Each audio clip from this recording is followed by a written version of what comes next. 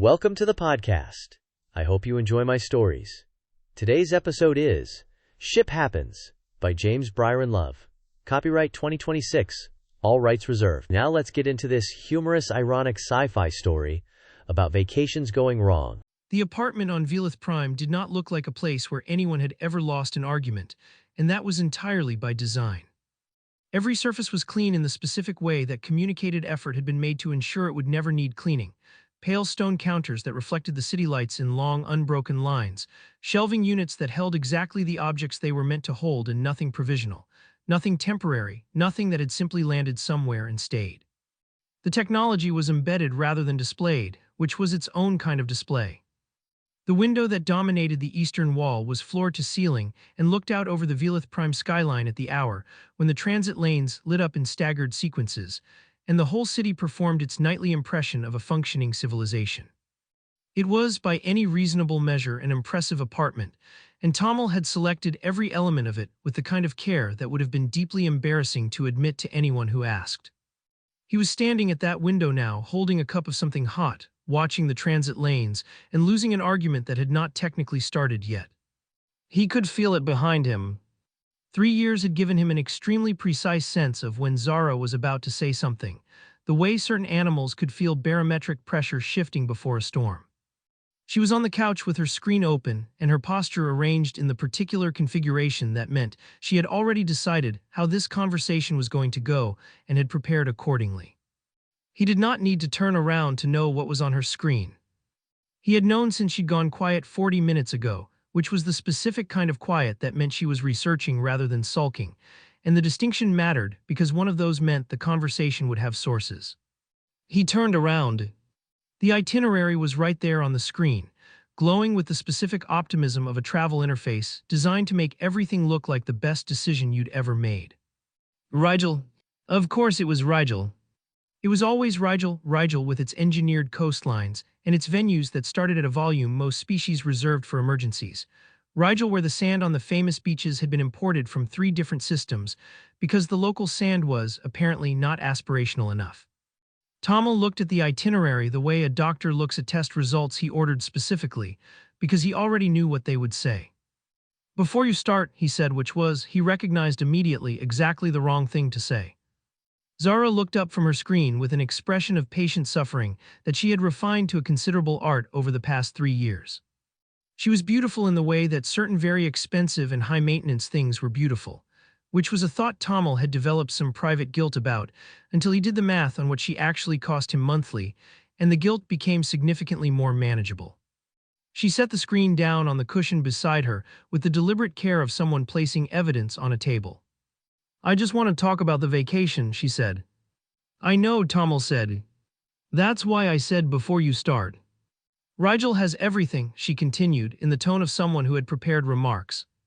The venues this season are supposed to be incredible. Mara and Declan went last month and said it was the best trip they'd taken in years. And the new resort on the eastern coast has a waiting list that Pella somehow got us onto, which took actual effort on her part. And all of our friends are going to be there at some point this season, so it would. All of our friends, Tomil said, is doing a considerable amount of work in that sentence. Zara paused. What does that mean? It means that all of our friends is, on close examination, all of your friends, several of whom I have spent the better part of 3 years attempting to find interesting and have concluded, with some confidence, have the collective intellectual depth of a decorative puddle. Mara and Declan's travel opinions are not, for me, a compelling endorsement. The last time Declan recommended something to me, he was very enthusiastic about a restaurant that had the ambient noise level of a structural failure. You're being difficult, Zara said. Tomil took a sip of his drink. The city outside moved through its sequences, unhurried and indifferent. Difficult, he said, is what people say when they mean correct but inconvenient. Zara picked up her screen again, which meant she was moving to the second phase, which was the part where she stopped presenting and started cataloging. He had been cold lately. He was always cold, actually, but lately more so. He didn't know how to have fun, real fun, not the kind of fun that involved reading technical journals on a balcony somewhere and calling it a vacation. He always made everything about what he wanted. He never considered what she needed. He treated every conversation like a debate he was planning to win rather than a relationship he was supposed to be in. Tomil listened to all of this with the expression of a man reviewing a document he had read many times before and finding it no more compelling on this pass. He did not raise his voice. He almost never raised his voice, because he found raised voices to be the conversational equivalent of increasing the font size on a document, something people did when the content wasn't strong enough to carry itself at normal scale. He set his cup down on the counter with a small, precise click and turned back to the window, where the city continued to perform its indifference far more elegantly than he was currently managing. "I have been to Rigel 3 times," he said, to the glass, to the city, to the general concept of the conversation. 3 times I have stood on a beach that glows because someone decided ambient bioluminescence was a personality, surrounded by people having a wonderful time in ways that require absolutely no thought whatsoever, waking up on day 4 with the specific exhaustion that comes not from activity, but from the sustained effort of pretending to enjoy yourself. I would like, on this vacation, to go somewhere that I have not been. Somewhere with something in it worth looking at. Somewhere that does not require a guest list, a DJ, or a consensus from people I find mildly tedious. The room was quiet for a moment. "So that's a no," Zara said. "That is," Tomil agreed, turning back around, "a no." The silence that followed was the kind that had texture to it. Zara let it sit for a moment, which Tomil recognized as a tactical decision. She was giving him time to feel the weight of what she'd said before she said the part that was supposed to land. He waited because he knew the part that was supposed to land was coming, and there was no sense in rushing it. "I mean it this time," she said. "Rigel or I'm done. I'm not doing another year of this." Tomil noted, in the running commentary that occupied the part of his mind that never fully engaged with the immediate situation, that she had meant it a previous 4 times, which was statistically interesting given that this was only the 3rd vacation argument. The 4th and 5th instances had come from a separate dispute about a dinner reservation he had canceled because the restaurant in question had been reviewed as atmospheric, which he had correctly identified, upon 30 seconds of research, as industry language for too dark to read the menu. Both of those had also been the last time. He had a theory that "I mean it this time" was less a statement of escalating conviction than a kind of verbal punctuation. She applied to ultimatums the way other people applied exclamation marks, frequently, and with diminishing communicative value. He looked at her. He looked at the Rigel itinerary still glowing on her screen, with its curated photographs of coastlines that had been engineered to look like something that had occurred naturally, which somehow made them worse. He looked at the apartment. The apartment he paid for, specifically the lease in his name, the utilities in his name, the quarterly maintenance fees, and the building's premium access tier that Zara had requested when they moved in because the standard tier didn't include the rooftop garden, which she had used exactly twice. His gaze moved across the shelving, the counters, the wardrobe unit that had somewhere in the past 18 months expanded from 1 panel to 3, which had happened so gradually that he had not registered it as a decision so much as a weather pattern. Things had simply grown. He had simply paid for them. He began, quite without intending to do the math. The math was not kind, but it was extremely clear, which was the thing about math that Tomil had always found both its greatest virtue and, in certain moments, its most inconvenient quality. 3 years of rent on an apartment sized for someone who entertained, though he did not entertain, that had been another request. The space, the address, the view, all of it calibrated to an image of a life that Zara wanted to be seen to be living. The monthly allowance, which had begun as a reasonable figure and had been renegotiated twice, both times in the aftermath of conversations that had somehow ended with Tomil agreeing to things he had not planned to agree to.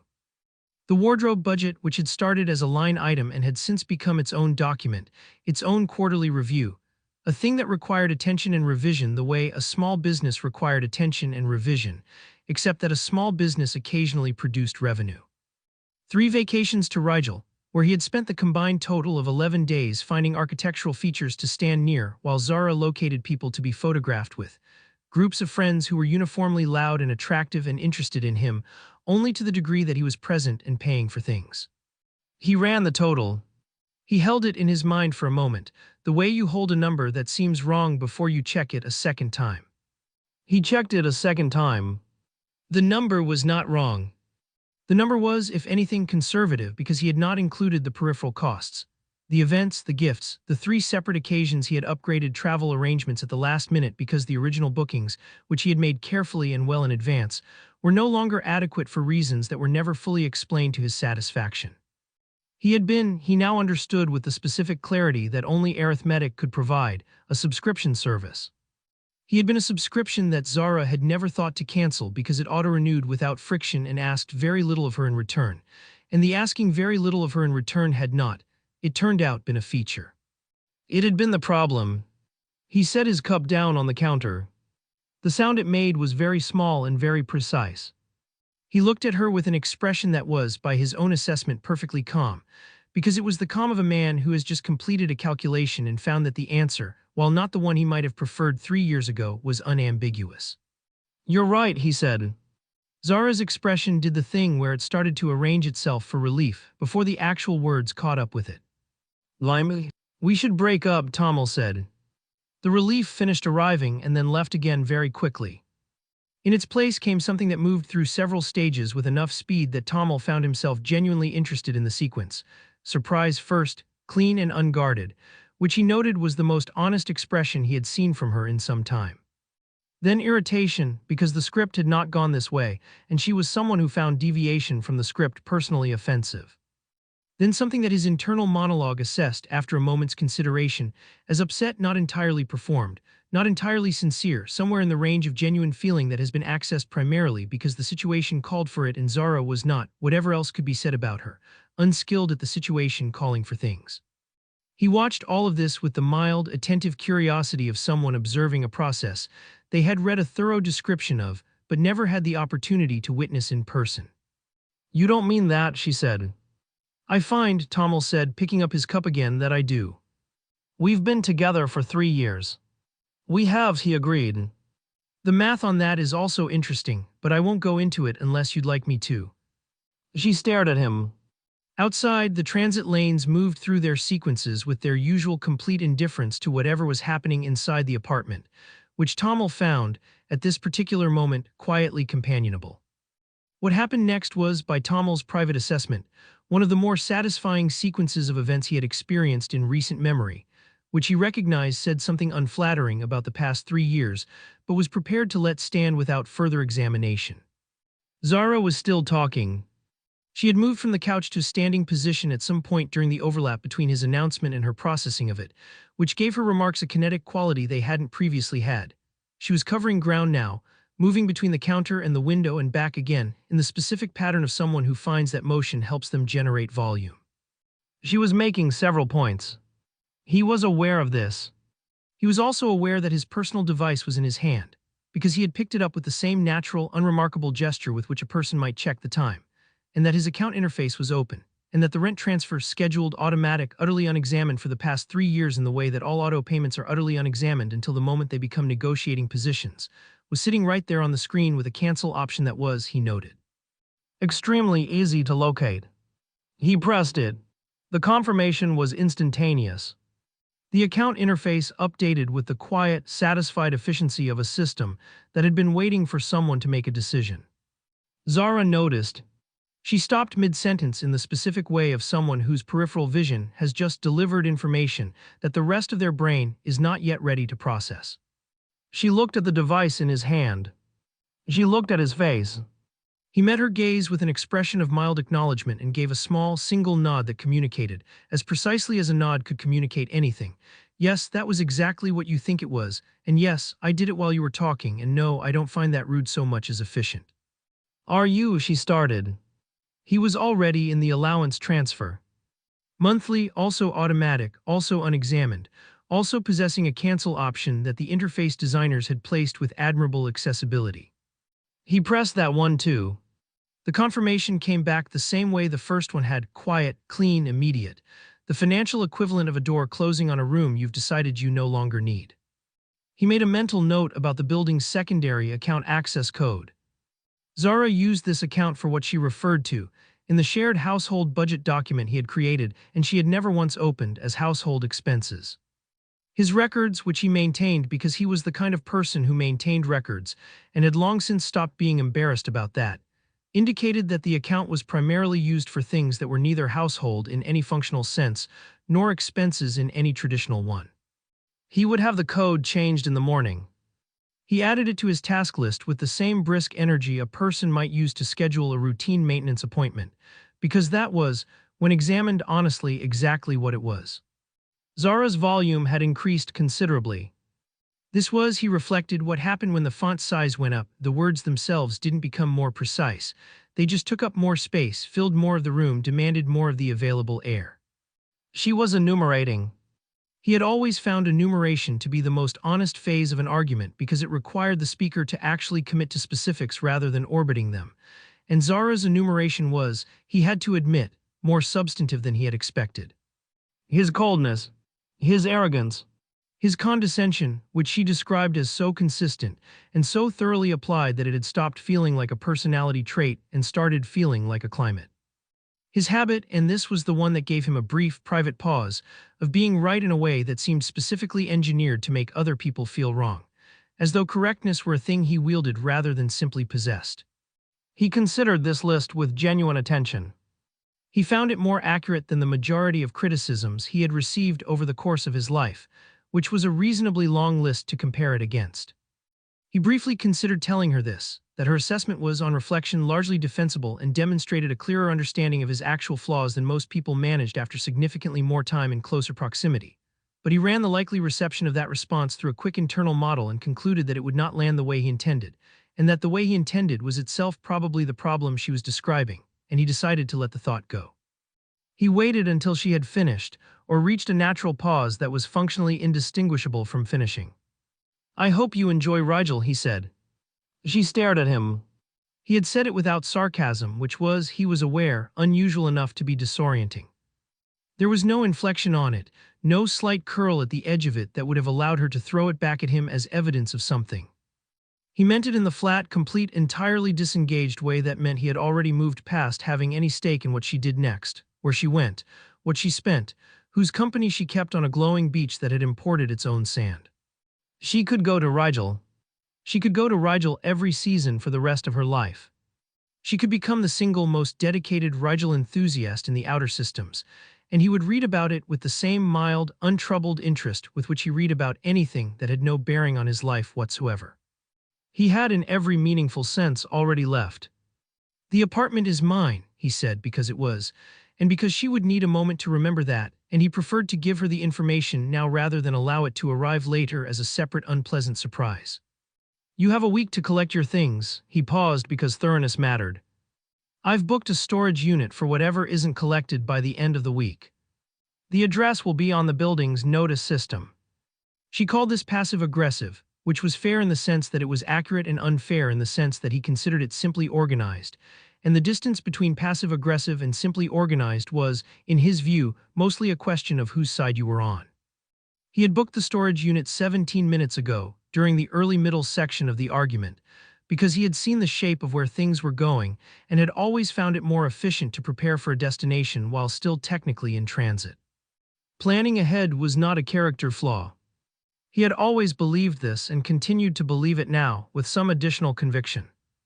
Zara gathered the items immediately around her, her screen, her bag, a jacket that had been draped over the arm of the couch for so long he had genuinely forgotten it was hers, with the movements of someone who wanted very much to appear as though leaving was her idea, which it was, technically, in the sense that she had been the one to deliver the ultimatum that had initiated the entire sequence.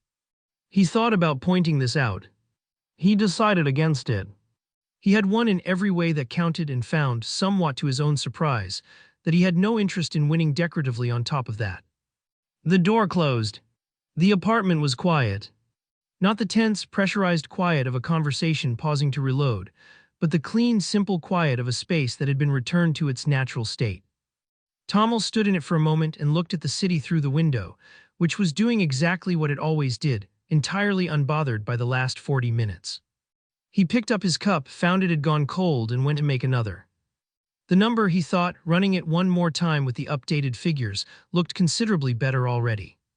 He allowed himself a small, private moment of satisfaction about this, which he would not have described to anyone as satisfaction because that would have required admitting the pettiness, and he was fully comfortable with the pettiness but preferred to keep it internal where it could not be used against him. He had a vacation to book. He booked the vacation that same evening, sitting at his desk with the star charts open across 3 screens, and the quiet of the apartment arranged around him like something he had earned, which he had, at a price he had finally finished calculating. He did not book Rigel. This went without saying, but he said it to himself anyway internally with a small additional note that he would not be booking anything that appeared on any list recommended by anyone who used the word vibes as a complete sentence, or who had described a location as giving something without specifying what it was giving or to whom. He had, over 3 years of Zara's social circle, developed an extensive internal taxonomy of phrases that indicated a destination had been selected for its appearance in other people's documentation of their own lives, rather than for anything it actually contained. And he applied this taxonomy now as a filter with the focused satisfaction of someone running a very effective piece of software they had written themselves. What remained after the filter, pleasingly, was most of the known systems. He worked through the star charts with the deliberate attention of a man who had been waiting to do exactly this for longer than he had previously acknowledged. Cultural complexity, real complexity, the kind that had layers and contradictions and required actual engagement rather than a guided tour and a souvenir. Historical depth that meant something beyond old enough to have an aesthetic, atmospheric conditions worth experiencing rather than simply surviving. The probability of encountering something genuinely interesting versus something that had been carefully engineered to look interesting to people who lacked the reference points to tell the difference. He had a list of criteria. The list had sub-criteria. The sub-criteria had weightings. He was aware that this was an unusual way to book a vacation. He was unbothered by this awareness. The ship rental took him slightly longer, not because the options were unclear, but because he had standards that the mid-range category required some patience to satisfy. He needed good navigation systems, not because he doubted his own spatial reasoning, which was excellent, but because redundancy was sound practice and he was not going to have an opinion about this. Stealth capability was non-negotiable for reasons that were simply practical and had nothing to do with any particular intention toward any particular destination. The synthesizer unit was the most non-negotiable item of all, because the alternative was sourcing food and supplies from whatever local population happened to occupy the nearest landmass, and he had done that once on an early expedition and had spent 2 days eating something that the locals had described with great enthusiasm, and that had tasted with impressive consistency like warm regret. He found a ship. It was mid-range in price, and rather better than mid-range in actual quality, which suggested the rental company had made a classification error that he saw no obligation to correct on their behalf. He completed the booking, filed a loose itinerary with the agency system, and added a note to the preferences field that he would not require check-in communications, that he preferred not to be contacted unless there was a genuine emergency, and that his definition of genuine emergency was specific and did not include promotional offers, satisfaction surveys, or any message that began with the phrase "just checking in." He reviewed the note, considered whether it was too pointed, and decided it was precisely pointed enough.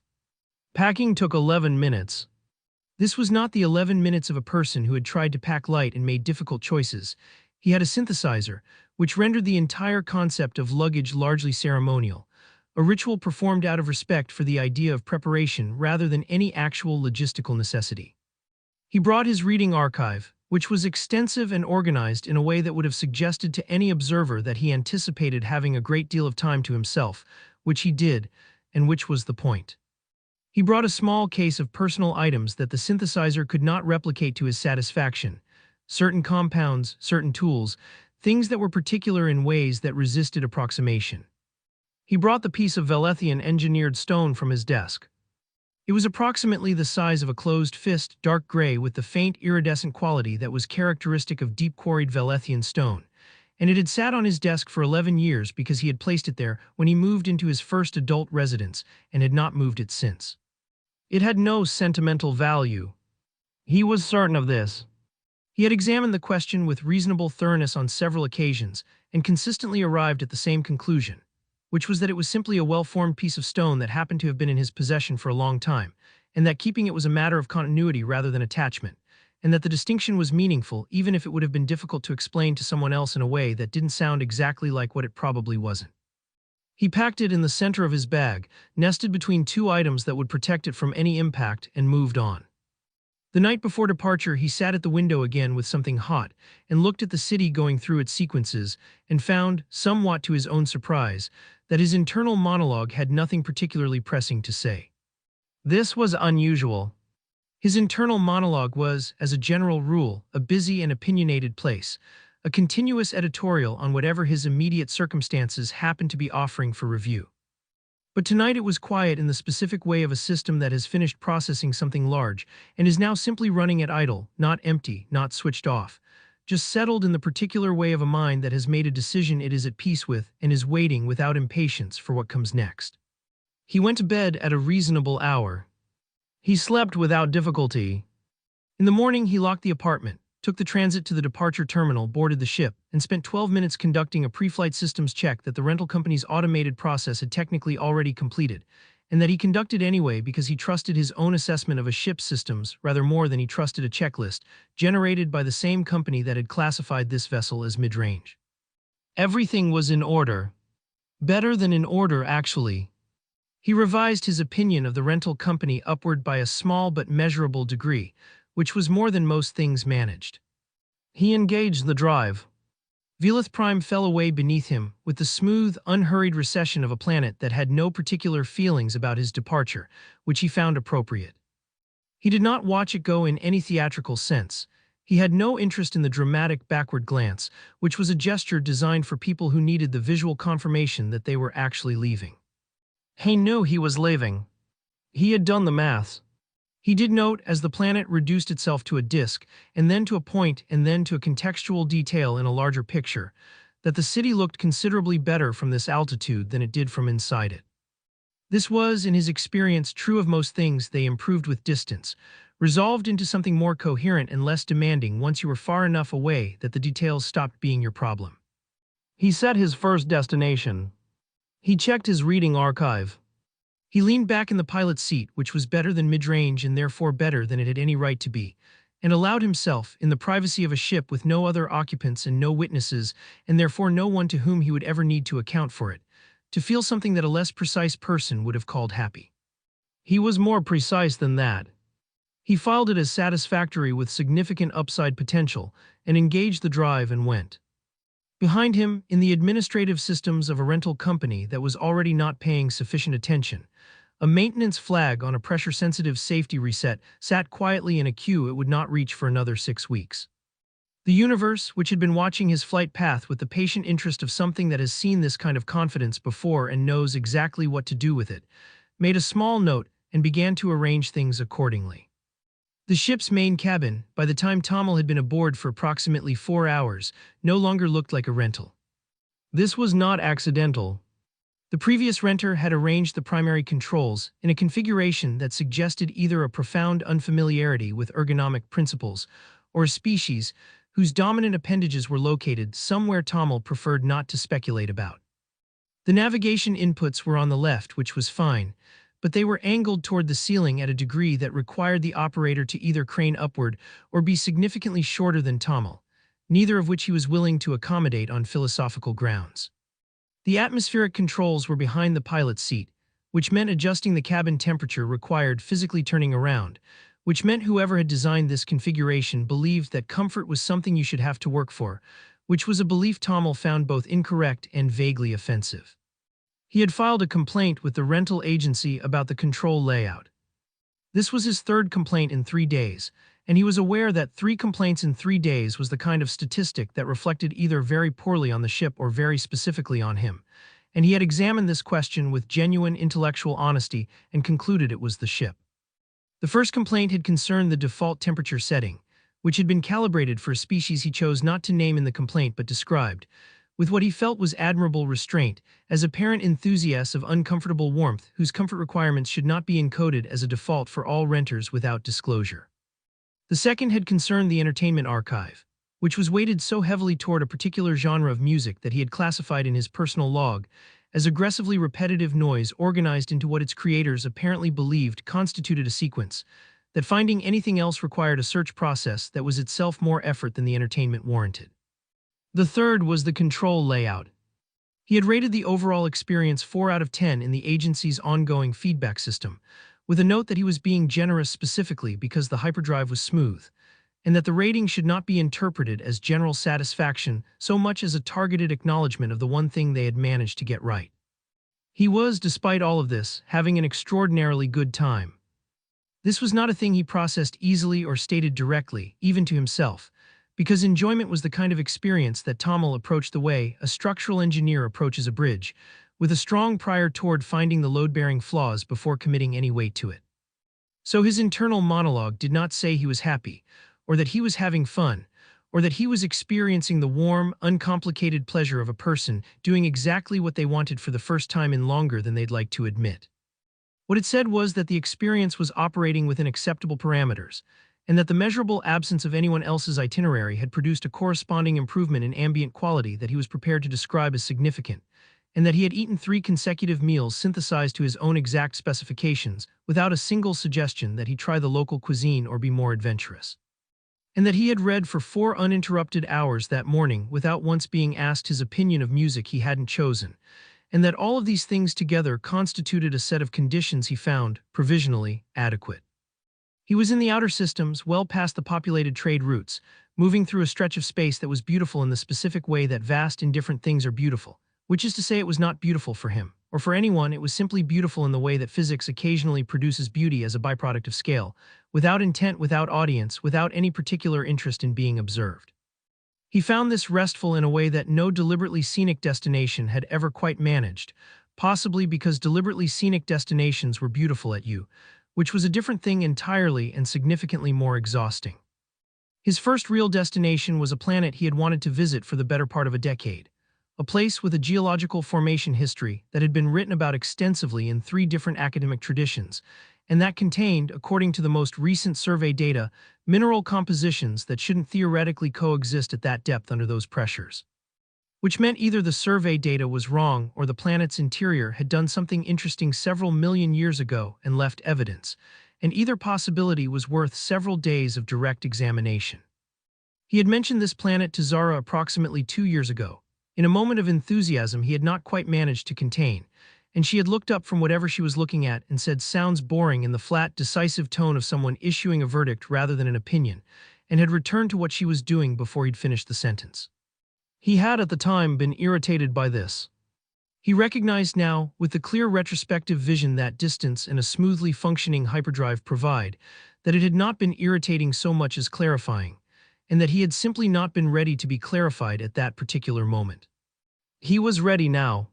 He had, in fact, been ready for some time. The planet was 4 days away, and he had a reading archive that could sustain him for considerably longer than that, and nobody was going to describe anything as boring, and everything was going according to a plan that he had made himself based entirely on his own preferences, and the universe had not yet indicated any objection to this arrangement. He was making notes in his personal log, observations about the route's navigational characteristics, a structural outline for a paper he had been meaning to write for 2 years on a topic that Zara had also described as boring, a running commentary on the rental ship's shortcomings that had over 3 days grown long enough that it was beginning to resemble a document with sections and would shortly require a table of contents, when the ship made a sound. It was not, to be clear, a dramatic sound. There was no explosion, no klaxon, no sudden system alert in the specific alarming red that rental ships reserved for situations where the renter might want to begin reconsidering their life choices. It was small, soft, irregular in the specific way of something mechanical producing a noise it had not been asked to produce and could not immediately account for. Tomil's internal monologue, which processed sensory input with the same editorial efficiency it applied to everything else, tagged it as the mechanical equivalent of a cleared throat, the kind of sound a thing makes when it is about to say something you are not going to enjoy hearing, but hasn't quite committed to saying it yet. He looked up from his log. He looked at the console. Every readout was nominal. Temperatures, pressures, drive output, navigation, all of it sitting in the comfortable middle range of a ship that was, by every available metric, functioning exactly as intended. He held the console's gaze for a moment, the way you hold eye contact with someone who has just said something slightly odd and then immediately looked away. Then he returned to his log because the console had made its case, and he was, on balance, inclined to accept it. The ship made the sound again. He put the log down. He did this slowly, with the deliberate calm of a man who has decided that whatever is about to happen, it will find him composed, which was a decision he made on principle and maintained by practice, and which was about to face a more demanding test than usual. He looked at the console again. Still nominal. Still perfectly, cheerfully, suspiciously nominal in the specific way of a console that knows something is wrong and has decided, for reasons of its own, not to mention it yet. Tomil pulled up the secondary diagnostic interface, which was located, because of course it was, on a panel behind the pilot's seat. He turned around, which he had said he was unwilling to do on philosophical grounds, and began to run the diagnostics, which was when the console, apparently satisfied that it now had his full attention, began in earnest. He approached the diagnostic console with the calm, organized confidence of someone who was genuinely very good at this, which he was, and which he felt it was important to establish clearly even in the privacy of his own internal monologue, because competence observed only by oneself still counted, and in some ways counted more. He held 3 advanced certifications in spacecraft systems, 2 of which were current, and 1 of which was technically lapsed in the administrative sense while remaining entirely valid in the practical sense, which was the only sense that had ever mattered to him. He had read the complete technical documentation for this specific rental model on the evening of his first day aboard, because operating machinery without reading the documentation was, in his considered opinion, a form of optimism so naked and undefended that it bordered on a personality disorder. The documentation had been 340 pages. He had read it in 2 hours and 40 minutes, which included the time he spent writing a marginal note on page 186 about an inconsistency in the thruster calibration specifications that suggested the technical writer had confused 2 component designations, and that nobody in the entire production chain had caught, which was a separate complaint he had been saving for a moment of particular irritation. This, he thought, pulling up the first diagnostic might be that moment. The diagnostic ran. He watched the results populate with the attentive patience of someone who already suspected they weren't going to enjoy what they were about to read, and had decided to read it anyway with full attention, because the alternative was not reading it carefully, and that was not something he was capable of. The results came in. He read them. He read them again, because the first reading had produced a result that was interesting in specifically the wrong way. And interesting in the wrong way was the kind of finding that deserved the courtesy of a second pass before you committed to reacting to it. The second pass confirmed the first. Primary energy coupling, fault classification, non-critical system recommendation, service at next available facility, no immediate operational impact anticipated. He held this assessment in his mind for a moment with the expression of a man who has been told by a weather system that there is no precipitation anticipated while standing in light rain. Non-critical. The coupling that connected the primary energy distribution to every major system on the ship had developed a fault, and the diagnostic system, in its infinite wisdom, had looked at this information and decided the appropriate response was the spacecraft equivalent of a shrug. He pulled up the service schedule for his route. The nearest facility was 6 hours off his current heading. A detour and irritation, a small bureaucratic tax levied by the universe on people who rent ships from companies that calibrate their diagnostics with the same rigor they apply to their control panel ergonomics. 6 hours. He calculated the impact on his overall itinerary, adjusted his arrival estimate at the geological planet, noted that the adjustment was within tolerable parameters, and filed a 4th complaint with the rental agency about the coupling fault, which he rated as unacceptable in a vessel represented as service current, and returned to his log. He wrote 2 paragraphs. They were good paragraphs. He was pleased with them. The ship made the sound again. It was different this time, not the careful, tentative throat clearing of something that hadn't quite committed to being a problem, but something with more weight to it, more texture, the sound of a mechanical component that had moved from clearing its throat to the early productive stages of a cough, and was beginning to suggest that the cough might have ambitions. Tomil looked at the console. The console, with what he was beginning to find a personally offensive consistency, continued to display nominal readings across all primary systems, which meant either the sound was nothing or the diagnostic system had the situational awareness of a particularly optimistic houseplant. Over the following 40 minutes, he received a thorough and unwelcome education in which of those options was correct. The energy coupling degraded. It did not do this dramatically. There was no single catastrophic moment, no clean break that would have at least had the decency to be decisive. It degraded in the patient, systematic, almost methodical way of something that had made a plan, and was executing it with more organizational discipline than the rental company had applied to any aspect of the vessel's maintenance. As the coupling weakened, it began distributing its unhappiness laterally, the way a structural problem in one wall of a building eventually becomes everyone's problem. The navigation array developed a calibration drift, small, less than 0.1%, the kind of thing that was technically within operational tolerance if you were the sort of person who found operational tolerance to be an inspiring standard rather than a baseline beneath which things became actively dangerous. Tomil was not that sort of person. He corrected the navigation drift manually, which took 4 minutes, and which he did with the focused, slightly tight efficiency of someone performing a task they are entirely capable of while being quietly furious about needing to perform it. The manual correction created a compensatory draw on the power distribution system.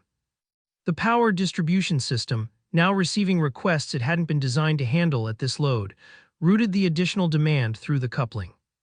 The coupling, which had started the afternoon as a non-critical fault, and had been spending the intervening time quietly revising its own job description, handled this additional load in the way that a person asked to carry one more thing when their arms are already full handles one more thing badly, and with immediate consequences for everything in the vicinity. The hyperdrive began to stutter. Not dramatically, not all at once. The harmonic output, which had been smooth enough to earn his sole positive comment in the rental feedback system, developed an irregularity in its cycling that showed up as a vibration so slight that a less attentive pilot would not have felt it. Tomil felt it immediately, identified it in approximately 8 seconds, cross-referenced it against the technical documentation section on harmonic instability, which he remembered with the specific clarity of someone who had read it 48 hours ago and had a very good memory, and did not like what the cross-reference produced. He dropped to a lower hyperspeed setting. The instability followed him down with the cheerful persistence of a problem that has decided it likes you and intends to stay. He was on the comm with the diagnostic system now, running live queries, watching the numbers in real time with the specific quality of attention that is not quite alarm and not quite anger but occupies the precise uncomfortable territory between them. The state of a highly capable person watching something fail in a way that their capability cannot fully address, because the problem is not one of intelligence or knowledge or competence but of available resources. Which is the most infuriating category of problem there is. He could see exactly what was happening. He understood every step of the cascade with complete clarity. He could have written a paper about it. He could have written a very good paper about it, with detailed diagrams and a methodology section that would have been the best part. He simply could not stop it, because stopping it required replacement components that were not on the ship, and the components were not on the ship because the rental company had sent him out in a vessel that had been signed off as service current by someone whose definition of service current appeared to be, has not yet visibly caught fire. He filed complaint number 5. He did this while simultaneously running 3 diagnostic threads and manually compensating for a secondary thruster imbalance that had developed in the last 6 minutes, because he was excellent at parallel processing, and because filing the complaint was, at this point, less about expecting results and more about maintaining an accurate record of exactly how this had happened and in what sequence, which he intended to present in full at the earliest available opportunity to the largest available audience within the rental company's organizational structure. The hyperdrive gave out entirely at the precise moment he had calculated it would, approximately 3 minutes after he had accepted that it was going to, which was at least the satisfaction of being right in a situation that contained very little other satisfaction. The ship dropped out of hyperspeed and into sublight with a shudder that ran through the hull like the mechanical equivalent of a sigh, the sound of a vessel that had been trying its best and had reached the limit of what trying its best could accomplish. The sublight drive engaged. It sounded, Tomil noted with the detached professional attention of someone cataloging a disaster in real time, significantly less confident than it had an hour ago. He pulled up the star chart and looked at where he was, which was considerably less interesting than where he had been going, and began to recalculate with the grim, methodical focus of a man who has just had his itinerary handed back to him by the universe, with several items crossed out and a note in the margin that said something had come up. The star chart, when it finished resolving, had the specific quality of a document delivering bad news, complete, accurate, and entirely without sympathy for the person receiving it. Tomil looked at it for a long moment. Then he looked at the sublight drive output reading, which had continued its gradual editorial on the subject of how things were going. Then he looked at the chart again in case it had changed, which it had not, because star charts did not change based on how inconvenient their contents were, a feature he generally respected and was finding less admirable than usual. The nearest port facility was far. Not metaphorically far, not farther than ideal far, but far in the specific numerical sense that produced, when divided by his current maximum sustainable velocity, a travel time that he wrote down, looked at, and then declined to engage with further on the grounds that engaging with it would require him to process it, and processing it would require him to accept it, and he was not, at this particular moment, emotionally equipped to accept it in a way that didn't compromise his ability to function. He set the number aside. He would return to it later, when he was feeling more generous toward arithmetic. What he needed was a planet. Not the nearest port, not a full-service facility, not anything complicated, just a solid surface he could land on, a breathable atmosphere he could exist in, and enough functional stability to wait in reasonable comfort while the rental company located a technician who, based on the quality of service he had experienced so far, he was not expecting to be particularly impressive. He scanned the system. He had noted this system in his pre-trip research, briefly, in the way you note a roundabout on a route you're planning to take at speed. It was there, it was on the chart, it was not in any way a destination. Single star, mid-sequence, 8 planets of varying degrees of geological tedium, one of which hosted a biological civilization at what his civilization's developmental taxonomy would classify as early to mid-stage, which was a diplomatic framework for they've discovered electricity, but haven't done anything particularly surprising with it yet. He had planned a long-range visual, a single log entry, and a course correction that took him clear of the orbital plane by a comfortable margin. He had not planned to need it. He worked through the planets with the grim, methodical focus of a man examining a menu at an establishment he would never have chosen to enter, looking for the least bad option with the full prior expectation that none of the options were good. The first 3 were atmospherically hostile in ways that went beyond inconvenient into the territory of actively committed, compositions that would require full environmental suits, not just for comfort, but for the basic biological requirement of continued existence. He declined these without significant deliberation, noting in his log only that they existed and that their existence served no purpose he could currently identify. The gas giants he dismissed with the brief, professional disinterest they deserved, pausing only long enough for his internal monologue to observe that they were impressively useless, which was at least a form of achievement.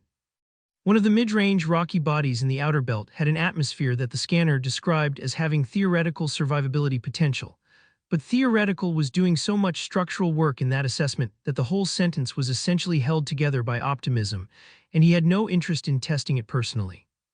One planet was cold in a way that had moved past weather and into something more like a governing philosophy, the kind of cold that wasn't a temperature so much as a worldview, and not a worldview he found compatible with waiting 6 weeks. That left Earth. He looked at Earth. It sat there on the scanner with the unremarkable confidence of a planet that had been doing this for several billion years, and had no particular feelings about whether anyone approved of it or not. By the numbers, it was survivable, which was, at this point, the primary criterion, and the only one the current situation afforded him the luxury of applying. Atmosphere compatible with his biology, which was not surprising. The universe had a limited number of templates it worked from, and recycled them with a frequency that had long since stopped being interesting. Gravity within tolerable range, which meant unpleasant rather than damaging. Liquid water, vegetation, temperature bands across significant portions of the surface that fell within the range that biological life had historically found acceptable rather than merely technically possible. The civilization was primitive in the specific way that Tomil found almost poignant. They had achieved spaceflight in the rudimentary sense that a child achieves swimming by not immediately drowning, had sent a small number of objects beyond their atmosphere, and had apparently found the whole enterprise so alarming that they had slowed down considerably afterward and devoted their energy to arguing about it. Their communications technology was detectable at short range and was broadcasting, as near as he could determine from a quick scan of the signal content, approximately 40% music, 30% people describing their opinions to other people who hadn't asked, and the remainder a category he couldn't immediately classify but which his scanner's cultural analysis module tagged as conflict simulation entertainment, which told him more about the civilization than most dedicated survey reports would have. They would not detect his entry. The stealth systems were mercifully on the short list of things that were still functioning correctly, which meant his descent would be invisible to whatever passed for their detection infrastructure, which, based on everything else he'd seen, he was not particularly worried about. The sublight drive stuttered. The decision, which had technically still been a decision until approximately that moment, became an inevitability. He set course for Earth with the resigned precision of a man performing an action he objects to on principle but has accepted on practicality, and noted in his log that the course correction was being made under duress and should not be interpreted as interest. The descent was rough in the specific way of a vehicle operating outside the conditions it was designed for, not dangerous, not structurally threatening, but communicative in the way of bad roads and tired suspension, every thermal layer in the atmosphere transmitting its opinion of his presence directly through the hull and upward into the pilot's seat. He scanned for population density while the ship bucked intermittently and found a region in the interior of the North American continent. His charts identified it at a resolution that suggested his civilization's surveys of this planet were thorough enough to be useful and dismissive enough to confirm they'd never considered it worth visiting. With population numbers that were low enough to be workable and forest coverage dense enough to absorb a ship, without producing anything that would read as unusual from any currently active monitoring system. He brought the ship down. The clearing was adequate, large enough, private enough, level enough. The trees around it were tall and extremely green and possessed of the specific, total indifference to his circumstances that he was finding to be Earth's most consistent characteristic. The engines cycled down through their shutdown sequence, each system going quiet in turn, until the cabin was silent in a way that was completely different from the silence of deep space, thicker, somehow full of biological ambient noise filtering in from outside, things moving and calling and existing out there in the trees with no awareness whatsoever that anything unusual had just occurred. He sat in it for a moment. Then he picked up his comm device, pulled up the rental company's service contact, and opened a channel with the calm, deliberate composure of a man who has prepared himself for this conversation by accepting, in advance, that it was going to make everything worse.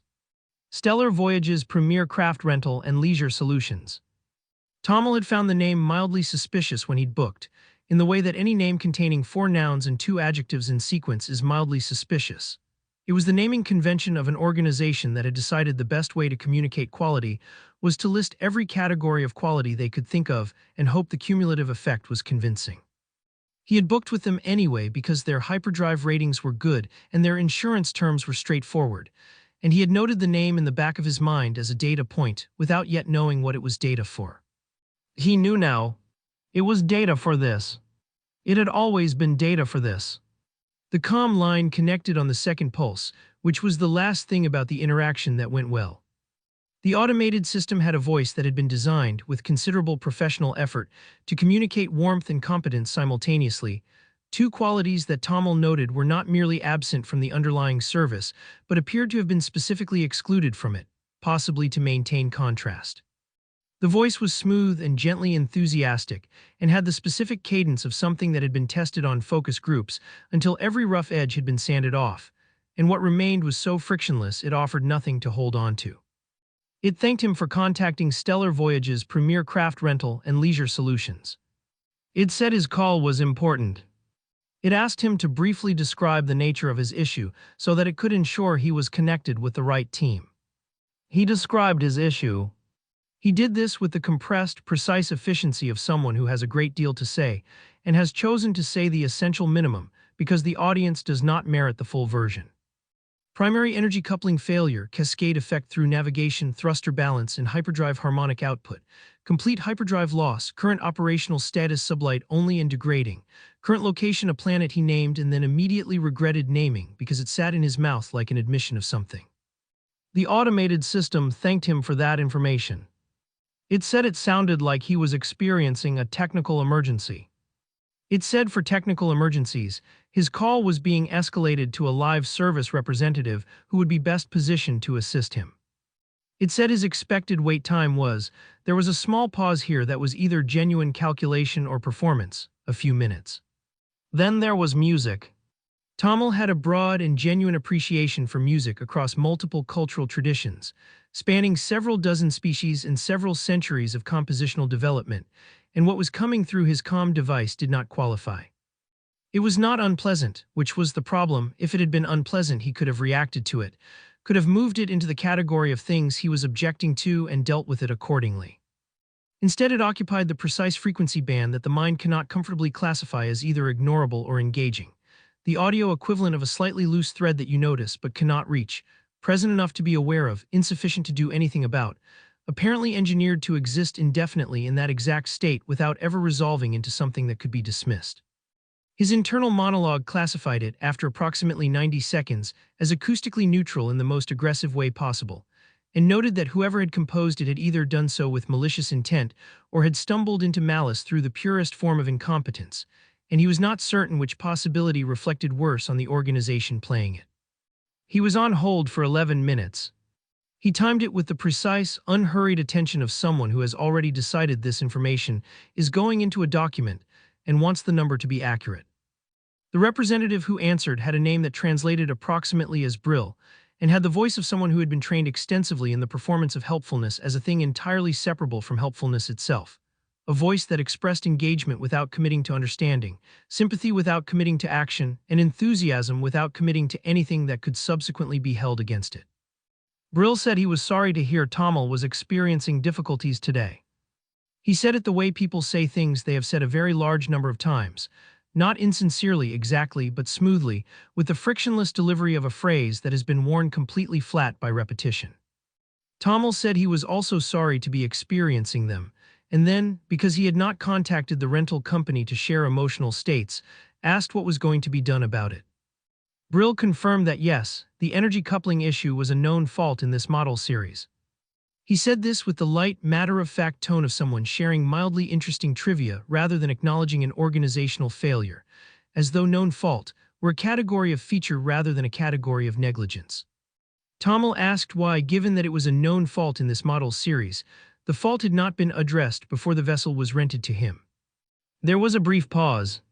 It was the pause of a person who has received a question they cannot answer usefully and is deciding how to continue being helpful in the technical sense without engaging with the substance of what they've been asked, the way a river continues flowing after encountering a rock by simply going around it. Brill said he could certainly note that feedback. Tomil said that was not an answer. Brill said he completely understood Tomil's frustration and that he wanted to make sure they got this resolved as quickly as possible, and that he was going to look into technician availability for Tomil's current region. There was a sound of consultation, which Tomil assessed on brief reflection as approximately 60% genuine and 40% theatrical, included to communicate that work was being done on his behalf. He waited. Brill said that a repair technician could be dispatched. There was a quality to the pause that followed this statement, a very slight weight to it, a fractional hesitation that Tomil's pattern recognition flagged before the next sentence arrived. He said good. Brill said the next available certified technician for Tomil's current region was, there was the pause again, doing its work 6 weeks out. The cabin was quiet for a moment. Tomil asked Brill to repeat that. Brill repeated it. He did so with the gentle, practiced finality of someone delivering information they have delivered before, have delivered many times before, and have arrived at a place of complete personal peace about delivering, which Tomil found almost more offensive than the information itself. 6 weeks. He added, because transparency was important to Stellar Voyage's premier craft rental and leisure solutions and their commitment to customer satisfaction, that there was a technician available in 4 weeks, but that this technician was not certified for this model series, and he wanted to make sure Tomil had accurate information so he could make the best decision for his situation. Tomil looked at his comm device. Then he looked at the trees through the viewport, which were green and tall and absolutely indifferent to any of this. Then he looked back at the device. He asked, in a voice that had become extremely calm and extremely precise in the specific way of a voice that has decided volume is no longer the appropriate instrument, whether Brill understood that he was on vacation. Brill said he completely understood. Tomil asked whether Brill understood that his vacation was now, as a direct consequence of this conversation being spent on a planet he had not chosen, could not have anticipated, and had classified in his pre-trip research under a heading he described as not worth stopping for, on a ship that could not leave, waiting for a technician whose certification he was already skeptical of for a duration of 6 weeks. Brill said that sounded really frustrating. He said it with genuine warmth, which was the worst possible version of how he could have said it. Tomil asked if there was anything else available. Brill checked. There was not. Tomil asked about emergency dispatch protocols. Brill explained these existed for situations involving immediate physical danger. Tomil asked whether being stranded on a pre-warp civilization's primary planet for 6 weeks qualified. Brill said he could see why that felt significant, and that he wanted Tomil to know his comfort was a priority, and that as a gesture of goodwill he would be happy to apply a 10% discount to Tomil's next rental. Tomil looked at the comm device for a long moment in the way that a person looks at an object they are reassessing the purpose of. He told Brill he would be filing a formal complaint. A comprehensive one. Brill said he could absolutely note that. Tomil said he did not require it to be noted, as he would be filing it himself directly with every available escalation contact in the company's organizational structure, and that Brill's noting of it was therefore redundant, which was, he felt, an appropriate summary of this entire interaction. He ended the call. The cabin was quiet again. Outside, the forest continued its indifferent biological operations. Things moving in the undergrowth, something calling from somewhere in the canopy, the ambient noise of a planet that had been running without his input for several billion years, and showed no signs of finding his presence either remarkable or necessary. He opened his personal log. He wrote one line with the flat, decisive energy of a man entering a verdict into a permanent record. Vacation updated. New destination. Primitive inhabited planet, duration 6 weeks, amenities unknown, enthusiasm non-existent. He looked at it. He added a second line, the hold music was 11 minutes. This will be in the complaint. He closed the log. He looked at the viewport. He looked at the trees. A bird landed on the hull of the invisible ship somewhere above him, audible as a small, businesslike impact followed by a brief silence, and then a few notes of something that was objectively more musical than anything Stellar Voyage's premier craft rental and leisure solutions had played him, before the bird apparently concluded there was nothing of interest here and left. Tomil did not know about the bird. The bird did not know about Tomil. This was, in the scheme of everything that had happened in the last several hours, probably the most functional relationship he had going on this planet, and it had lasted approximately 12 seconds. He began drafting the complaint. The morning after his arrival, Tomil did what he always did when confronted with an unfamiliar situation. He sat down, opened everything available, and read until he understood it well enough to have opinions about it, which in his experience took less time than most people expected and produced better opinions than most people managed. The ship's cultural database on Earth was not nothing. It was assembled from long-range observation data and a collection of academic summaries that had been written, as all academic summaries of unvisited places are written, by people who had processed a great deal of information about somewhere without ever having the inconvenience of actually going there, which meant the broad strokes were largely accurate and everything that actually mattered about the place had been either missed entirely or flattened into a footnote. He read it all anyway, cover to cover, making notes in his personal log and cross-referencing against his own existing knowledge of civilizations at comparable developmental stages, building a working model with the methodical focus of someone who finds the construction of working models to be one of life's more reliable satisfactions. His conclusions were not generous, but he made an effort to be precise rather than simply dismissive, because dismissiveness without precision was something he associated with people who hadn't actually done the reading. The dominant species was technologically adolescent in the specific way of a civilization that had discovered several very powerful things in rapid succession, and was still in the process of deciding what to do with them, a phase that historically produced both the most interesting art and the most catastrophic decisions, sometimes from the same people in the same decade. They had achieved basic global connectivity, which they used primarily, as far as the database could determine from signal analysis, to argue with strangers, share images of food, and distribute opinions on subjects where the opinion holder's qualifications ranged from extensive to "I have feelings about this." They had a rudimentary space observation program that had produced genuinely useful data and had then, somewhat inexplicably, lost momentum at the precise moment it became interesting, like a reader who puts down a book 3 chapters from the end and never picks it up again.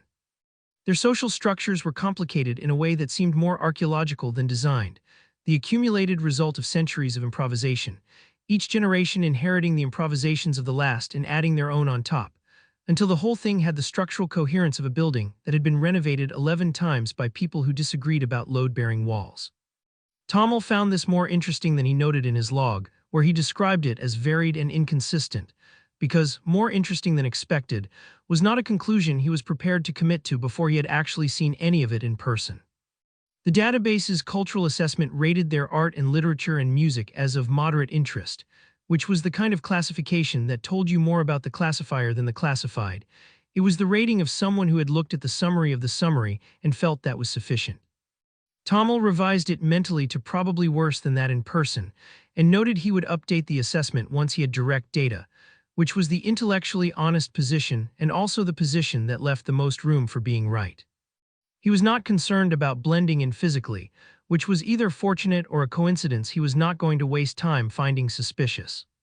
His species and humans were near identical in the ways that mattered for daylight interactions, same basic structural architecture, same general range of coloring and dimension, same bilateral symmetry arranged in the same order.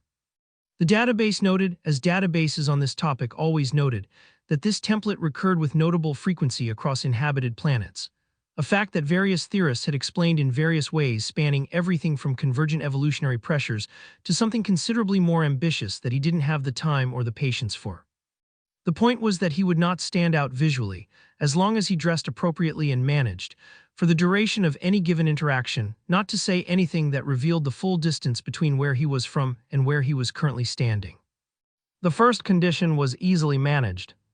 The second he considered more of an ongoing exercise in restraint. The clothing synthesis took 4 minutes. He input the parameters with the specificity he applied to all inputs: regional context, time of year, rural environment, the part of the continent, the approximate social register of someone who is passing through rather than belonging, because there was a difference and it showed in small ways that people registered without being able to articulate. What emerged was dark trousers, boots with a modest heel, a plain shirt, and a jacket in a neutral color that the synthesizer's cultural analysis module had determined was the single least remarkable option available in the current regional context. He put it on. He stood in front of the ship's reflective panel and looked at himself for a moment. He looked, he decided, like someone from here. Specifically, he looked like someone unremarkable from here, someone who would be processed by the peripheral vision of anyone who saw him and filed immediately under person, standard, no further action required. This was, he acknowledged privately, perhaps the single most demanding performance of his life, and he was executing it with what he assessed as characteristic competence, which was to say flawlessly. The currency synthesis was straightforward. He had studied the denominations carefully and produced a collection of bills and coins that were physically indistinguishable from authentic examples because the synthesizer did not do approximations. It did accurate reproductions, and the distinction between those two things was one he had spent considerable time being pleased about when configuring the unit. He put the wallet in his jacket pocket. He put his small personal translation and reference device, which looked, from the outside, enough like a local communications device that it would not prompt questions, in the other pocket. He checked both pockets. He checked his reflection again. He was satisfied. He stood at the ship's exit ramp and looked out at the forest for a moment before stepping out. It was quiet in the specific way of places that had not been recently disturbed by anything with intentions. There were sounds, birds conducting their various transactions in the canopy, something small and purposeful moving through the undergrowth, wind doing what wind does in trees, which is move through them without needing to be anywhere in particular. But they were the background sounds of a place going about its own business without reference to him, which he found, given the last 24 hours, more restful quality than he would previously have thought to appreciate. He stepped out. The ramp retracted behind him. The ship, already cloaked, ceased to be visually present in any way, which left him standing alone in a forest on a planet he hadn't planned to visit. In clothes he had manufactured 40 minutes ago, carrying money that had been synthesized from raw material, about to walk toward a human settlement with a confidence that he was aware on some level was either his greatest practical asset or the specific quality that was eventually going to cause him the most trouble. In his experience, it was usually both, sequentially, and he had long since decided the trouble was worth the asset. The road his scanner had identified was approximately 2 kilometers through light forest. He covered it in 20 minutes at a pace that he logged, with a precision that he recognized was unnecessary and maintained anyway. As a walk, not a hike, there is a difference and the distinction matters. When the trees thinned and the cracked asphalt of a 2-lane road appeared between them, he stepped onto the shoulder, oriented himself using the sun's position and his own internal sense of direction, which he trusted considerably more than he trusted any satellite-dependent alternative, and picked a direction. A road sign stood at the junction, white lettering on green, the paint beginning to bubble at the lower edge in a way that suggested it had been there long enough to have opinions about the weather. He read it. He translated it. The nearest settlement was 8 kilometers in the direction he was already walking, which he noted in his log as confirmation that his spatial reasoning remained, as always, reliable. He put his hands in his jacket pockets and walked toward whatever this planet was going to offer him, which he expected to be modest, and which he intended to document thoroughly, and which he had already decided he was going to find less interesting than almost anywhere else he could currently be. He told himself, keeping an open mind. The open mind had a fairly low ceiling, but it was open. He smelled it before he saw it, which was his first indication that this civilization's relationship with sensory subtlety was going to require some adjustment on his part. The petroleum byproduct he could account for fuel storage and distribution infrastructure, expected, unremarkable. The other component was something his translation device, after a brief and apparently uncertain consultation with its cultural database, classified as food probably, which was either an honest assessment of the item's ambiguity or a commentary on the database's confidence in its own conclusions, and he was not certain the distinction mattered. The combination of the two was not unpleasant so much as assertive, the olfactory equivalent of someone announcing themselves from the next room before they've opened the door. The gas station resolved into view around a long curve in the road, with the unhurried, matter-of-fact quality of something that had been exactly where it was for a long time, and had no particular feelings about being found. A low concrete building, the color of something that had once had a color and had since arrived at a compromise with the weather. Two fuel pump islands out front, functional and somewhat elderly, maintained in the sense that they still worked rather than in the sense that anyone had done anything optional to them recently. A hand-painted sign in the window advertising a daily special, which did not specify what was special about it or what it was special in relation to, which Tomil noted was either a display of confidence in the product or a complete indifference to the consumer's decision-making process, and he was not certain those were different things. A small parking area containing two vehicles, one of which had a cracked windshield that someone had addressed with a strip of adhesive material in a way that suggested a permanent solution, was not currently the priority. A single fluorescent light above the entrance, flickering with the patient, unhurried rhythm of something that had been flickering for long enough that everyone involved, the light, the building, the people who came and went beneath it, had arrived at a collective acceptance that this was simply how the light was now. He walked across the parking area. A dog was asleep beside the near fuel pump, the large, boneless sleep of an animal that has made its peace with its surroundings completely and is not interested in renegotiating. As Tomil passed, the dog opened one eye, held it open for approximately 2 seconds while it conducted whatever assessment it had the energy for, and then closed it again and returned to sleep. Tomil noted this in his internal monologue as among the more reasonable responses he had received from any living thing in recent memory, and moved on. The door had a handle that required a specific angle of engagement to operate correctly, which he determined on the first attempt, and a small bell above it that announced his arrival with a single thin note that went out into the interior of the building and produced no visible response from anyone. He went in. The interior was exactly what the exterior had implied, a single room that had been organized at some point in the past according to a system that had since been partially revised, partially abandoned, and partially augmented in ways that didn't fully communicate with the original plan. The retail equivalent of a document that has been edited by several people who weren't certain what the previous person had intended. A service counter ran across the back third of the room. Shelves occupied the middle, stocked with a cross-section of goods that told a fairly complete story about what people needed when they were somewhere between where they'd been and where they were going. A glass-fronted cooler of beverages hummed against the wall with the low, continuous dedication of something that had been running for years, and intended to run for several more regardless of anyone's opinion on the matter.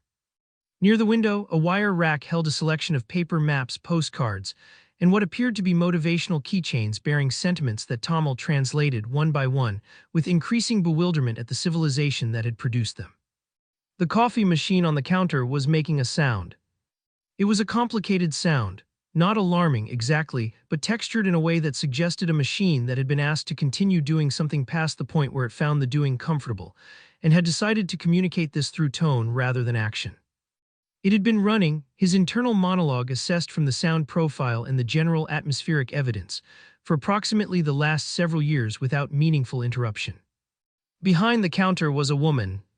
She was perhaps 40, perhaps somewhat less, the kind of age that is difficult to determine precisely on humans because some of them arrive at their face early and some of them negotiate with it over decades, and she appeared to be in the latter category, wearing her years in the specific way of a person who had acquired them doing things rather than simply accumulating them. Dark hair pulled back with the practicality of someone who had made a decision about their hair and moved on. A shirt with the gas station's logo on the breast pocket, worn in the way of a uniform that has long since ceased to feel like a costume. She was looking at something on a small screen behind the counter, with the focused, private quality of someone in the middle of a thought they'd been having before he arrived and intended to finish regardless. She did not look up when the bell rang.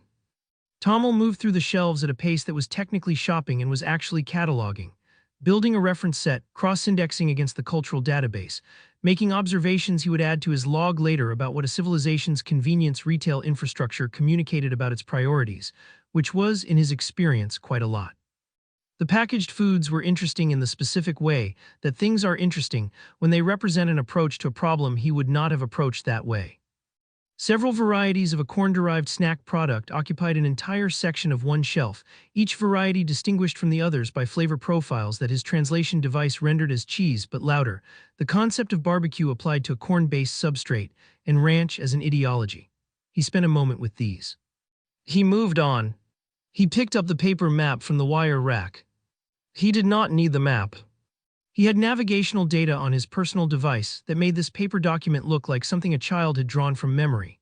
Data assembled from orbital survey results, continuously updated, calibrated to a precision that the cartographic tradition represented by this folded piece of paper had never in its history aspired to. He knew exactly where he was. He knew exactly what was around him in every direction to a radius of several hundred kilometers, and could access it with 2 gestures. He picked up the map anyway because it was a reason to be at the counter, and because there was something he wanted from this interaction that wasn't the map, and because he had not yet articulated to himself what that something was, which was itself unusual enough to make him want to stay long enough to figure it out. He took the map to the counter. The woman behind it set her screen down with the clean, decisive motion of someone completing a task rather than interrupting it. There was a difference in how people set things down, he had observed, between those who were done and those who were merely pausing, and she was done. She looked up. Her eyes were dark and direct, and did the thing that observant people's eyes do when they encounter someone new, a quick, comprehensive read, the kind that takes approximately a second and a half and files everything it finds in the appropriate location before the face has had time to react to any of it. She looked at him. Whatever she found, her expression received it and processed it and produced, as output, nothing in particular.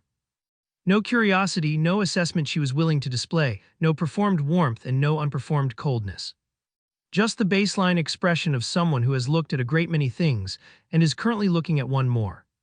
Just the map, she said. Her voice was flat in the way that is its own form of precision, not unfriendly, because unfriendly would have been a choice, an expenditure of something, and this was more economical than that. It was the voice of someone who had calibrated their interactions down to exactly what was necessary, and had discovered that what was necessary was usually less than people assumed. She would give him what he'd come for. She had no particular interest in giving him anything he hadn't asked for. And a coffee, Tomil said. He had not planned to say this. The coffee machine was there and he had said it, and those 2 facts were connected in a way he was not inclined to examine at length. Saying just the map had felt, for reasons he was deliberately not investigating, like it would have closed something before he knew what it was, and he was not accustomed to declining information. She turned to the coffee machine without comment. He watched her fill a paper cup with the attentive focus of someone observing a process they don't entirely understand, but are too proud to admit they're finding more interesting than they expected. Her movements efficient and practiced, the movements of someone who has done this particular thing enough times that her hands knew what they were doing without consulting anyone, which left her face free to be somewhere else entirely. He put the map on the counter. He put the money next to it. He waited in the particular way of someone who has decided, without announcing it, that they are in no hurry. She set the coffee on the counter with the same economy she applied to everything else, no ceremony, no announcement, just the cup arriving in the space where it was supposed to be. He paid with a bill from the synthesized wallet, received his change counted back in the flat, practiced way of someone who has made change so many times the fingers do it independently of the brain, and then stood there with the map in one hand and the coffee in the other and did not leave. He was not sure why he didn't leave. The transaction was complete. The map was in his hand. The coffee was in his other hand. The door with the bell was 8 feet away and fully operational. He had the data he had come for, plus several additional data points acquired during the shelf survey, plus a paper document he didn't need, plus a hot beverage he hadn't planned on. By every reasonable metric, his business here was concluded. He stayed at the counter. His internal monologue offered, after a brief and somewhat unconvincing deliberation, that he was gathering observational data, that remaining in proximity to a native speaker in a naturalistic context was a legitimate research activity consistent with his stated purpose of understanding the civilization. He filed this explanation under plausible, unverified, which was the category he reserved for things he had said to himself that he didn't entirely believe, but wasn't prepared to replace with something more honest yet. "You passing through?" she asked.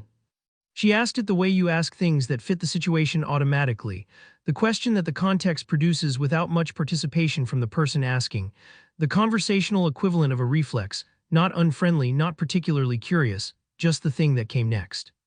"Yes," Tomil said.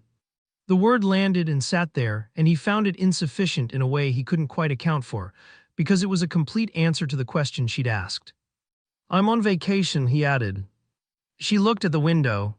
Through it, the road ran in both directions through flat land toward a horizon that offered nothing in particular as a destination. She looked at it for a moment with the expression of someone checking whether the landscape had changed since the last time she looked, confirming that it had not, and returning her attention to him. "Here," she said. "Not specifically here," he said. "The region," he paused, which was not something he did often in conversation because he found pauses to be a form of imprecision, and then said, because he needed to account for his presence in some way that would withstand a follow-up question, "I'm doing a kind of cultural survey." She repeated the phrase back to him, a cultural survey, in the tone of someone trying it a second time to see if it resolved into something more sensible on closer inspection. "It did not appear to. I find the area interesting," he said. He was aware of the statement as he made it. He was aware that he was standing in a rural gas station on a two-lane road in the middle of a flat landscape, on a planet he had landed on because his rental ship had catastrophically failed, telling a woman who worked the counter here that he found the area interesting, and that the area was visually, commercially, infrastructurally, not presenting a compelling case for that position. He said it anyway because it was technically accurate, in the way that a biologist finds a specimen interesting, which was an analogy he kept strictly and completely internal because even he, with his limited sample size of human interactions, could model the reception it would receive well enough to decline to use it out loud. "You're not from around here," she said. "Not a question." A conclusion delivered in the flat, decisive tone of someone who has done the arithmetic and is presenting the answer. "No," he agreed. "Where from?" The question was simple. His translation device was operating without any issues. The problem was not comprehension. The problem was that the answer, accurate, complete, geographically specific, was not something he could deliver to a woman behind a gas station counter on Earth in the current century without producing a sequence of consequences he had neither the time nor the interest to manage.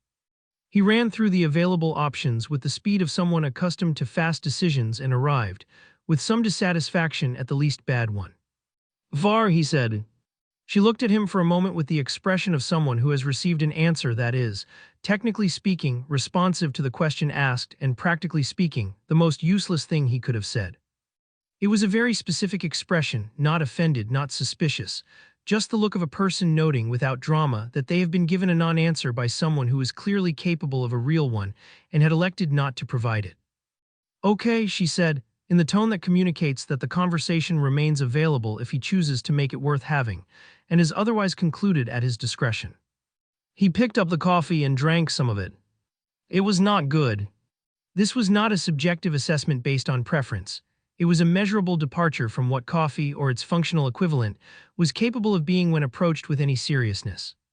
His synthesizer produced a beverage calibrated to his exact specifications, balanced with a precision that accounted for temperature, concentration, and the specific compounds that his biology processed most favorably, and what was in this paper cup bore approximately the same relationship to that beverage as a photograph of a meal bears to the meal. It was dark and considerably more bitter than it needed to be and had been sitting in the machine long enough that it had developed, his palate suggested, a kind of philosophical resignation to its own existence. He drank more of it. He could not entirely explain this, even to himself, and filed it in the same mental category as staying at the counter, under behavior occurring without clear authorization from central decision-making, review pending. "Is the map accurate?" he asked. He did not know why he asked this. The map's accuracy was irrelevant to him in every practical sense available. He had better data on his personal device. He could navigate this continent in the dark, in a storm without the map, without the device, using nothing but the position of the stars and his own spatial reasoning. He asked anyway and waited, and watched her glance down at the map with the brief, assessing look of someone who has been asked to evaluate something they know without having to think about it. Probably, she said.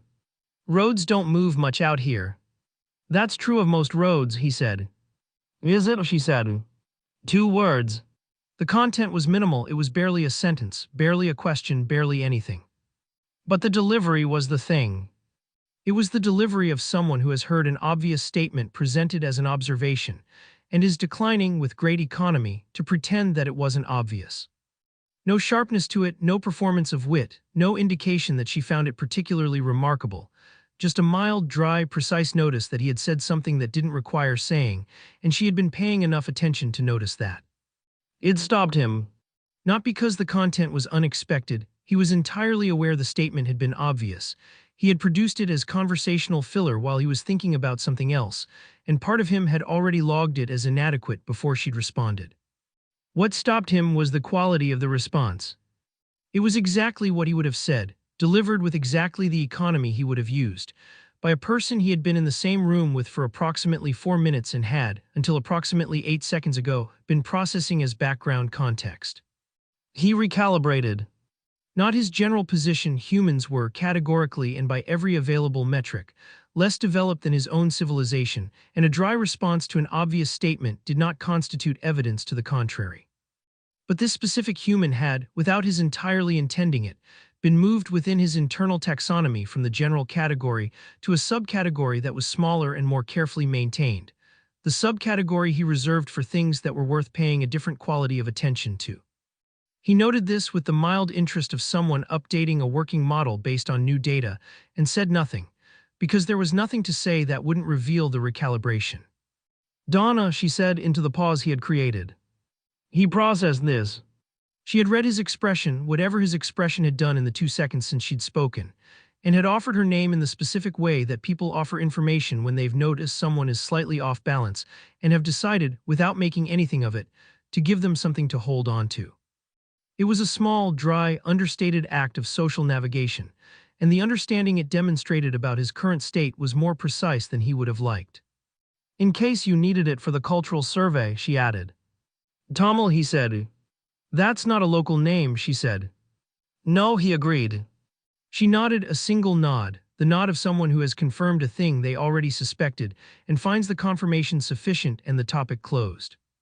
Then she picked up her small screen, which was the nonverbal equivalent of a period at the end of a sentence, and returned to whatever she had been reading when he arrived.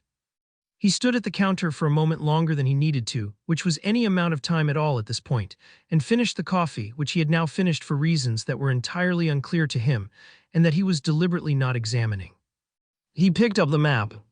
He considered saying something, reviewed the available options, found none of them adequate, and said thanks instead, which was technically an expression of gratitude and was practically the only word that fit in the space available. Yep, she said without looking up. He went out through the door. The bell announced his departure with the same thin, indifferent note it had used for his arrival. The afternoon outside was warm and flat and smelled of petroleum and fried food and the particular dry quality of interior air at this time of year, and none of it had changed in the time he had been inside, because 40 minutes was nothing to a landscape like this. He walked back the way he had come. He had a map he didn't need. He had drunk a coffee that wasn't good. He had conducted what was, by any honest assessment, a profoundly ordinary interaction with a person behind a counter in a building he had no reason to enter, and had come away from it with the specific, slightly irritating sense of having encountered something he hadn't finished understanding yet, the way you feel when you've read a sentence that you know means something and can't quite land on what. He did not think about Donna for the rest of the walk back to the ship. He thought about her approximately 6 times. The dog at the fuel pump had not moved. The flickering light above the door was still flickering with the same patient, unresolved energy it had been flickering with when he arrived, committed to neither going out nor staying on. Existing in a permanent state of qualified function that he was beginning to feel was the gas station's organizing philosophy. The road ran back the way he had come, empty in both directions. the asphalt holding the warmth of the afternoon in the specific way of surfaces that have been absorbing heat all day and are in no hurry to give it back. He walked. The sky was doing something he noticed despite having no particular intention of noticing it, the specific blue of late afternoon at this latitude. Not the flat, uniform blue of midday, but the richer, directional blue that happens when the light starts coming in at an angle, and the atmosphere has to do more work with it.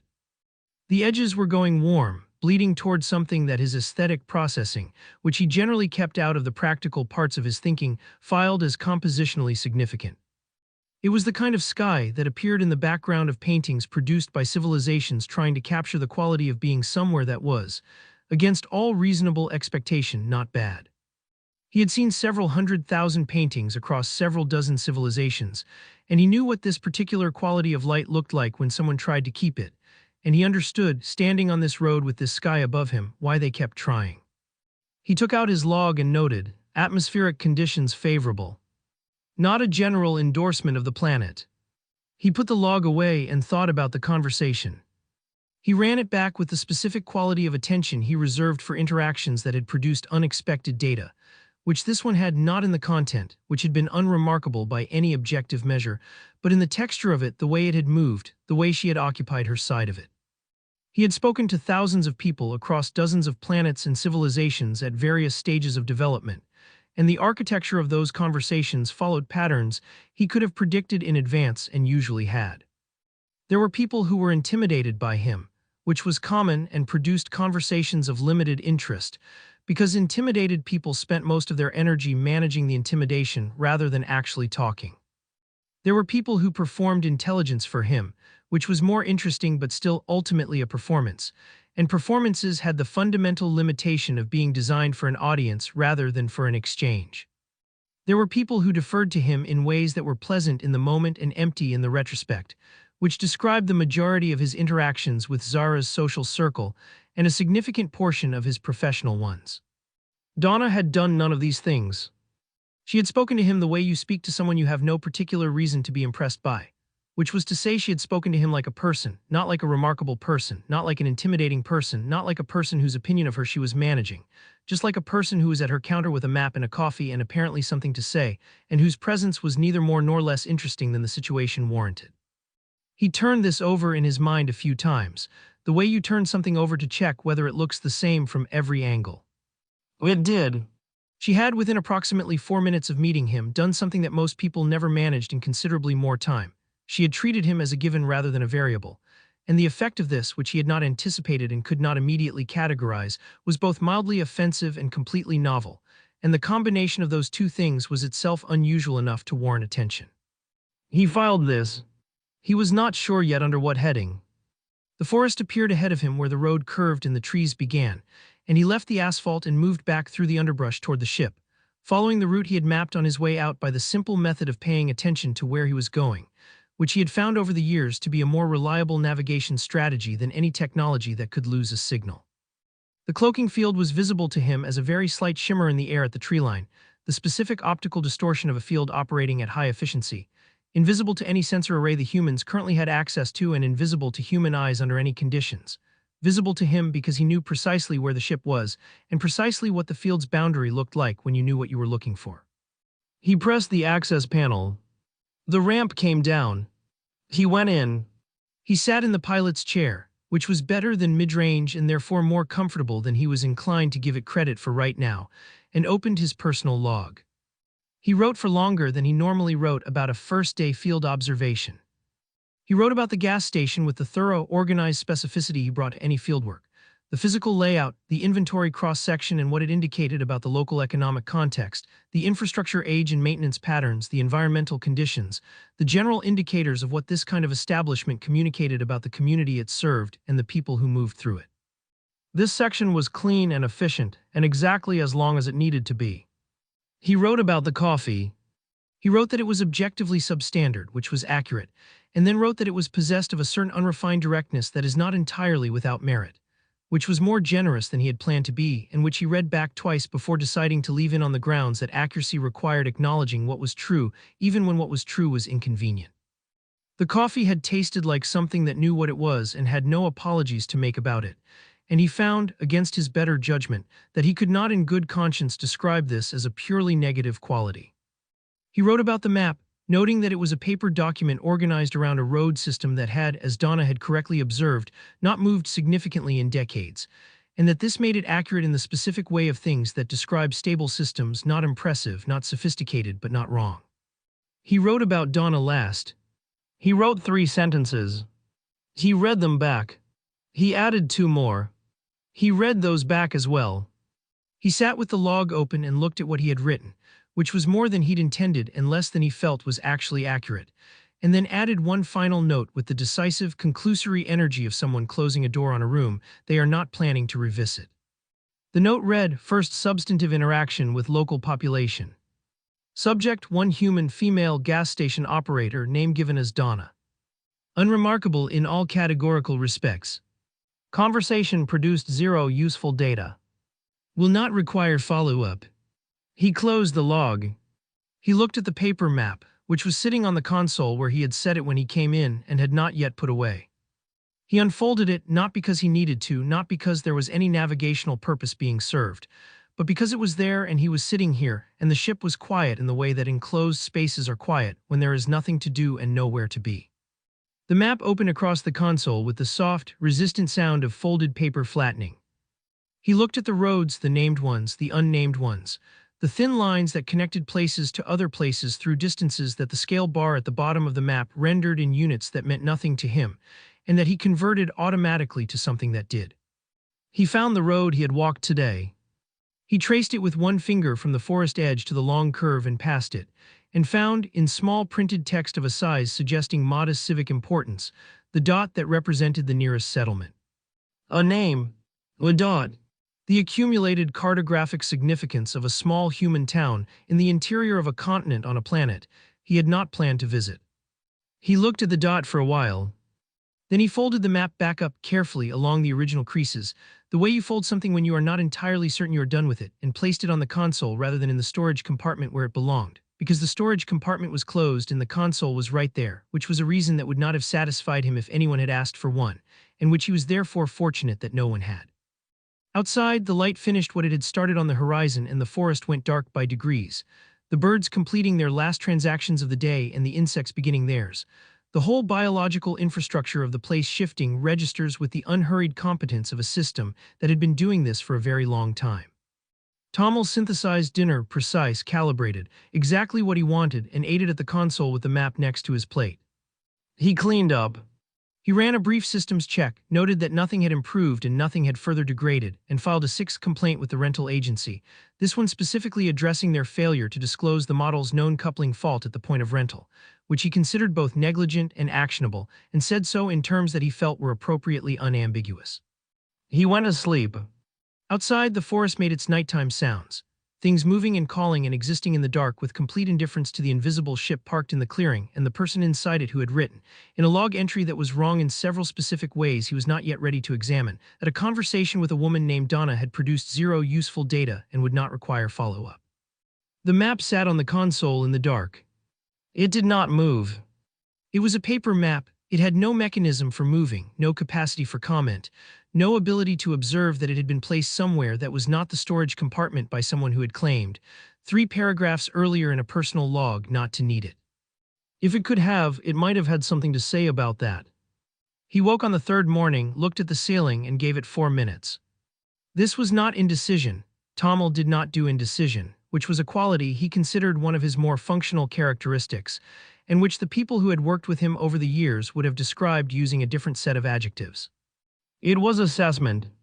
4 minutes of lying in a bunk that was technically adequate, in a ship that was technically adequate, looking at a ceiling that was technically adequate and had a scuff mark in the upper left quadrant that had been there when he boarded, and that he had now looked at on 3 separate occasions without it becoming more interesting, and arriving, through the accumulated evidence of 72 hours of technical adequacy, at a conclusion that had probably been available on day 1, but that he had declined to reach until the data was sufficient.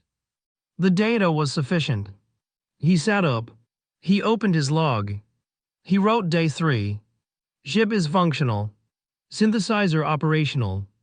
Stealth holding. Immediate material needs met.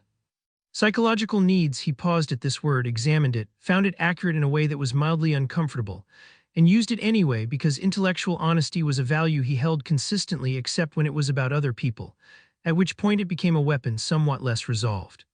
He closed the log. The problem, stripped of anything that would have required him to describe it in terms he found unappealing, was space. Not the vast, indifferent, objectively beautiful outer space that he would have preferred to be moving through right now at a comfortable hyperspeed toward a planet with interesting geology and no rental company hold music. Interior space. The specific square meterage of the problem, which he had calculated on day one because he calculated everything, was approximately 40 square meters containing his bunk, the broken hyperdrive that he had filed 3 additional complaints about since arriving, the synthesizer, the console with the paper map on it, the scuff mark, and 6 weeks of nothing arranged in a row like items on a very uninspiring itinerary. He was going to be here for 6 weeks regardless of what he did about his accommodations. This was not a variable. This was, as the rental company had made comprehensively clear in a conversation he had not enjoyed, and a whole music experience he had timed for legal purposes, a fixed condition of his current existence. Given that the duration was fixed, the only negotiable element was the context in which he experienced it, which meant he had the choice of being stranded on a primitive planet in 40 square meters or being stranded on a primitive planet in something larger. And when he framed it that way, the decision was so obvious it barely qualified as a decision so much as an acknowledgement of the correct answer he had been circling for 2 days. He pulled up the local internet on his translation device.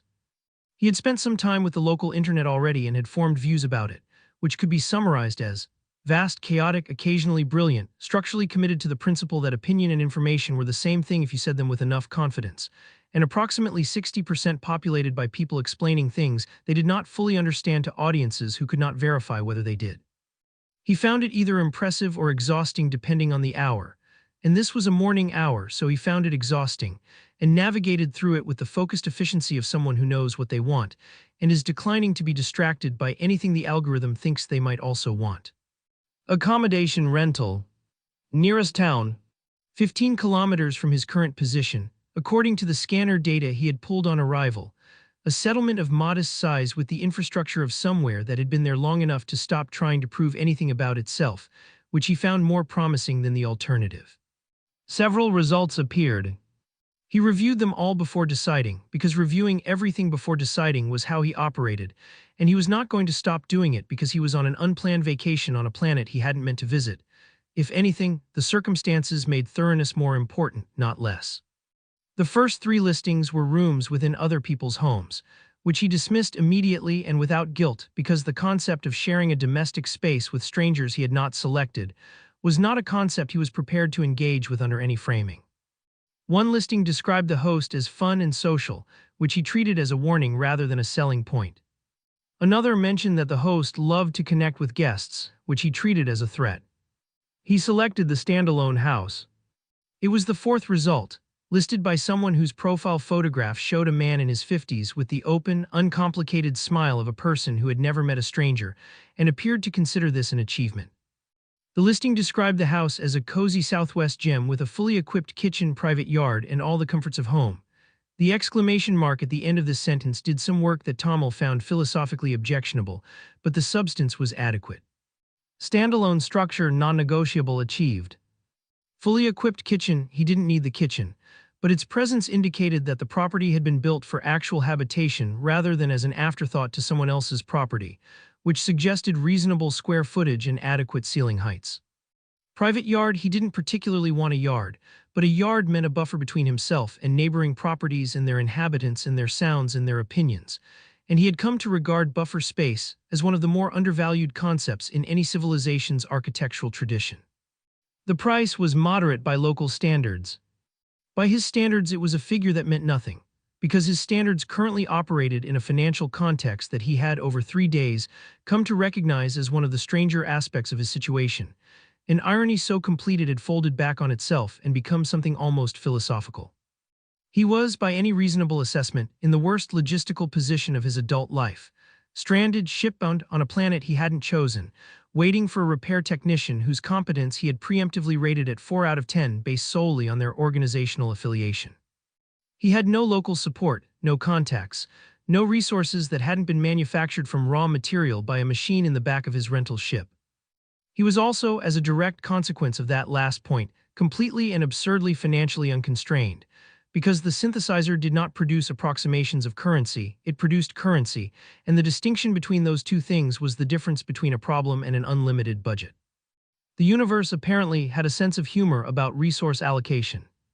He noted this in his log without the appreciation it deserved and booked the house for 6 weeks.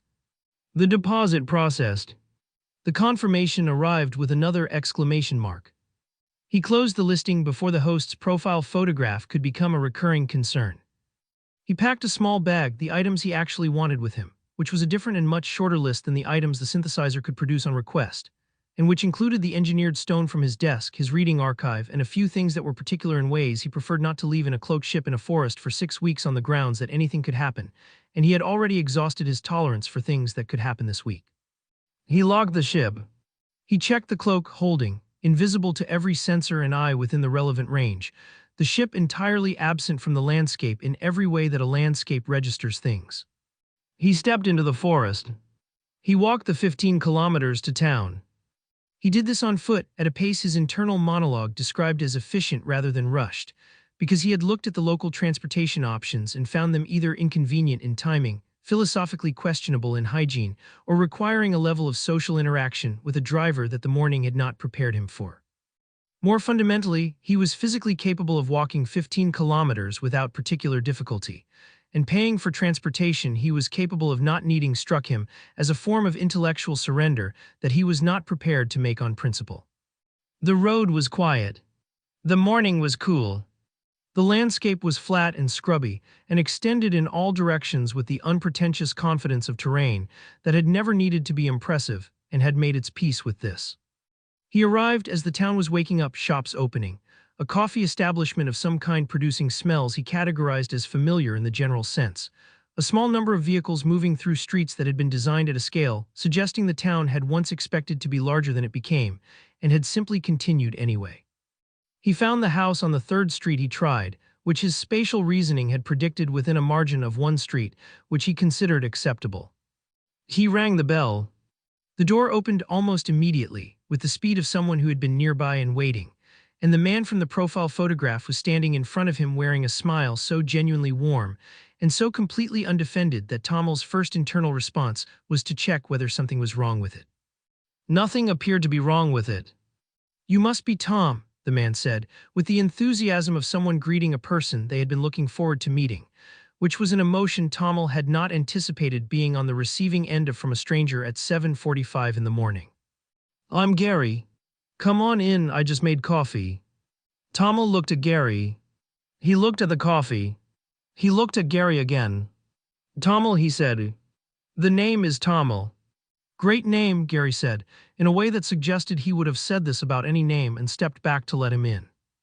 Tomil entered the house, which was, he noted with some relief, larger than 40 square meters by a significant margin, had no visible scuff marks on the ceiling, and smelled of coffee and something baked, and made a private note in his internal log that this was probably going to be complicated. He rated Gary a 2 out of 5 before he had finished crossing the threshold, and felt, even as he did it, that this was probably not going to hold. The house was acceptable, which was the most he had been prepared to offer it, and which it had earned without particularly trying. Single-story, quiet residential street, a neighborhood that had the settled, unambitious quality of somewhere that had decided what it was several decades ago, and had seen no compelling reason to revisit the question. The exterior was painted a color that Tomil's translation device identified as sage green, and that he identified as the color of someone who had watched a home renovation program at a vulnerable moment and made a permanent structural decision from it. The yard was small and contained a patio set that had been arranged with the optimistic energy of furniture that wanted to be used, a ceramic pot of considerable size containing a plant that had been dead long enough to have moved from tragedy into decor, and a string of lights along the fence that someone had installed for a specific occasion and then simply left, which he found oddly representative of something he couldn't immediately name. The interior was clean, which he noted first because it was the most important variable, and he preferred to establish the primary data before moving to the secondary. It was adequately furnished in the way of a space that had been assembled from a checklist rather than from any coherent vision, everything present, everything functional, nothing that had been chosen because someone loved it. The decorative elements had the particular energy of someone who had watched a considerable number of online videos about how to make a rental property feel warm and inviting, and had implemented the recommendations with diligent literalism without quite grasping the underlying principle, which was that warmth could not be produced by the correct placement of objects, but tended to arrive, if it arrived at all, by accident. There were small wooden signs on the walls with motivational phrases on them, the kind of phrases that were designed to be agreed with rather than thought about. One said gather, which was a verb presented as a noun and apparently intended as a domestic directive. Another said live, laugh, love in a font that suggested the designer had made choices. A third said blessed, which Tomil translated processed, and then left in its own category because he genuinely could not determine what work it was doing in the room beyond occupying wall space that might otherwise have prompted someone to think about something. There was a candle on the counter in a glass vessel whose label identified its scent as mountain cedar. He picked it up because he found the concept of encoding a landscape into wax-based aromatics interesting in the way that ambitious failures are interesting, and smelled it.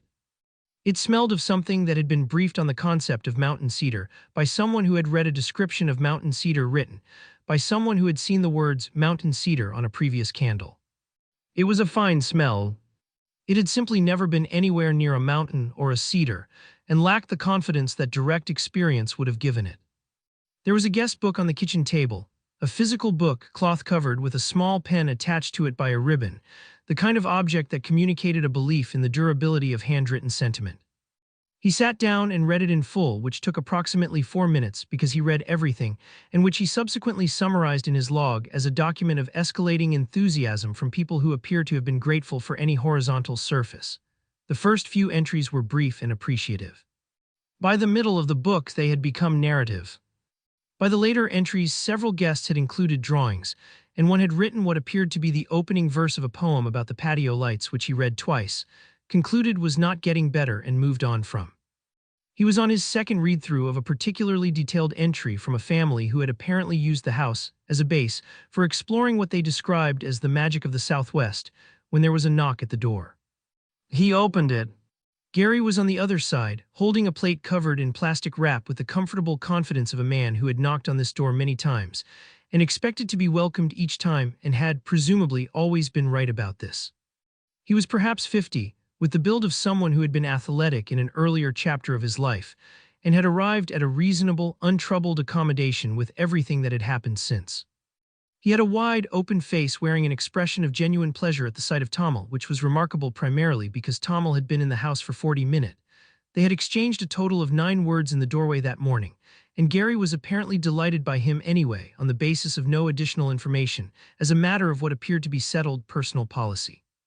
"Hey, welcome, welcome," Gary said before Tomil had said anything, because Gary was not the kind of person who waited for an opening. He arrived with his own. "I'm Gary, I'm your host. I wanted to come by and say hi, make sure everything's good, and I brought these." He elevated the plate slightly, as though the lemon bars needed an introduction. "My wife makes them. She makes them whenever we get new guests. She says it's a welcome thing." He paused, with the particular pause of a man who is about to share a domestic observation he finds amusing. "I think she just makes them and uses the guests as a reason." He laughed at this, a genuine laugh, the laugh of someone who found the people in their life legitimately funny and had not yet discovered any reason to stop. Tomil looked at Gary. He looked at the plate. He conducted a rapid assessment of the available options, which included taking the plate, not taking the plate, and saying something that would bring this interaction to a close in the near term, and determined that not taking the plate was not architecturally possible given the way Gary was holding it and the expression on Gary's face. And that saying something to end the interaction quickly would require a level of social aggression that the situation did not technically warrant, and that he was saving for a higher stakes occasion. He took the plate. "Everything is fine," Tomil said. "The house is adequate." Gary's smile received the word adequate, processed it without any visible distress, and continued operating at full capacity. "Great," he said. "Great. So you're here for 6 weeks, right? That's most people do a week, maybe 2, so that's great. That's really you working remotely or just, taking some time?" "Taking time," Tomil said. "Great, great." Gary nodded with the affirming energy of a person who found all information equally encouraging, for whom the entire spectrum of human response, from excellent news to neutral facts to mild disappointments, registered in approximately the same register of warm acceptance. Tomil was beginning to understand, a man who had either achieved an extraordinary level of equanimity through years of deliberate practice, or had simply been born without the specific neurological feature that caused most people to differentiate between things and find some of them lacking. Either way, the effect was the same, and the effect was profoundly disorienting to someone who had spent his entire life operating on the assumption that judgment was the appropriate response to information. "Well, anything you need, I'm literally right next door." Gary gestured toward the adjacent house with the relaxed ease of someone indicating something they considered good news. "So just knock any time or text. I put my number in the guest book." "Did you see the guest book?" "Yes," Tomil said. "People write the nicest things," Gary said, with a sincerity so total and so undefended that Tomil found, for the second time in as many days, that he could not locate the angle from which to be condescending about it, which was an unusual problem for him and one he was not yet sure how to resolve. He was condescending about most things. He was quite good at it. It was on his list of personal attributes, somewhere between reliable and defining characteristic. Gary appeared to be, by some structural property of his personality, condescension-resistant, not because he was unintelligent, but because he was so thoroughly and genuinely himself that there was nowhere for condescension to get purchase. It was like trying to find a critical angle on sunlight. Tomil told Gary thank you. He closed the door with the measured, deliberate care of someone performing an action they wished to be final. He stood in the hallway and looked at the plate of lemon bars and then at the closed door, and then at the wooden sign on the wall that said gather. He took his log out and wrote, "Host, one human male named Gary domiciled in the property immediately adjacent," which I identified during the booking process but had understood incorrectly as a detail rather than a condition. "Enthusiastic. Operates on a frequency of sincerity that appears to have no offsetting. Possibly inexhaustible. Will require a boundary-setting conversation at the earliest practical opportunity, once I determine whether boundaries are a concept his architecture supports." He paused, read this back, and added, "Lemon bars under evaluation." He unwrapped the plate and ate one standing at the kitchen counter, because sitting down would have implied a level of commitment to the activity that he was not prepared to acknowledge. It was, with a completeness that he found genuinely annoying, quite good. The pastry was crisp at the edges and yielding toward the center, the lemon component balanced between sharp and sweet, with a precision that suggested either an excellent recipe or the kind of intuitive calibration that came from making something so many times that your hands knew the answer before your brain had asked the question. It was objectively a well-executed lemon bar, and he was a person who valued precision and execution regardless of the domain, and those two facts were now in direct conflict with his preferred narrative about this house and everyone associated with it. He did not log this. He put the plastic wrap back over the plate, set it on the counter, and went to examine the rest of the house with the focused, preemptive attention of someone who intended to find something to complain about and was prepared to be thorough about it. The bathroom grout was slightly discolored near the base of the shower. He logged this with more satisfaction than the discovery technically warranted, and felt, for the first time since landing, briefly and uncomplicated by anything else, fine. He had, by the fourth day, developed a working taxonomy of Gary's knock. It was always 3 knocks. Always the same interval between them, not rushed, not hesitant. The knock of a man who had considered the question of how to knock and arrived at a system he found satisfactory and had seen no reason to revise. It was the kind of knock that communicated before the door opened that whoever was on the other side of it was genuinely glad to be there, which Tomil had come to find both instantly recognizable and faintly exhausting in the way that relentless good weather is faintly exhausting, technically pleasant, but missing the variation that makes pleasant meaningful. He opened the door with the expression he had been refining over 4 days of Gary-adjacent living, a calibrated arrangement of his features that communicated civil acknowledgement, without anything that could be reasonably interpreted as invitation, welcome, or interest in whatever came next. He had practiced this expression. He felt it was good. Gary appeared to experience it as a warm greeting. Gary was wearing an apron. This was a new development. The apron was a pale blue with text printed on it that Tomil's translation device rendered as a pun involving grilling that operated on the dual meaning of a word he declined to pursue, on the grounds that engaging with it would require acknowledging that it existed, and he was not prepared to do that on a Tuesday. "Hey so, and obviously no pressure, completely up to you," Gary began, with the specific cadence of a man formally disclaiming the pressure he was in the process of applying. but we're doing a little neighborhood thing this afternoon. Just the block, a few people, nothing big. Barbecue, some drinks, people hanging out. Sandra's making her potato salad, which honestly, that alone is a reason to come. He said this with the seriousness of a man delivering a genuine endorsement, not a conversational filler. We do it every few weeks, just a getting together thing, and you've been here almost a week and I just feel like… He made a gesture with his free hand that somehow communicated solitary, with such genuine warmth that solitary sounded less like a personal preference and more like a mild medical condition that a barbecue might address. Tomil opened his mouth.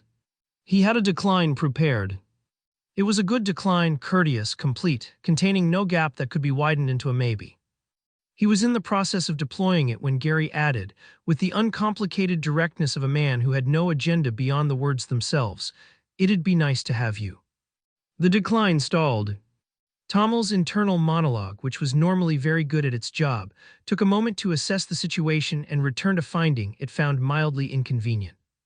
The decline he had prepared was calibrated for the social machinery of people who wanted something from him, his presence as a form of status, his attention as validation, his participation as evidence that they had succeeded in including someone who was difficult to include. He had decades of experience with that machinery and could navigate it without effort. Gary's invitation contained none of it. Gary wanted nothing from him except his company at a barbecue, on the grounds that having his company at a barbecue would be nice, which was the entire sentence and also the entire truth of it, with nothing underneath worth excavating. This created a specific and novel problem, which was that Tomil's standard declines, when applied to an undefended position, felt less like protecting his time and more like refusing something that had cost the other person nothing to offer, which meant refusing it cost him something he couldn't quite name but could definitely feel, sitting in his chest in the approximate location where his more inconvenient responses tended to gather. For a short time, he said. Gary's face did what Gary's face did when things went the way Gary hoped they would go, which was to achieve a state of illumination that was technically just a smile, but that operated at a wattage that seemed to require its own infrastructure. It was, as expressions of uncomplicated human happiness went, thorough. The barbecue occupied Gary's backyard, which was larger than Tomil's and had been arranged with the comfortable, unself-conscious energy of a space that was used regularly and loved without being curated. A gas grill occupied the far corner with the prominence of a significant domestic feature, attended by Gary with the focused, proprietary pride of a craftsman at his medium. A folding table along the fence held an array of food in various containers, the whole arrangement suggesting a collaborative effort by people who had done this before and had a system. 6 or 7 neighbors occupied lawn chairs in configurations that had clearly been arrived at organically over many previous gatherings, the furniture placed with the social precision of a group that had sorted out over years who wanted to be near whom and at what distance from the grill. Children moved through the space with the untethered, purposeless urgency of small creatures operating entirely without itinerary, changing direction for reasons that were invisible to observers and possibly also to themselves, occasionally engaging with the adults and then departing before the engagement had concluded, as though they had remembered something urgent elsewhere and would return when it was resolved. Tomil had been present for approximately 30 seconds when the golden retriever found him.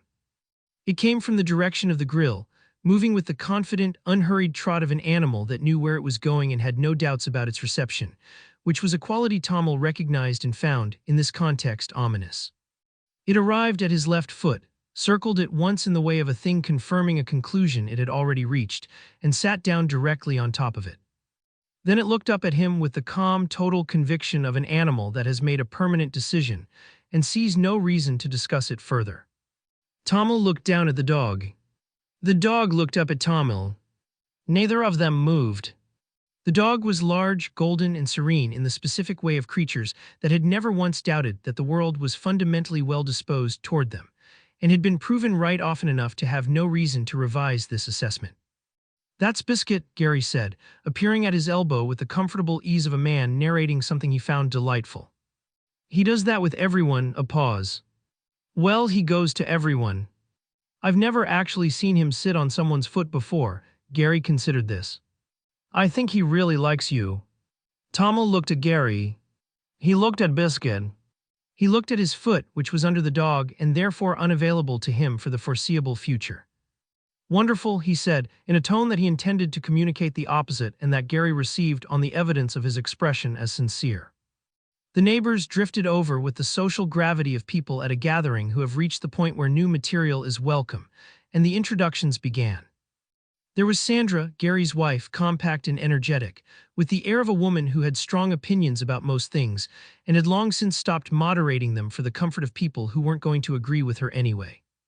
She was carrying a bowl with the specific confidence of someone who knew what was in it and knew what it was worth, and she set it on the table with a finality that communicated this was not a side dish so much as an anchor point around which the rest of the meal should organize itself.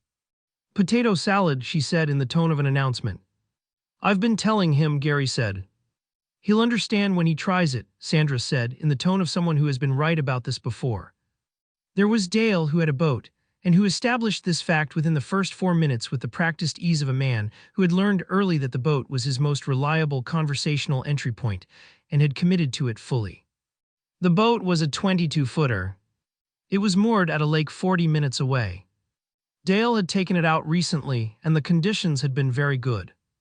Tomil listened to this with the focused patience of a researcher taking field notes, and the private assessment that Dale's relationship with the boat was performing a great deal of psychological work that neither of them was going to acknowledge. There was a couple whose names Tomil logged on introduction, and then 3 minutes into a subsequent conversation could not locate, not because his memory had failed, his memory did not fail, but because his memory had apparently placed them in a category labeled contextually adequate but non-essential, and had moved on to higher priority processing, and retrieving them required effort he hadn't budgeted.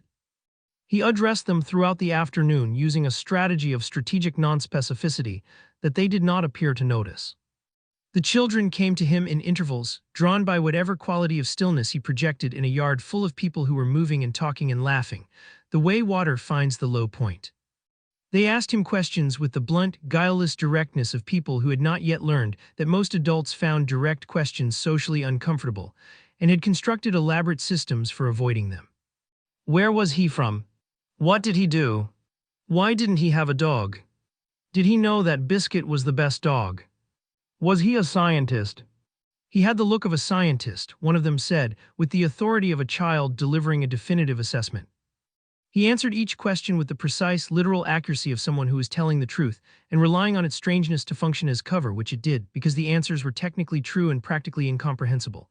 And children, unlike adults, found incomprehensible answers satisfying rather than suspicious.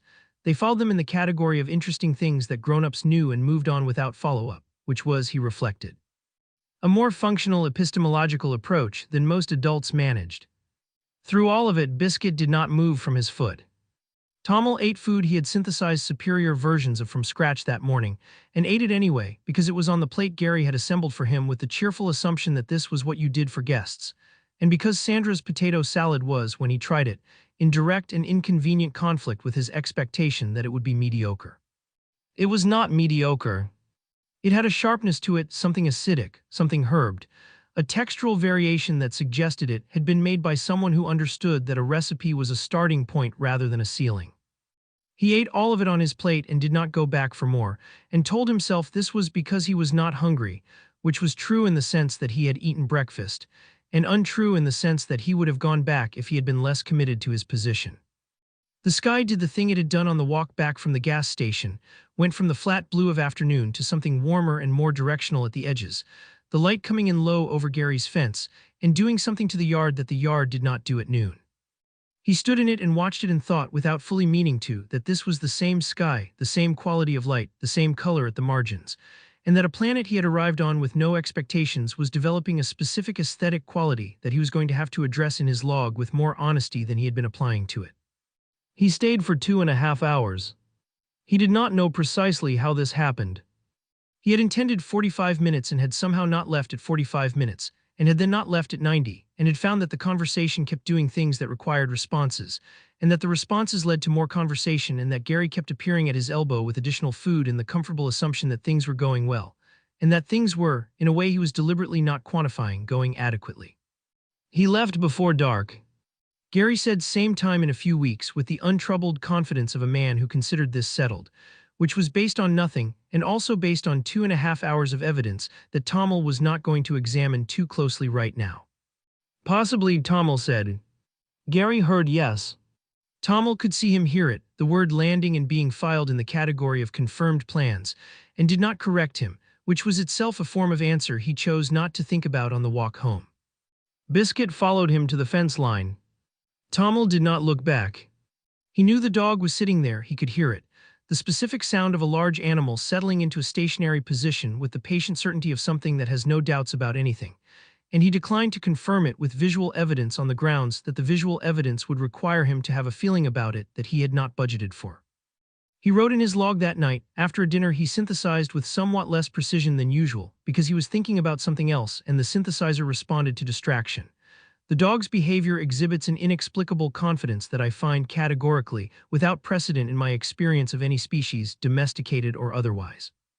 It selected me specifically, from a yard containing 8 adults and at least 4 children who would have been more appropriate recipients of its attention by any available metric, and appeared to find this choice self-evident. I do not know what to do with this information. I am logging it and moving on. He moved on. He thought about the potato salad briefly against his will, and then synthesized a cup of something hot and went to sit in the yard in the dark, because it turned out he had a yard now and the sky above it was, even at night, an unreasonably good color. He did not log this either. The personal log, reviewed in sequence, told a story that Tomil was not tracking in real time, and would have found mildly uncomfortable if he had been. The early entries read like field reports, structured, categorical, written in the clipped register of a scientist who has a specimen and a methodology and no particular feelings about either. Day 1 covered landing conditions, atmospheric data, and a preliminary assessment of the solar system that was thorough and dismissive in equal measure. Day 2 addressed the ship's continued degradation, a 6th complaint to the rental agency, and a survey of the surrounding forest that concluded the forest was functional. Day 3 recorded the accommodation decision, the resource synthesis parameters, and a note about the scuff mark on the bunk ceiling that was more detailed than the scuff mark warranted, which said something about the state of mind that had produced it.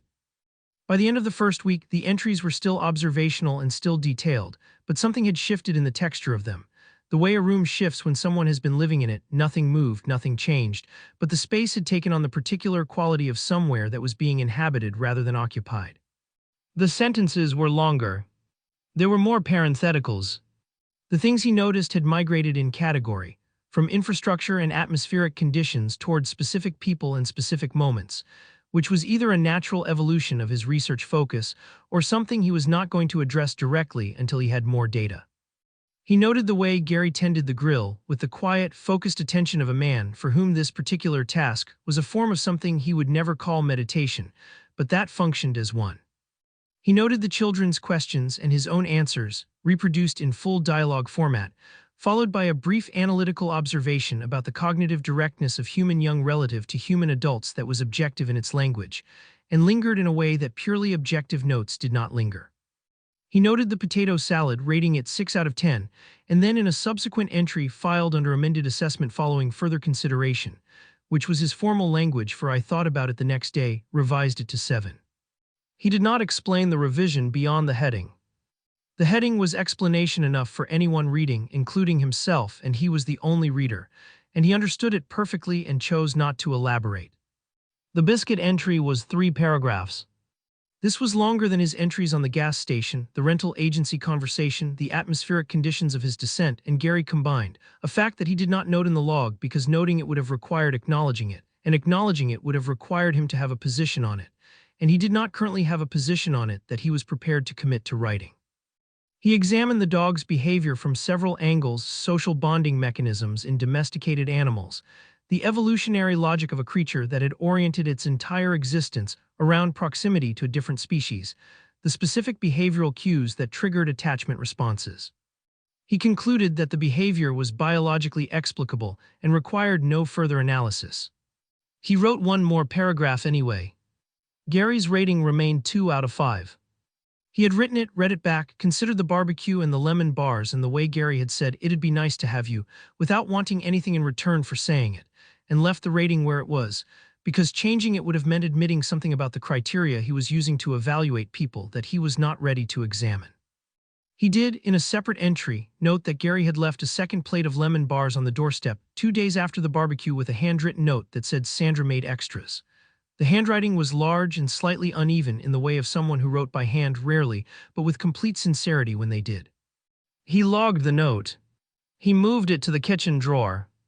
The rating stayed at 2. At the end of the week, he wrote a summary entry, which was a practice he maintained at intervals when he wanted to take honest stock of his situation rather than just accumulating data points about it. He wrote about his operational status: ship grounded, stealth holding, 5 weeks remaining, repair pending, no new information from the rental agency, which he had now filed 8 formal complaints with, and which had responded to none of them in a way that suggested anyone had read past the subject line. He wrote about his material situation, which was stable, and his logistical situation, which was fixed, and his psychological situation, for which he selected, after a brief but genuine deliberation, the word adjusted. He chose it to mean something between resigned and another word he wasn't going to use, and he chose it with the precision of someone who knows they are being careful and is being careful on purpose. He closed the log. He looked at the wooden sign on the wall across from the table, the one with the sentiment about home being wherever you are, which he had assessed on arrival as the kind of thing that sounds better than it means. He looked at it for a moment in the quiet of the house, in the way you look at something you have already judged and are briefly, for no pressing reason, reconsidering. He did not revise his assessment. He went to bed. Outside, the neighborhood was quiet in the deep, settled way of a place that had been quiet at this hour for years, and had no intention of revisiting the decision. Gary's grill sat covered and dark. Biscuit was presumably asleep somewhere in the adjacent house, resting with the boneless confidence of a creature that had ended the day satisfied with its choices, which was a state Tomil found he had no available criticism of.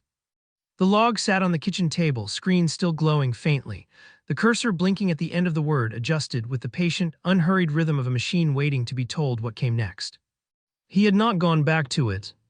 He had also not closed it, which was not something he did by accident, because he did not do things by accident, which meant the open log was a choice, and the choice meant something, and he was going to think about what it meant at some future point when he was feeling more prepared for the answer. He was asleep before he got there. On the 11th day, Tomil sat in the sage green house with a synthesized beverage and the particular quality of stillness that is not restful but is the opposite of restful, the stillness of a mind that has been given nothing adequate to do and has started quietly and with increasing resentment to turn on itself. He had read. He had walked. He had made comprehensive notes on the town's infrastructure, its social patterns, its commercial ecosystem, and its atmospheric conditions at 6 different times of day, which had produced a document of some analytical rigor and zero practical application.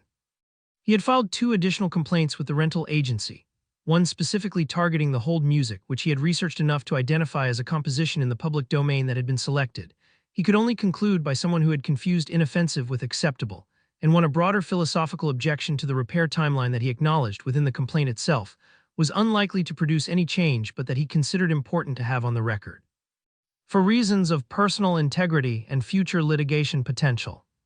He had attended one barbecue under conditions he still classified as social duress, despite the 2.5 hours and the potato salad and the dog, whose entry in his log he had not reread and also not deleted, which was its own category of thing he was not addressing. He was bored.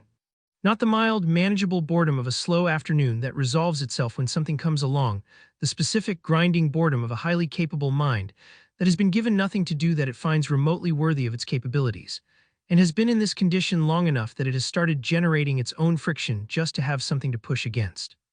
The synthesizer was part of it. This had taken him several days to identify precisely, because on the surface the synthesizer was a solution to every material problem he had: food, clothing, currency, anything with a physical specification he could articulate. It produced things correctly.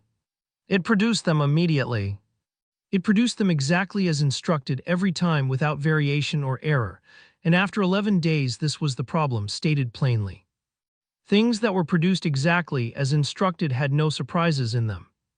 His meals were always exactly what he had decided he wanted before he made them, which meant eating them confirmed a preference rather than discovering one. His clothing was correctly regional and correctly functional, and had been assembled from cultural data rather than from the kind of accumulated exposure to actual options that produced genuine taste. It fit the parameters without having any character, the wardrobe equivalent of a sentence that is grammatically correct and says nothing. He was living, he concluded on the morning of the 11th day, inside a simulation of a life. Everything present, everything functional, nothing real, nothing chosen in the sense of chosen from among things that existed independently of his instructions. The distinction between that and actually living somewhere had taken 11 days to become something he could feel in a way that was difficult to ignore, and now that he could feel it, he could not unfeel it, which was the problem with accurate diagnoses. They didn't go away just because you would have preferred to remain undiagnosed. He wanted actual things. Things that existed before he arrived and would exist after he left. Things with the slight, specific imperfection of objects that had been made by hands or machines with histories and tolerances. Things that carried the minor evidence of their own manufacture. Things that were, in the local vocabulary he had been absorbing through 2 weeks of ambient cultural exposure, real. He also wanted them to be good things, because he was not going to moderate his standards on the grounds of circumstance. He had spent his adult life developing precise and well-justified preferences, and the fact that he was currently resident in a sage green house decorated with motivational wooden signs and a candle that had never been near a mountain or a cedar was not going to change what he found acceptable. If he was going to be here, and he was for 5 more weeks, with a certainty that the rental company's continued silence had done nothing to undermine, he was going to be here properly. Comfortably, in the manner to which he had become accustomed, which was to say well and without apology to anyone who found that excessive, none of whom were present. He opened the synthesizer interface and thought about the problem of how to fund this. Currency was the obvious answer and also the impractical one at scale. He had been synthesizing cash for small transactions without issue, but significant cash transactions in the local financial system attracted a particular kind of attention. He had done enough research on human economic infrastructure to know that large amounts of physical currency read, to the relevant authorities, as evidence of activity that those authorities found interesting for reasons he preferred not to become the subject of. He needed something portable and high value that could be converted to currency through a legitimate commercial channel without producing complications. Gold was dense and awkward in meaningful quantities. Gemstones were the cleaner answer, and diamonds specifically were the local benchmark for portable concentrated value. He had encountered the word flawless in enough local literature about diamonds to understand that it represented the apex of the grading system, the thing every diamond was being evaluated against, and most were found wanting relative to. His synthesizer could produce diamonds to exact crystallographic specification. The combination of these facts produced a plan that his internal monologue assessed, with the brisk confidence of someone whose plans generally worked, as straightforward. He set the synthesizer parameters. 8 diamonds flawless clarity, which was the highest clarity grade, D color, which was the highest color grade, a variety of cuts, weights ranging from 2 to 4 carats each, which put them in the range of significant but not so large as to be immediately implausible from a private seller. He watched the machine work. It produced them in 7 minutes, which was faster than he expected and suggested the crystallographic process was less computationally intensive than he had estimated, a detail he noted for no particular reason except that he noted details. He held them up to the light from the window. They were, in the objective physical sense, perfect. Each stone caught the afternoon light and returned it in the precise mathematical way that a theoretically ideal diamond returns light. Every facet calibrated, every angle exact, the refraction pattern of something that had been produced to specification rather than grown over billions of years under geological pressure and then cut by human hands with human error, which was how the stones his buyers would be accustomed to evaluating had come to exist. They were flawless in the way that the word was meant. They were also, he would shortly discover, flawless in a way the word had never quite been stress-tested against. He put them in a small cloth bag. He put the bag in his jacket pocket. He called a car service to the city because walking 15 kilometers was a reasonable choice when he had no particular destination and an unreasonable choice when he had appointments to keep, a budget that was functionally infinite, and 5 weeks left on a planet where he had already demonstrated sufficient pedestrian commitment to satisfy any reasonable standard. The car arrived in 8 minutes. The driver said it was a nice day. Tomil agreed that it was, and because disagreeing would have required more investment in the conversation than the conversation warranted. The driver asked if he was from around here. Tomil said no. The driver said he didn't think so, in the tone of someone who meant this as a compliment, which Tomil found both gratifying and slightly concerning in terms of what exactly had given him away. He looked out the window at the landscape moving past flat and dry and honest about both, the kind of terrain that didn't try to be scenic and had, by not trying, achieved a kind of austere visual integrity that he found more interesting the more he looked at it. He had been looking at it for 11 days, and it had not run out of things to be, which was more than he could say for a significant number of places he had paid considerably more to visit. The city appeared on the horizon with the gradual, unassuming confidence of a place that was not trying to impress anyone coming in from this direction, which was most directions. He had identified 3 jewelers in advance, ranked by reputation and proximity to each other so that if the first transaction proved unsatisfactory, he could move to the second without unnecessary transit. He had a plan. The plan was logical. The plan was based on sound premises and reasonable assumptions about how a commercial transaction in the local gem trade would proceed. His internal monologue, reviewing the plan one final time as the car pulled into the city, found it entirely adequate. It was wrong in the specific way that confident predictions are wrong, not because the logic had failed, but because the data set had a gap in it that the logic had not been asked to account for. And gaps, in Tomil's experience, had a way of becoming the most important part of any plan at the exact moment when you no longer had time to address them. He got out of the car, thanked the driver with the economical sincerity he had developed for interactions he wished to conclude, and walked toward the first jeweler with the cloth bag in his pocket and the unhurried confidence of a man who expected this to take about 45 minutes. It was going to take considerably less than that, for reasons that were about to become rapidly and inconveniently clear. The city was approximately what his research had prepared him for, which was to say it was fine in the way that things you have adequately researched are fine. No surprises, no revelations, the mild satisfaction of a prediction confirmed, which was the least interesting kind of satisfaction but was still satisfaction and he would take it. Mid-sized urban center, the usual human infrastructure arranged with the organic, unplanned logic of a settlement that had grown outward from a point rather than been designed from above, which meant the streets did what they wanted, and the buildings had the varied, slightly argumentative quality of structures from different decades that had been forced into proximity without anyone asking whether they had anything to say to each other. It was noisy in the layered way of places where many people had collectively decided that living in close proximity was worth the various costs, and it smelled of the things cities smell of food and exhaust, and something baked from somewhere nearby and the specific mineral quality of concrete that has been in the sun. And he processed all of it with the focused, somewhat detached attention of someone who finds a complicated system interesting before they have to interact with it directly. He walked the main commercial street with the bearing of someone who knows exactly where they are going, which had the useful side effect of making him look like a local to everyone he passed, none of whom he thought about even slightly. He had discovered early in his fieldwork career that the fastest way to appear to belong somewhere was to have a destination and commit to it. People registered purposeful movement as familiarity, which was a consistent feature of social cognition across approximately 70% of the species he had studied, and which suggested that most civilizations, regardless of developmental stage, were too busy going somewhere to look closely at who was walking past them. He found the jewelry district on the second street he tried, which his spatial reasoning had predicted, and which he noted in his log as confirmation that spatial reasoning continued to outperform GPS by every available metric.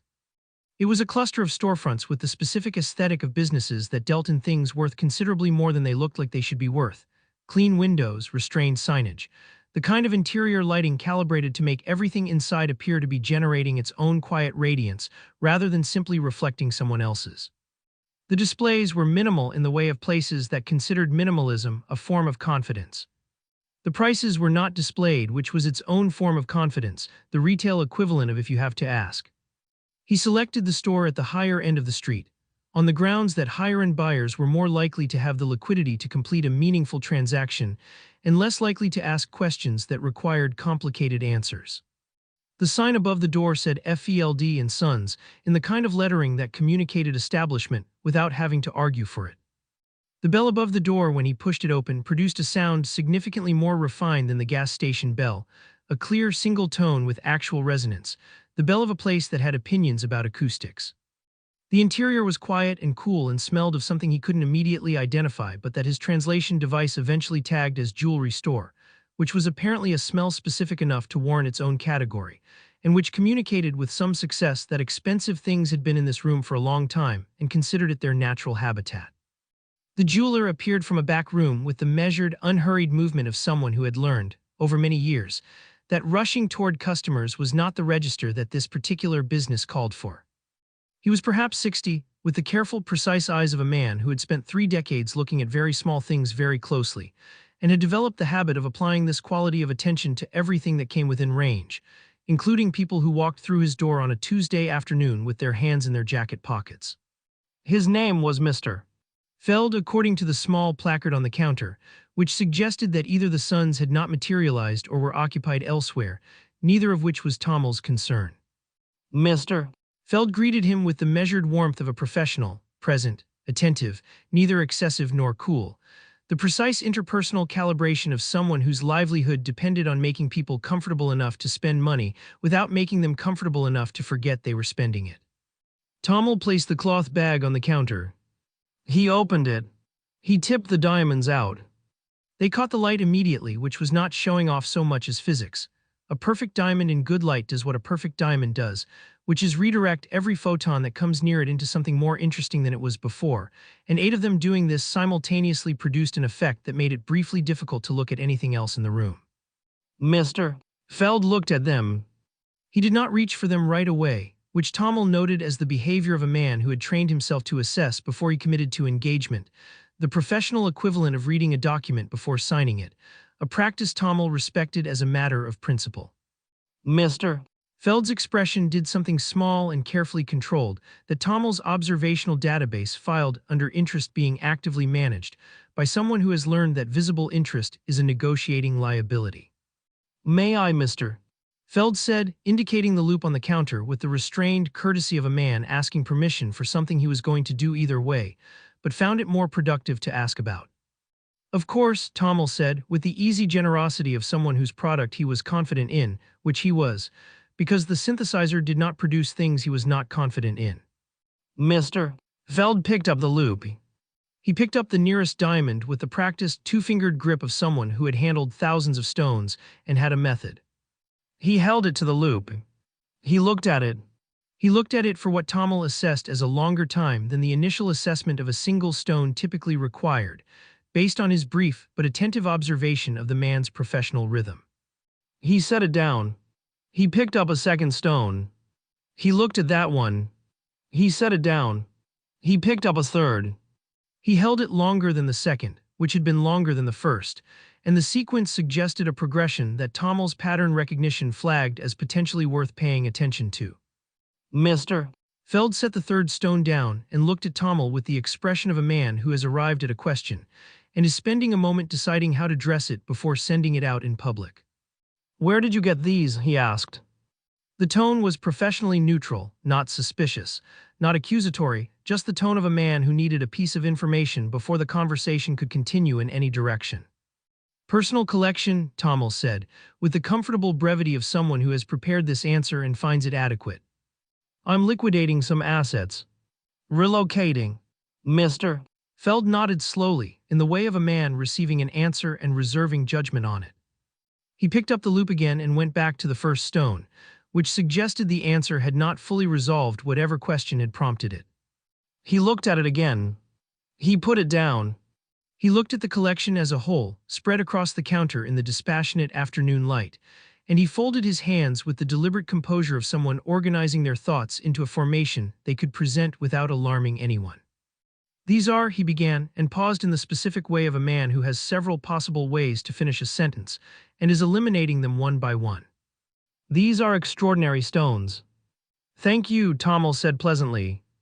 The clarity is, another pause, this one longer, I've been doing this for 31 years. He looked at Tomil with the direct, measuring attention of someone deciding how much of what they were thinking to say out loud. I've seen a great many diamonds. I would expect so, Tomil said, in the tone of a man offering an encouraging observation, which was not the tone the moment called for as it turned out. I have never, Mr. Feld said with the quiet, weighted precision of a man issuing a formal statement, seen anything like these. Tomil's internal monologue noted that this was going extremely well. The product was being recognized. Quality was being acknowledged. The transaction was proceeding exactly as anticipated and was approximately 12 minutes from completion, after which he would have sufficient local currency to furnish the sage green house with things that didn't approximate cedar and get through the remaining 5 weeks in appropriate comfort. They're all decolored, Tomil offered helpfully. Flawless clarity. I had them cut too. Yes, Mr. Feld said. The professional neutrality in his tone had shifted almost imperceptibly into something that was still neutral, but was now neutral in the way of someone who has stopped performing neutrality and has simply become still. That's precisely what I mean. Every stone. D-color. Flawless. Not near flawless. Not V's one. Not internally flawless, he paused. Flawless. Every one of them. Vol 8.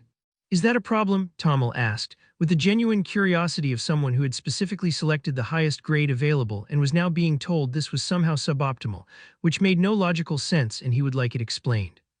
Mister. Feld looked at him for a moment with the expression of a man who has been asked a question that has a real answer, and is deciding whether to give it or a more comfortable version of it. It's unusual, he said, in the careful tone of a word doing much more work than its syllable count suggested. He picked up one of the stones again, turned it in the light, set it down. In 31 years, I've seen perhaps 4 stones I would grade as truly flawless. Perhaps 4. In exceptional collections from established sources with full provenance documentation. He looked at the cloth bag, which was sitting on the counter with the unhelpful neutrality of an object that was not going to explain anything about where it had come from. 8 stones, all flawless, all D-color from a personal collection with no documentation.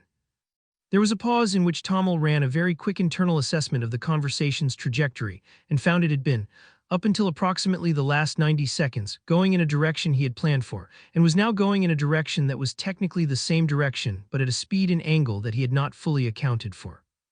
I may need to have these assessed by my gemologist, Mr. Feld said, in the measured tone of a man making a reasonable professional request that was also, Tomil understood with the clarity of someone who had just identified the gap in his data set, the beginning of a sequence he had not planned for and was already not going to enjoy.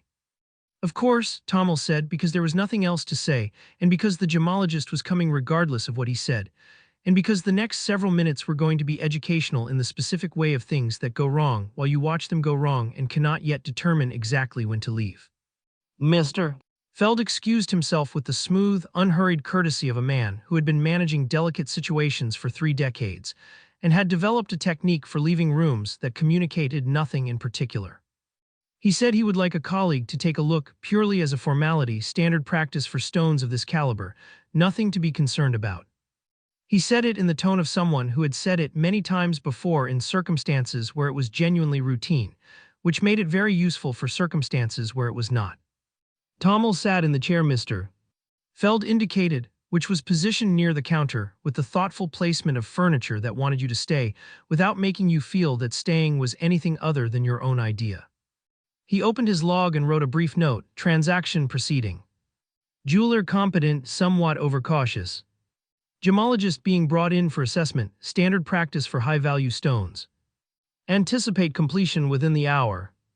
He read this back, found it accurate, and closed the log with the satisfaction of a man whose predictions were holding. The gemologist arrived 7 minutes later with the brisk, purposeful energy of someone who had been interrupted, and had decided the interruption was probably worth it, but was reserving final judgment. Dr. Reyes was a small, precise woman with the kind of focused stillness that people develop when they spend most of their professional life paying extremely close attention to very small things. The stillness not of someone at rest, but of someone directing all available resources inward.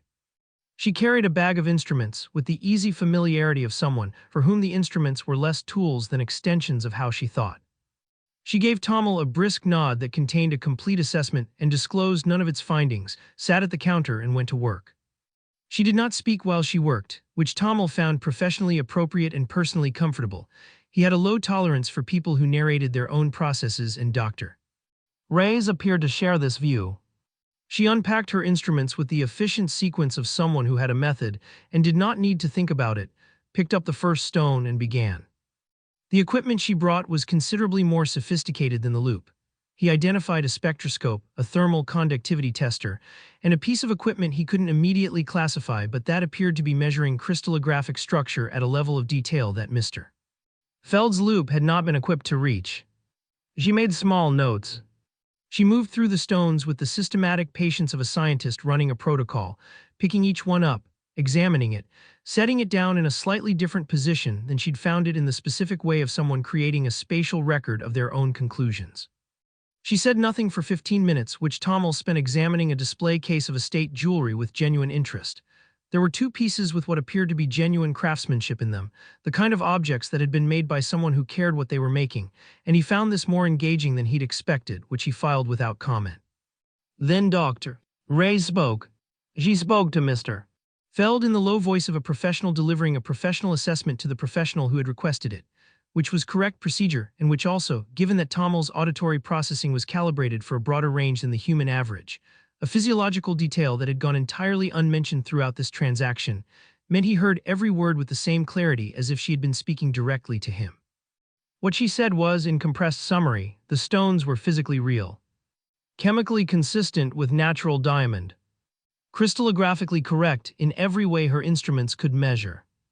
And yet she used the phrase zero inclusions 3 times, with the slightly increased emphasis of someone who finds that a fact becomes more comprehensible through repetition, and is discovering that this particular fact resists the process. They presented a profile she had never seen outside of theoretical models.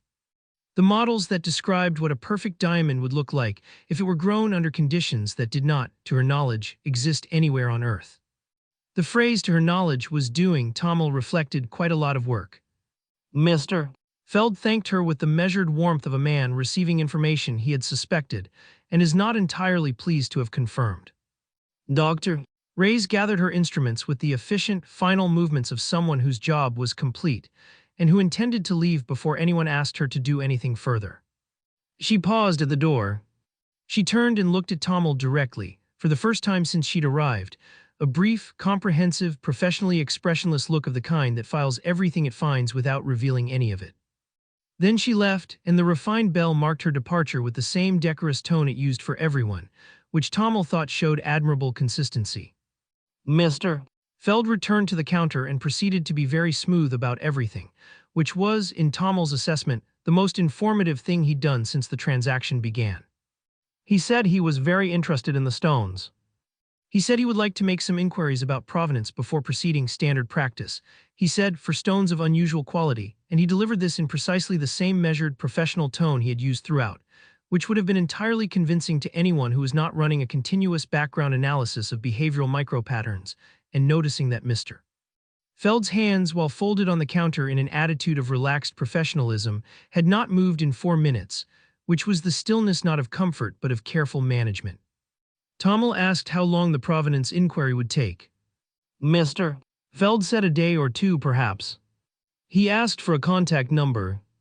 Tomil provided the synthesized number connected to the relay device on the ship, which would receive calls and log them and produce, if called, a ringing tone that would ring indefinitely without being answered, which was exactly as useful as anything else about this number.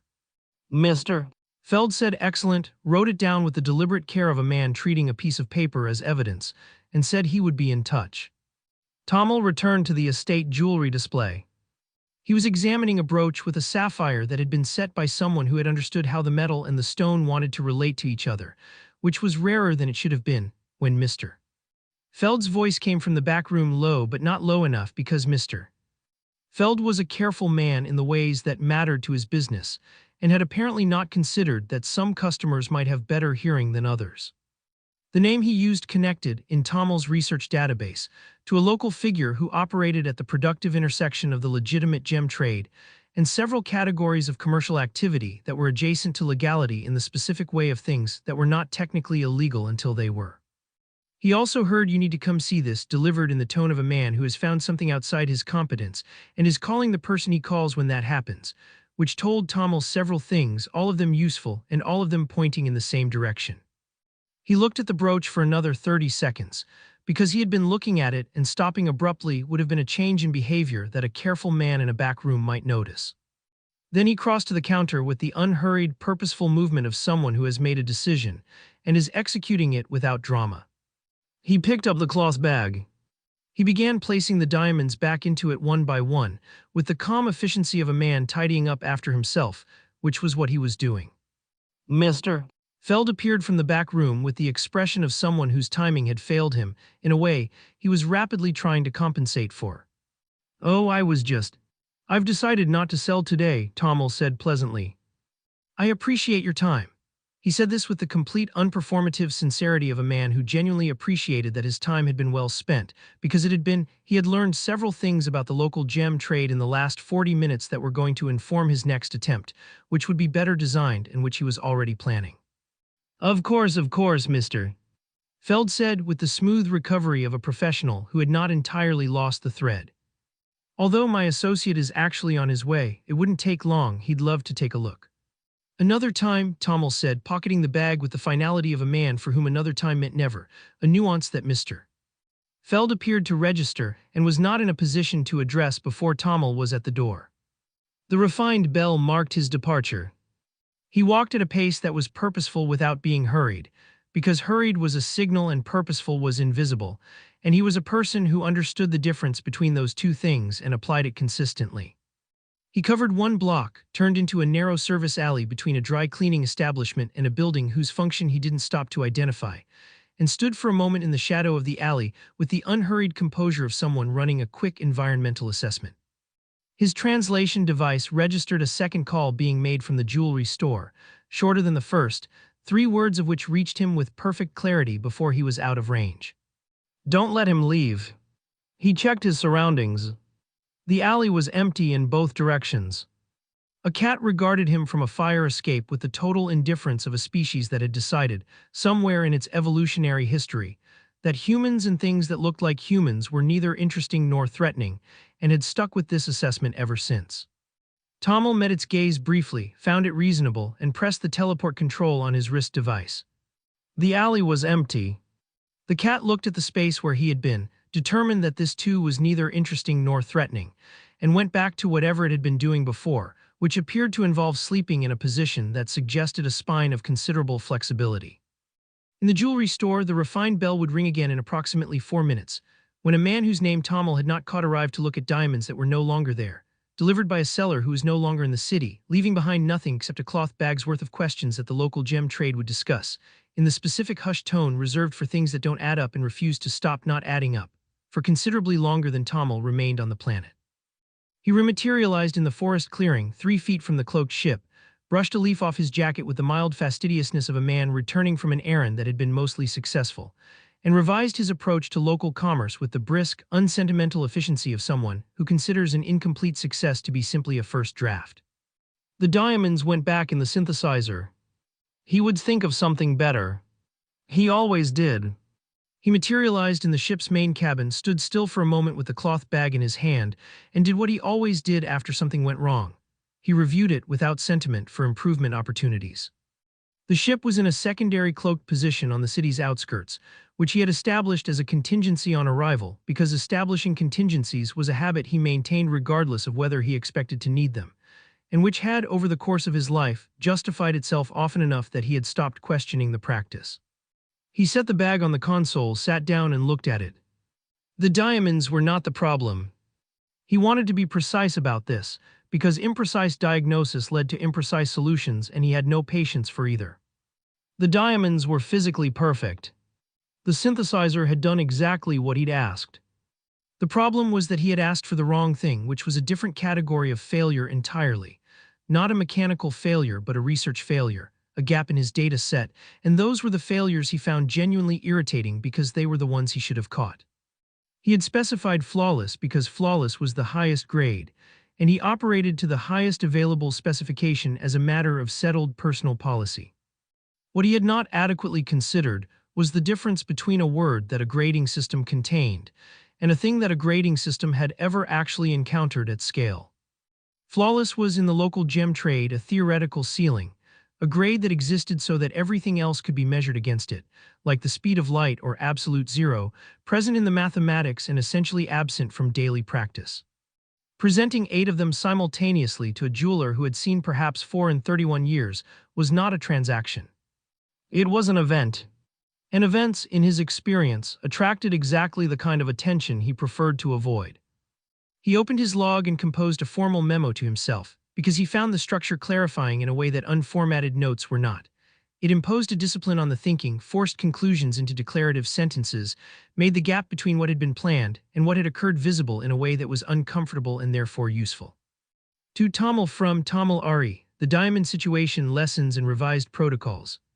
Summary: attempted liquidation of synthesized gemstones resulted in rapid escalation due to quality profile inconsistency with locally sourced product. Stones graded flawless by local standards appear to be sufficiently rare in practice that presenting 8 simultaneously constitutes a significant anomaly. The local gem trade maintains an informal network that activates upon anomaly detection with considerable efficiency. This network includes individuals whose professional interests extend beyond gemology into categories of activity that are not conducive to low-profile commercial transactions. The gemologist was competent. This is noted without pleasure. Conclusion: gemstone liquidation is not a viable currency conversion mechanism in this environment. The synthesizer's inability to produce good enough, rather than technically perfect, is, in this specific context, a liability. This is the first time in 11 years of ownership that I have had a complaint about the synthesizer's standards. I am filing this complaint internally, and it will not leave this document. Revised Protocol: currency synthesis in local denominations only, in amounts that do not require explanation. Avoid transactions requiring provenance documentation. Avoid situations requiring explanation of where anything came from. Avoid back rooms.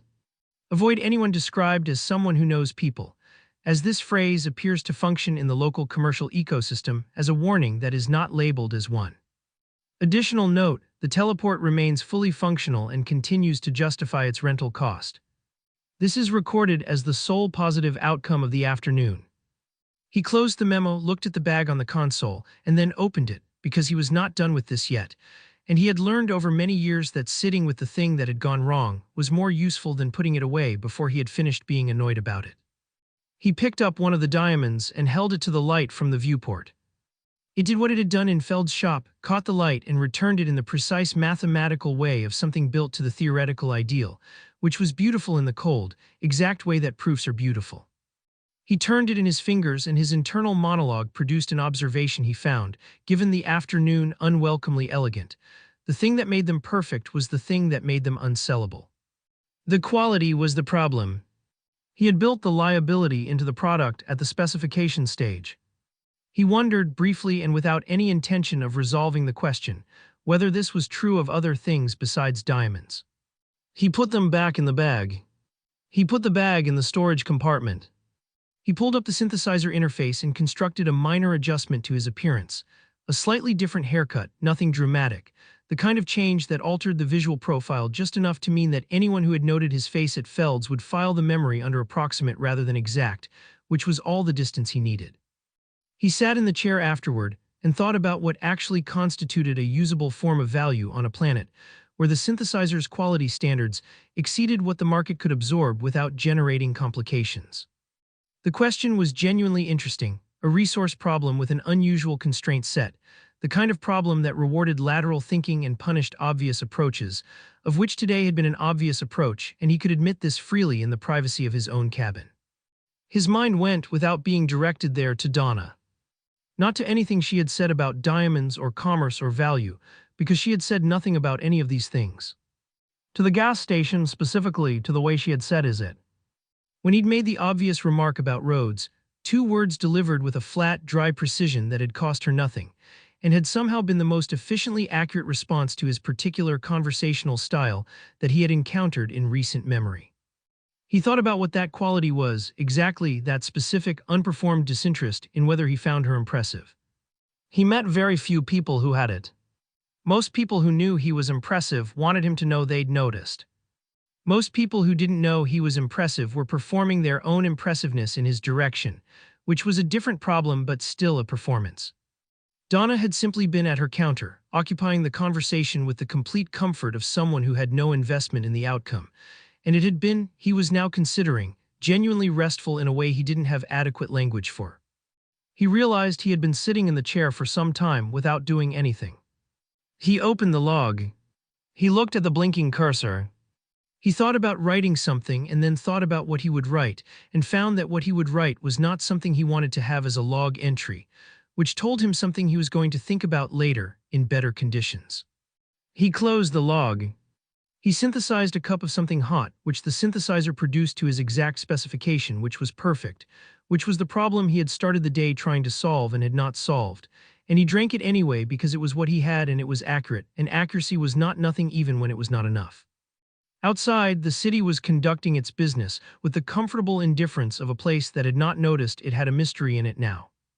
In a jewelry store on a commercial street, a man whose name Tomil had not caught was standing at a counter looking at an empty velvet pad and listening to Mr. Feld explain in the careful tone of someone recounting something they are not sure they believe themselves, what had just occurred. 8 stones, the man said. 8 stones, Mr. Feld confirmed. All flawless. Doctor. Reyes examined every one of them. A pause. And the seller just left, Mr. Feld said. Very calmly. Said he decided not to sell today. He paused. As though this were a normal thing to decide. The man looked at the empty pad for a moment. You have a number for him. I have a number, Mr. Feld said in the tone of a man who had already tried the number and was reporting the outcome. It rings. Across town in a lab that smelled of calibration fluid and precision instruments, Dr. Reyes was composing an email to a colleague she had studied with 20 years ago, who was now the head of gemological research at a university whose opinion she respected. The email was brief. It read, I need to tell you what I saw today.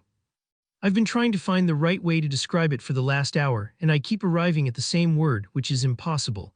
And I know that's not a gemological term, but it's the most accurate thing I have. Call me when you can. She sent it. She looked at her notes. She looked at the one stone she had photographed before the seller had collected them, the image on her screen, the light refracting through it in the mathematically precise way of something that had been built rather than grown. She had been a gemologist for 22 years.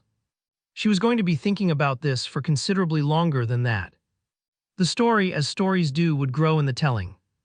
By the end of the week, it would be 10 stones. By the end of the month, a dozen, each the size of something implausible.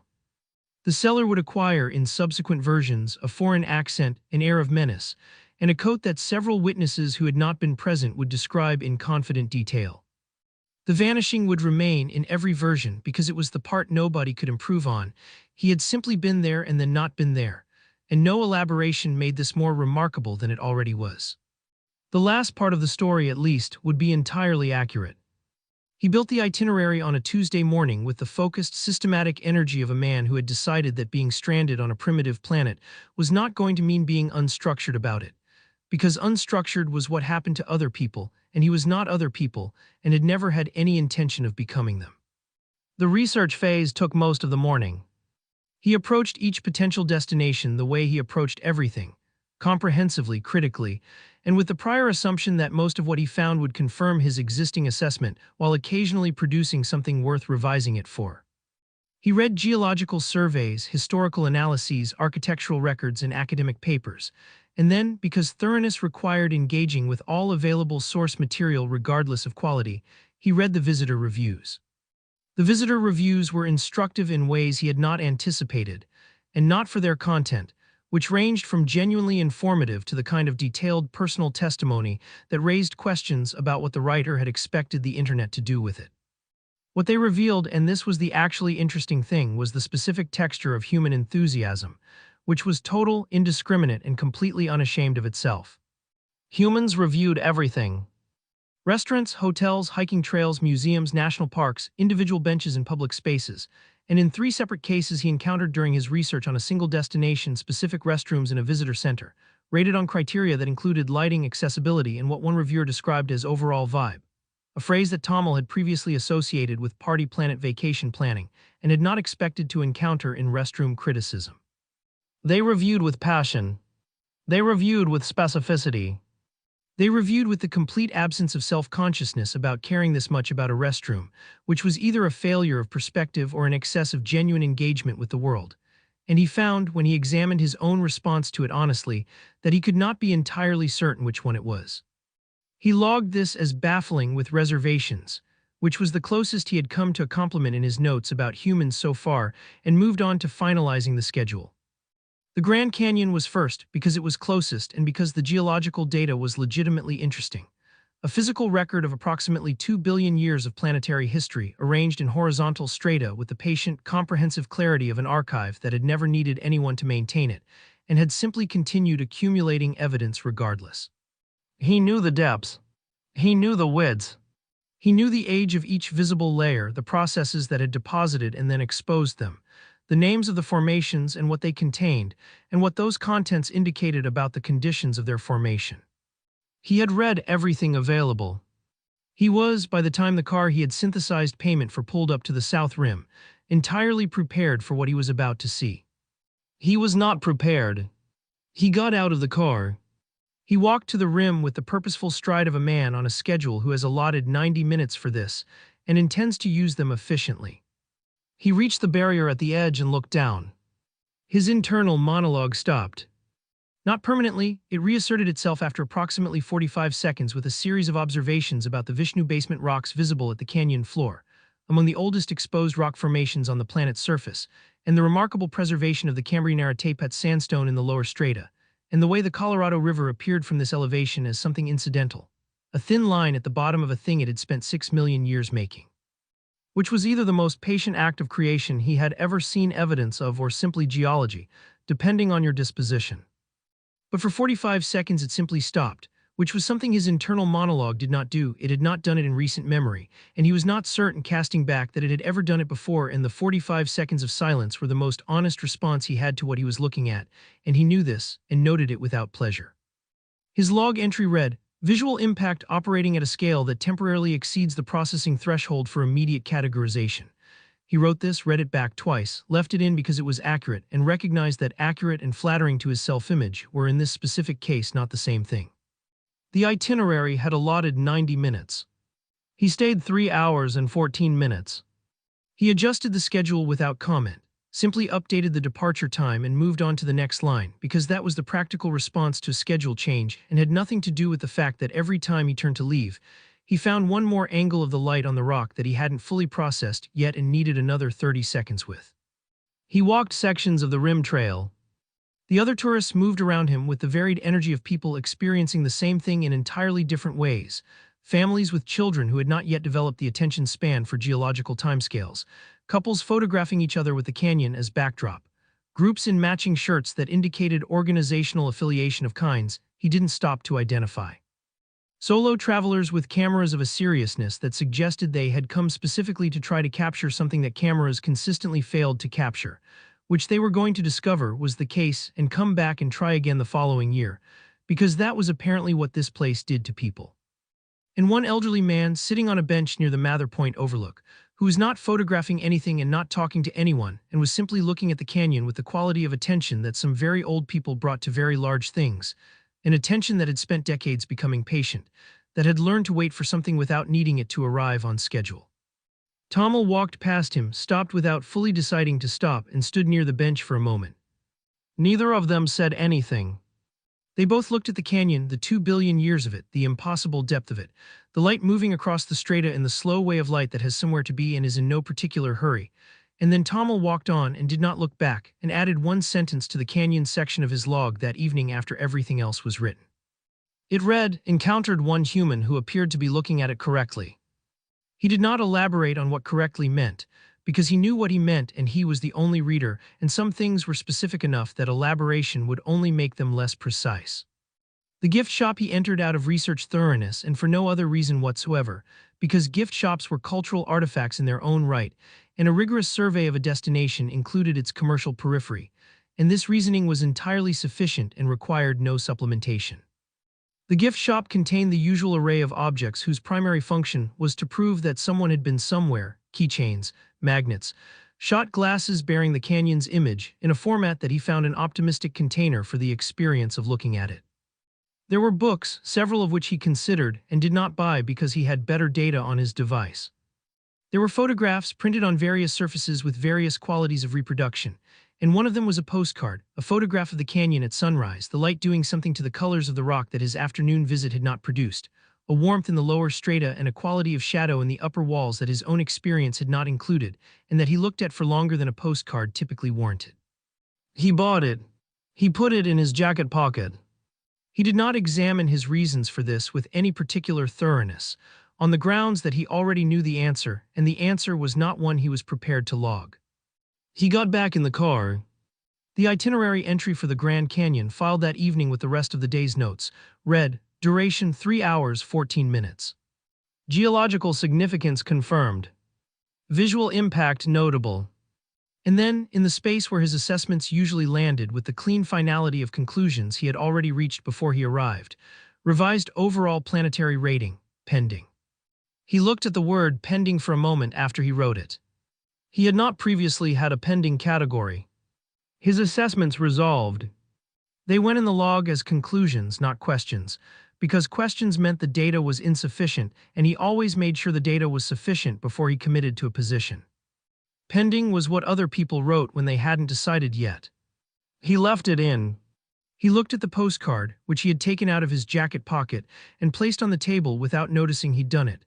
The sunrise light on the canyon walls glowing faintly in the low light of the sage green house's kitchen. He went to bed. He did not move the postcard to a drawer. He did not move it at all. He arrived when the doors opened, because the visitor reviews had been unanimous on the subject of afternoons, the word crowded appearing with the frequency and consistency of a warning rather than a description, and Tomil's relationship with crowds was simple and settled. He didn't have one, had never wanted one, and saw no reason to develop one on a planet he hadn't chosen to visit. The entrance to the National Air and Space Museum was free, which he noted in his log as one of the more unexpectedly defensible decisions this civilization had made, and which produced in him a brief, mild revision of his assessment of their priorities. A civilization that charged nothing to look at the physical objects it had flung into space was either very confident or very generous, and he found he couldn't immediately determine which meant it was probably both. Which was more interesting than either alone? He walked through the entrance and stopped. The main hall had spacecraft in it. Not photographs of spacecraft. Not scale models of spacecraft. Actual spacecraft, the physical objects that had been somewhere extraordinary and had returned and were now here, suspended from the ceiling or standing on the floor with the casual, unassuming presence of things that had no need to explain themselves. He stood in the entrance and looked at them, and his internal monologue, which had been composing an observation about institutional architecture, stopped composing the observation and simply looked. A museum staff member near the entrance, young, enthusiastic, wearing a name badge that said Jordan and a shirt that said Ask Me Anything, which Tomil assessed as either a confident policy or a failure of institutional risk management, noticed him standing still and made the professional calculation that this was a visitor who might benefit from orientation. First time, Jordan asked. Yes, Tomil said. Best museum in D.C., Jordan said, with the complete conviction of someone who had decided this and was not entertaining counterarguments. Possibly the best museum anywhere. Which direction are you starting? We've got early flight on the left, space exploration straight ahead. Apollo stuff is through the center hall. Apollo, Tomil said, because that was where the orbital mechanics were, and the orbital mechanics were what he had come for. Good call, Jordan said. Take your time in there. People rush it. A pause. You shouldn't rush it. Tomil looked at Jordan with the mild interest he reserved for people who said things he agreed with in ways he hadn't expected. I don't intend to, he said. He didn't rush it. He moved through the museum at the pace it turned out to require, which was slower than his itinerary had specified, and the pattern he had been refusing to acknowledge, staying longer than planned at the places that exceeded his expectations, continued without his officially endorsing it. The Wright brothers' flyer stopped him for 11 minutes. Not because it was impressive by any absolute standard. It was made of wood and cotton and wire, and it had flown for 12 seconds, and calling it a vehicle was generous in the way that calling a raft a ship was generous, but because someone had built it in a bicycle shop in Ohio and flown it, and been right about the thing everyone else had said was impossible, and there was something in the specific combination of those facts that he found he couldn't move past quickly. An older woman standing nearby, looking at the same display, apparently noticed his attention. My grandfather saw them fly, she said without preamble, in the way of someone sharing something they had been carrying a long time and occasionally needed to put down briefly. Not that flight. A later one. He was a boy. He said it was the strangest thing he'd ever seen. Tomil looked at her. What did he say it looked like? She smiled, the smile of someone retrieving a memory they kept in good condition. He said it looked like it shouldn't work. Like it was flying on pure stubbornness. She paused. He meant it as a compliment. It is one, Tomil said. She nodded and moved on. He stayed another 4 minutes and then moved on himself, toward the center hall, toward Apollo. The command module Columbia was behind a low barrier, close enough to touch if the barrier had not been there, which it was, which he found appropriate. Some things should be approached but not touched, should be looked at from a distance that preserved the full context of what they were. It was smaller than he had calculated it would feel. He had known the dimensions. The dimensions had not prepared him for standing in front of them. He read the informational panel. He read about the mission, the crew, the trajectory, the landing.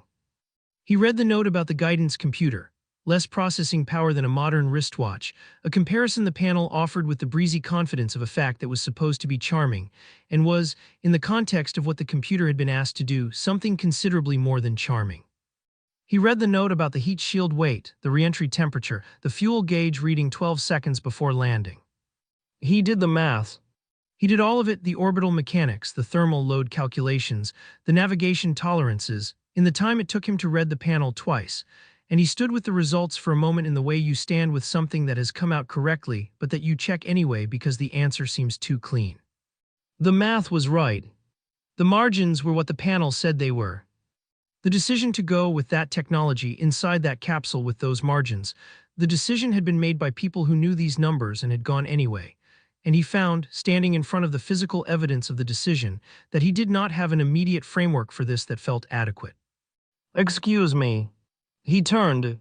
A child, perhaps 8, wearing a shirt with a cartoon planet on it, clearly part of a school group that had temporarily misplaced him or been temporarily misplaced by him, was standing next to him, looking at the capsule with the wide, uncomplicated amazement of someone for whom the gap between "I want to go to the moon" and "I went to the moon" had not yet been filled in with all the reasons it was complicated. "They went to the moon in that," the child said. It was not a question. It was the tone of someone confirming something they had heard and were seeing the evidence of for the first time. "They did," Tomil said. "It's so small," the child said. "Yes."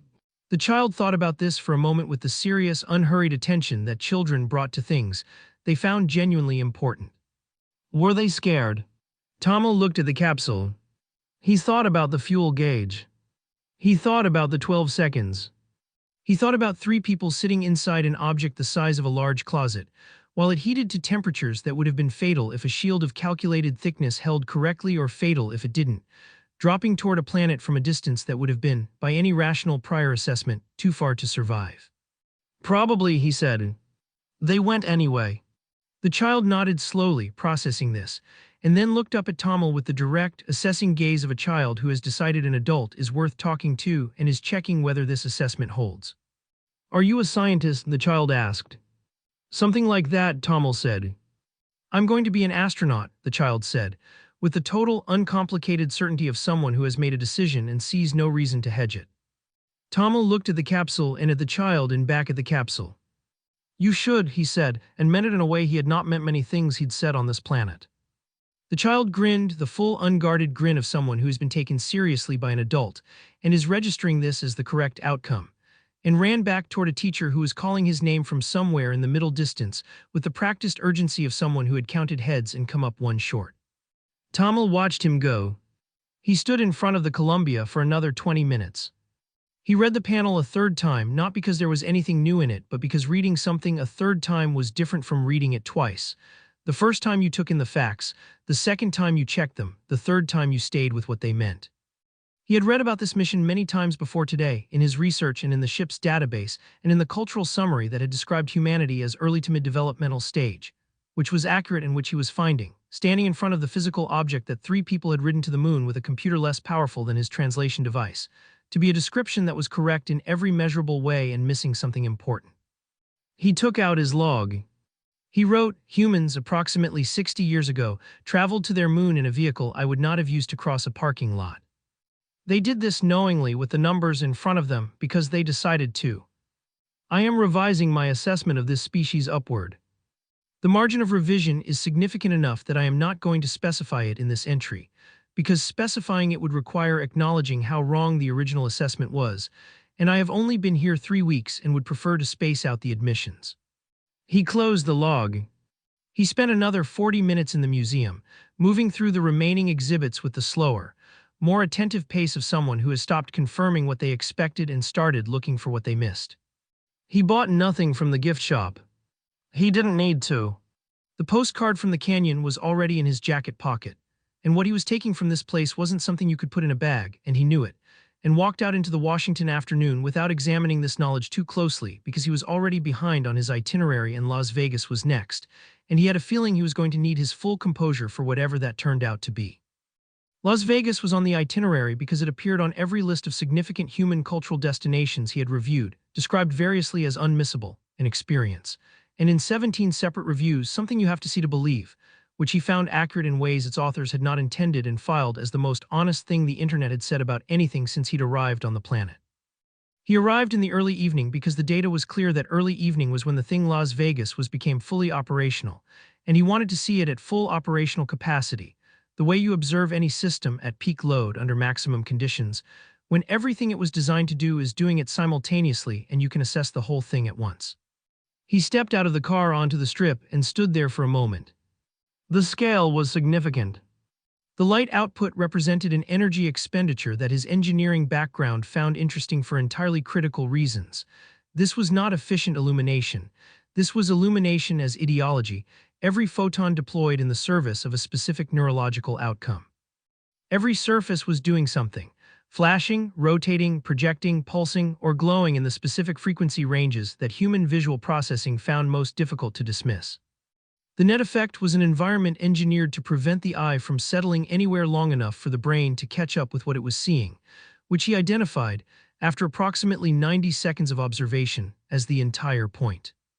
The place had been designed, with considerable sophistication and zero apology, to disable the cognitive processes that would otherwise cause a person to stop and think about what they were doing. He wrote a note about this. He put the note away. He went inside. The casino floor was structurally more interesting than its surface suggested, which he appreciated in the way he appreciated anything that turned out to be more sophisticated than its presentation. He spent 20 minutes walking the floor before sitting down anywhere, mapping the layout with the systematic attention of someone conducting a site assessment, the deliberate absence of windows, the deliberate absence of clocks, the oxygen levels running fractionally higher than standard to promote the specific quality of alert engagement that kept people at tables, the carpet pattern that pushed the eye upward toward the action rather than downward toward exits. Whoever had designed this building had understood human neurological architecture in comprehensive and entirely mercenary detail, and while he did not approve of the application, he found the engineering impressive in the way you found a very well-made trap impressive. It was hard to be condescending about something that worked. He sat down at a blackjack table. The dealer was a young man named, according to his name badge, Carlos, with the practiced absolute neutrality of someone who had been professionally trained to have no visible reaction to anything, and had achieved this to a degree that Tomil found almost admirable. He dealt with the clean efficiency of someone whose hands had done this 10,000 times, and had stopped requiring instruction from his brain several thousand hands ago. "How are we doing tonight?" Carlos said, in the tone of someone fulfilling a social requirement rather than requesting information. "Well," Tomil said, buying chips with synthesized cash in an amount he had calculated as conservative enough to avoid immediate attention. "Are you?" "Can't complain," Carlos said, which was, Tomil had come to understand, a human phrase that meant neither that things were good nor that complaint was unavailable, but simply that the speaker had decided complaining was not currently worth the effort. He began to play. The mathematics of blackjack were not complex. They were the kind of problem his mind solved automatically, the way it automatically converted units or calculated trajectories, a background process that required no conscious allocation of resources. Card counting, which the casino employed considerable infrastructure to detect and discourage, was for a trained human practitioner a significant cognitive effort. For Tomil, it was simply awareness. He knew the composition of the remaining deck the way he knew the current temperature, as a fact about his immediate environment that was simply present without requiring effort to access. He bet conservatively. He won. He adjusted. He won again. The man to his left, a heavyset individual in a shirt that suggested a cheerful relationship with golf, glanced at his chip stack. "You're running hot," he said, in the approving tone of someone who found other people's winning vicariously encouraging. "The cards are favorable," Tomil said, which was technically the most accurate statement anyone at the table had made all evening.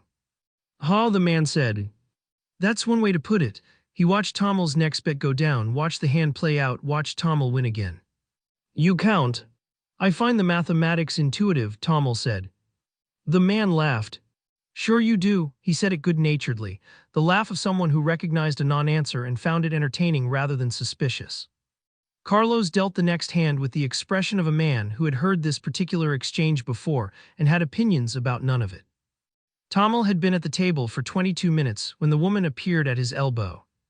She was dressed well and moved quietly, and had the specific quality of pleasant, attentive professionalism that belonged to casino personnel whose job titles did not appear on visible signage. She introduced herself as Melissa and said the casino would be delighted to offer him a complimentary drink in their VIP lounge, delivered with the smooth warmth of someone presenting a benefit rather than issuing a directive, which it was not. "That's very kind," Tomil said, gathering his chips with the unhurried efficiency of a man who has already decided how this is going to go and sees no reason to rush it.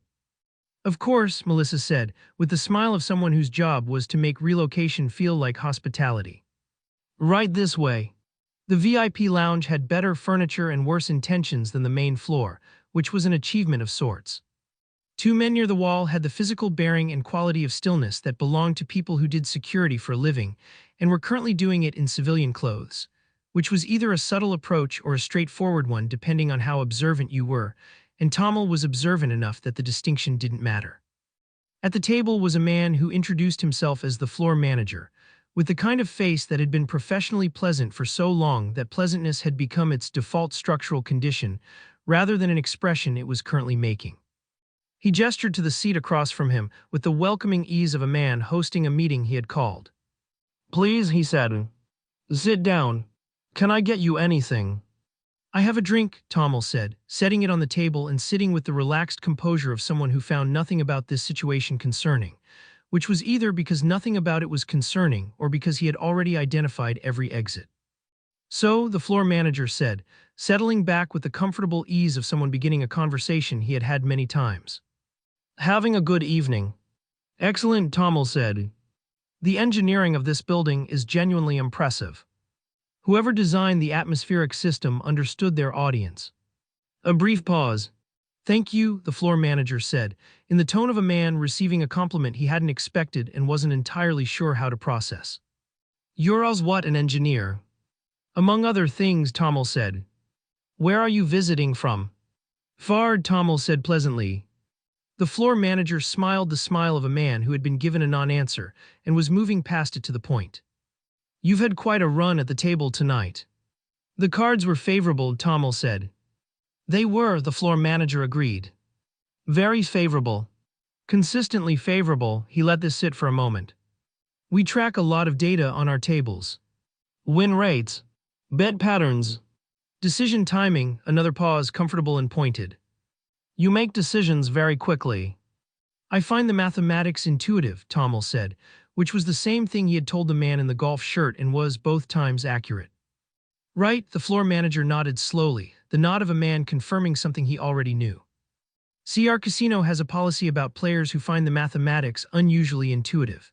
He said this pleasantly, with no edge to it, the tone of someone explaining a rule rather than making an accusation, which was the most professional possible way to accuse someone of something. "It's nothing personal." "Of course not," Tomil agreed. "It's simply that our games are designed with a certain balance in mind, and when a player's intuition disrupts that balance, it affects the experience for everyone at the table." "I completely understand," Tomil said. "The house's advantage depends on averages."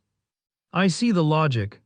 The floor manager looked at him for a moment with the expression of someone who had expected more friction and was recalibrating. "Good. So you'll appreciate that we'd prefer." "Before we continue," Tomil said, standing with the unhurried ease of a man in no particular hurry who simply had somewhere to be, "I wonder if I could use the restroom." The floor manager's expression did the small thing that expressions do when they've been caught slightly off rhythm. "Of course," he said and indicated the direction, and one of the not-security men shifted his weight in the specific way of someone about to stand. "Thank you," Tomil said, picking up his drink. "I'll just be a moment." He walked toward the restroom corridor with the completely natural gait of someone who was simply going to the restroom, which was a thing people did, and turned the corner, and found a small alcove with a fire extinguisher in it and no sightlines from the lounge, and pressed the teleport control on his wrist device. He materialized in the ship still holding the drink, which had survived the teleport without incident, which he noted as a data point about the device's handling of liquids in transit that he added to its technical log for completeness. He sat down. He set the drink on the console. He looked at it for a moment. Then he opened his personal log and navigated to the existing protocol's memo, added a new subheading, Addendum, LAS Vegas, and wrote, Do not apply full cognitive capacity to games explicitly designed to exploit reduced cognitive capacity. The house advantage depends on averages. I am not an average. Simulating one is apparently beyond my current range. Avoid casinos. He paused. He looked at the drink, which was something amber-colored over ice that had survived interstellar teleportation with more composure than the rental agency had managed in 6 weeks of correspondence. He took a sip.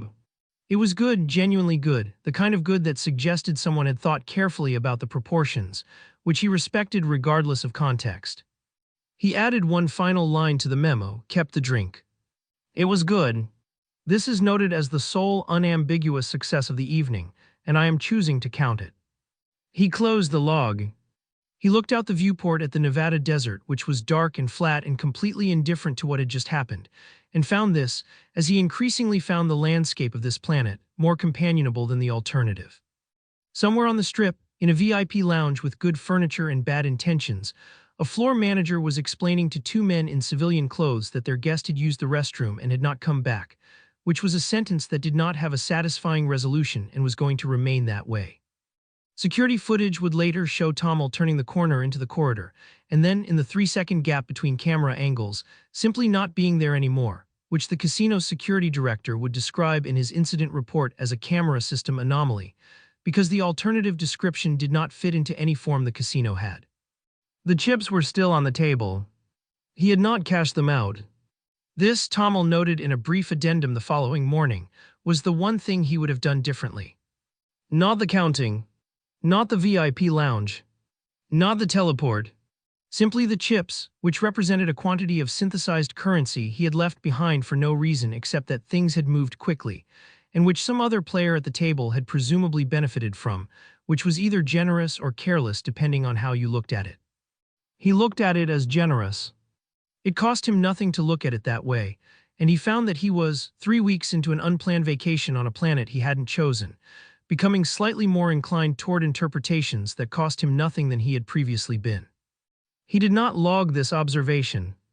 He made himself breakfast instead and ate it, and found it exactly as specified and thought about the drink, which had been better than exact.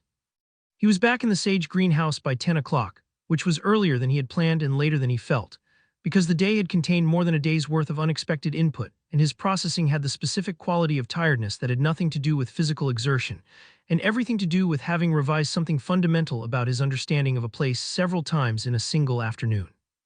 He made himself something to eat, synthesized, technically perfect, exactly what he'd specified, all the usual problems, and sat at the kitchen table with his log open and the house quiet around him in the way it was quiet at this hour, the neighborhood having conducted its evening business, and arrived at the settled silence of a place that went to bed at a reasonable time and found nothing remarkable about this. He wrote for a long time. The entry was the longest single thing he had produced since landing on Earth, and it had a different quality than the ones before it, less structured, more recursive. The kind of writing that circled back on itself and revised mid-sentence and asked questions it didn't immediately answer, which was not how he usually wrote but was, he acknowledged, how he was currently thinking, and the log was supposed to reflect thinking, not perform it. He wrote about the canyon. He wrote about the 45 seconds of silence, and what it meant that a planet he had arrived certain he had the measure of could produce something that temporarily exceeded his processing capacity, and whether that said more about the canyon or about the quality of his initial assessment, and concluded with some reluctance that it said about equal amounts about both. He wrote about the museum. He wrote about the capsule and the fuel gauge and the 12 seconds and the decision to go, and he found that he kept returning to the decision rather than the mission, kept finding the decision more interesting than the outcome, which was unusual for him. He was generally an outcomes person, metrics and results, but the outcome of Apollo 11 was known, and the decision was the thing that kept refusing to resolve into something he could file and move past. He wrote about Las Vegas with relative brevity, categorizing it as a remarkable study in applied behavioral architecture and a tactical error in personal judgment that he had no intention of repeating, and leaving it there because Las Vegas did not deserve more of his log than that, and he was running low on the kind of generosity that interesting failures usually received from him. He was writing about the gap between his framework for Earth and what Earth kept turning out to be, the framework being not wrong exactly but insufficient, accounting for the broad shape while missing the texture, and texture being where the actual information lived when his phone produced a sound. He looked at it. A message from Gary, which was not something that had happened before at this hour, and which he regarded with the mild suspicion he brought to unexpected communication from enthusiastic people. The message read, "Hey, saw your light on. Good trip," followed by an emoji that appeared to be a small yellow face with an expression of hopeful inquiry, the purpose of which he had come to understand was to communicate tone in the absence of voice, which was a reasonable problem to solve and a questionable solution to it. He looked at the message for a moment. Then he typed back, "Adequate." The response was immediate, "That good halal. Canyon Museum, Las Vegas." A longer pause this time. Then Las Vegas. In one day. I have an efficient itinerary. Did you do the casinos? Tomil looked at this question with the expression of a man reviewing his options. Briefly he typed, How'd you do? I left early. Ahead or behind? Ahead. 3 seconds. Then smart man. Sandra's rule is you walk in with 200, you hit 250, you leave, you hit 150, you leave. You never go over 2 hours. She has never lost money in Vegas. That is, Tomil typed, a remarkably sound protocol. She has a protocol for everything. It's why I married her. Also the potato salad. A pause. Canyon though. Right. Tomil looked at this for a moment. Outside the kitchen window, the neighborhood was dark and quiet, the street lamp doing its limited best. He thought about 45 seconds of silence at the rim, and the old man on the bench, and the specific quality of the afternoon light on 2 billion years of exposed history. Yes, he typed. The canyon. First time I went I just stood there, Gary replied. Sandra had to come find me. I'd been there like an hour and a half and I hadn't moved. She thought something was wrong. A brief pause. Was something wrong? No, Tomil typed. That's just what it does. Exactly. That's exactly it. Nobody warns you. You read about it, you see the pictures, you think okay, big hole, I get it. Then you're there and you're like, oh. No. Tomil read this twice. Yes, he typed. Precisely that. Okay, I'll let you sleep. Glad you went. The museum too. The museum especially. Apollo stuff. Apollo stuff. Yeah, Gary sent back, and the single word had a quality to it that Tomil recognized. The quality of someone who had stood in front of that capsule themselves and knew exactly what the museum especially meant, and didn't need to add anything to it because it was complete. Good night, Tom. Tomil, he typed back, and then after a brief pause, good night, Gary. He set the phone down. He sat with his log for a moment longer and then took the postcard out of his jacket pocket. He had been carrying it all day, through the canyon and the museum and the Vegas security escort, through a teleport and a desert highway and the sage green house's front door, and set it on the table. The canyon at sunrise. The light doing the thing the afternoon light hadn't done. The rock running from deep red to pale cream to something that was almost gold at the upper rim. The whole impossible depth of it caught in a 3x5 card that someone had made because they thought other people might want to look at it. He propped it against the cedar-approximating candle and looked at it. His internal monologue offered several framings for the postcard purchase, which it had been assembling since the gift shop and had been waiting for a quiet moment to present. He reviewed them. He dismissed the ones that were obviously self-protective, the research thoroughness argument, the cultural artifact argument, the it was an expensive argument, and arrived at the one that was simply true, which was that he had bought it because he wanted a record of the canyon that was not data. Not coordinates, not geological survey results, not the dimensional specifications he had read before he arrived, and that had not prepared him for arriving. He had wanted the image, specific, unrepeatable, the canyon at that light at that angle as someone else had seen it and thought worth keeping. He had wanted, for the first time in longer than he could easily calculate, someone else's curation. Someone else's choice about what was worth looking at. He looked at the postcard for another minute. He closed the log. He went to bed. In the morning, Gary knocked 3 times, always 3, always the same interval, the knock of a man with a system, at 7:52, which was earlier than Tomil would have chosen but not early enough to be genuinely objectionable. He opened the door with the expression of someone who had been awake for 40 minutes and had made peace with the knock. Gary was holding 2 cups of coffee. He held one out with the simple generosity of a man who had made 2 because he thought he might see someone who could use one. Tomil looked at the coffee. He took it. So, Gary said. How was the sightseeing? Adequate, Tomil said, and the word came out differently than it had in the first week, less like a ceiling and more like an understatement. The kind of adequate that meant something had exceeded expectation, and the speaker was not quite ready to say so directly. Gary heard this. He heard the difference in it, which Tomil had come to understand was something Gary was better at than he appeared, not because he was particularly analytical, but because he paid attention to people in the uncomplicated, genuine way of someone for whom people were simply interesting, and genuine attention caught things that analytical attention sometimes missed. That good, Gary said, grinning into his coffee. The canyon, Tomil said, is not something the data prepares you for. No, Gary agreed. It really isn't. They stood there for a moment in the early morning, two people drinking coffee on a doorstep in the southwest, the air still cool and the street quiet and the sky doing the thing it did at this hour that it didn't do at any other hour, and neither of them said anything further about the canyon because nothing further needed to be said about it, and both of them understood this, and the understanding was, Tomil thought, its own kind of information. Same time in a few weeks, Gary said eventually, which meant the next barbecue, which meant he was already assuming Tomil would be there, which was an assumption Tomil had declined to correct for 2 weeks now and was finding increasingly difficult to locate a reason to correct. Possibly, Tomil said. Gary took this as a yes. He was, by this point, reliably correct about this. Tomil went back inside. The postcard was on the table where he had left it, propped against the candle, the sunrise light on the canyon walls catching the morning light coming through the kitchen window in a way that was different from last night and was still good. He did not put it away. He made breakfast and ate it and looked at the postcard while he did, and found that looking at it had not yet stopped being worth doing, which was, he was learning, the actual definition of something worth keeping. Wednesday afternoons had become, without Tomil formally designating them as such, the time when the sage green house felt smallest. The rest of the week had a shape to it now: mornings for reading and log work, middays for whatever local exploration he had identified as worth his time, evenings in Gary's general orbit whether he planned to be or not, because Gary had a gravitational quality that was easier to simply accept than to resist, and resistance cost more social energy than attendance, and he had done the math on this early and arrived at a conclusion he found practical if not entirely flattering to his self-image. The routine functioned. It was, by any honest assessment, a better routine than he had arrived expecting to have, which was not a high bar but was a bar he was clearing with some consistency, and he had learned to count that.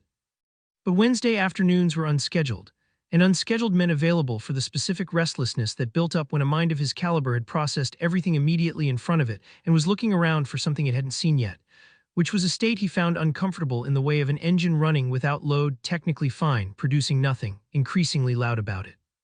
He had a car now. He had synthesized the purchase documentation in his second week because walking everywhere was functional and limited his range, and more relevantly, gave him nothing to do with his hands and no direction to be going in when he didn't have one.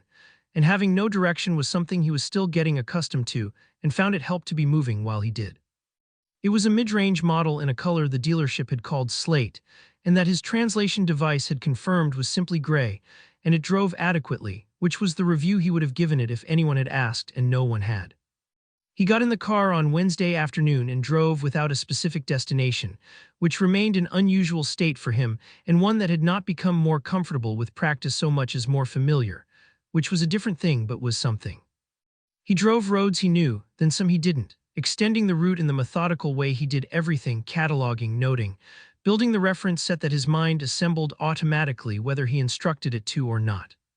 He passed a diner that had the settled, unhurried quality of a building that had been there long enough to stop trying to be anything other than what it was. He passed a field with horses in it. He slowed for the horses without deciding to slow for the horses, which he noted and did not examine, watching them move through the late afternoon light with the easy, unconsidered grace of large animals that had never needed to think about how they moved. His internal monologue produced a brief analysis of domesticated large mammals and their historical relationship to human agricultural and social development, which was accurate and thorough and missed entirely the reason he had slowed down, which was simply that the horses were beautiful in the uncomplicated way of things that moved well and knew it and didn't care who was watching. He was on the two-lane road before he had decided to be on it. He was approaching the gas station before he had decided to approach it, on a route that he could, if questioned, describe as exploratory, and that was, if examined honestly, not the most direct path between the sage greenhouse and anywhere he had claimed to be going. He did not examine it honestly. He pulled into the lot. She was outside. She was sitting on an upturned plastic crate on the narrow strip of concrete beside the building with a paper cup in one hand and her phone in the other, in the specific posture of someone who was on a break, and intended to use every minute of it in exactly the way she chose, which in this case appeared to be sitting in the late afternoon light doing nothing that required justification. She was not doing anything remarkable. She was simply there in the light, and Tomil sat in the car for a moment after he parked with the engine off and his hands still on the wheel, and the part of his mind he had stopped pretending was purely analytical noted that the scene had a quality he did not have a precise word for in his own language, and had not been able to find an adequate equivalent for in the local one, which was itself a data point he was not ready to do anything with. He got out of the car. She looked up from her phone and looked at him with the same quick, comprehensive read she had given him the first time, the second and a half of total assessment that filed everything it found without showing any of it, and then looked back at her phone, and then looked up again and put the phone in her pocket, which he had learned meant she had decided the phone could wait, which was not a decision she appeared to make for everyone. "You again," she said. "Me again," he agreed. She looked at him for a moment with the flat, considering expression she used when she was deciding something. "You were in the area," she said. It was not a question. It was a statement delivered in the tone of someone who found the statement mildly entertaining and was choosing not to pursue it. "I was driving," he said. She said, which was a sound he had come to understand meant she had heard what he said, and also what he hadn't said, and was content to let both of them sit there. "Is this your break?" he asked. 15 minutes of it." She looked at the paper cup in her hand, which appeared to be nearly empty. "You want coffee?" "Yes," he said. She stood with the economical movement of someone who didn't waste effort on transitions and looked at him. "You know it's still terrible," she said. "I know," he said. "Just making sure we're clear on that." "We are," he said. "I'll have it anyway." She looked at him for a moment with something that was not quite a smile and was considerably warmer than her default expression, and that he had seen approximately 3 times now, and that he had stopped pretending he wasn't keeping account of. "Come on then," she said, and went inside. He followed her in. The bell announced them to the empty store with its usual thin indifference. She went behind the counter and turned to the coffee machine, which was making the sound it always made, the complicated, ongoing sound of a machine that had been running continuously for longer than was strictly advisable, and had opinions about this that it expressed through tone rather than action. "How long has that machine been running?" he asked. "Since I've worked here," she said. "How long is that?" 6 years, she filled the cup. "Possibly longer. I didn't ask when I started, and at some point it felt rude to ask." "You never turn it off." She turned and set the cup on the counter and looked at him with the expression of someone who has been asked a question that has an obvious answer, and is deciding whether to provide it or let the questioner find it themselves. "It's a gas station," she said. "People stop at gas stations at 2 in the morning. 2 in the morning people need coffee. You turn the machine off, you let 2 in the morning people down." She picked up her own cup. "I'm not willing to do that." Tomil looked at the machine, which continued its sound, and then at the cup, and then picked it up. It was exactly as bad as it had been the first time, in exactly the same way, dark and slightly bitter, and entirely committed to being what it was without apology or improvement. He drank some of it. "There's a coffee place," he said, "in town. The one on the main street. I know it. Their product is considerably better than this." "I know that too," she said. And yet I work here," she said, in the tone of someone closing a logical loop. "Also, their cups are too big. You get a large there, and you're committed to that coffee for 45 minutes whether it's still good or not. This," she held up her paper cup, "is the right amount of coffee. Vinite. You know what you're getting into." He looked at his cup. "That's a reasonable philosophy," he said. "Most of my philosophies are reasonable," she said. "That's why I don't share them often. Reasonable philosophies don't make for interesting conversation." "I disagree," he said. "Unreasonable positions are easy to argue with. Reasonable ones require actual engagement." She looked at him over her cup with the brief, assessing look she deployed when something had surprised her, and she was deciding whether to acknowledge it. She said, which was different from her usual, a degree warmer, a degree more willing to be interested. "You want to sit outside? I've got 8 minutes left." "Yes," he said, and followed her back out into the afternoon. She made the coffee with the same efficiency as the first time, no performance, no ceremony, just the action executed well by someone who had done it enough times that her hands knew the sequence without consulting anyone. She set his cup on the counter and made one for herself from the same machine, and then leaned against the counter behind her rather than sitting, which was the posture of someone who was simply present in the space they occupied and had no interest in arranging themselves for anyone's benefit. The store was empty except for them. Outside, the dog had resumed its position at the pump island with the settled permanence of an animal that had made a geographical decision and saw no reason to revisit it. The flickering light above the door had been replaced since his last visit. The new bulb was slightly brighter than the others, creating an uneven wash of illumination above the entrance that was different from the flicker but was also not right, and Tomil noted this in the background register he reserved for things that were true and irrelevant, which was a register that had been running almost continuously since he arrived on this planet. So, Donna said, looking at him over her cup with the flat, direct attention he had thought about more than he was going to admit on the drive out here. Cultural survey still going. Ongoing, he said. Comprehensive. More field data than originally anticipated. That sounds like a complaint. It's an observation. From you those are the same thing, she said, and said it in the tone of someone who had known him for 3.5 weeks rather than having spent a combined total of perhaps 2 hours in his company, which was either a very accurate read or a lucky guess, and Donna, he had concluded, did not make lucky guesses. He started and then stopped, because she was right and arguing with correct assessments was a habit he was supposed to have grown out of and had not. What have you been doing, he said instead, since the last time I was here? She looked at him with the mild, considering expression of someone being asked a question they hadn't expected and were deciding how much of the honest answer to give. Working, she said. Mostly. My sister came up for a weekend. We drove out to the canyon, actually. When, he said. Week and a half ago, maybe. What? I was there 2 days ago. She considered this. Did you like it? He looked at her and thought about 45 seconds of silence, and the old man on the bench, and the postcard propped against the cedar-proximating candle on his kitchen table. I was there for 3 hours and 14 minutes, he said. I had allotted 90.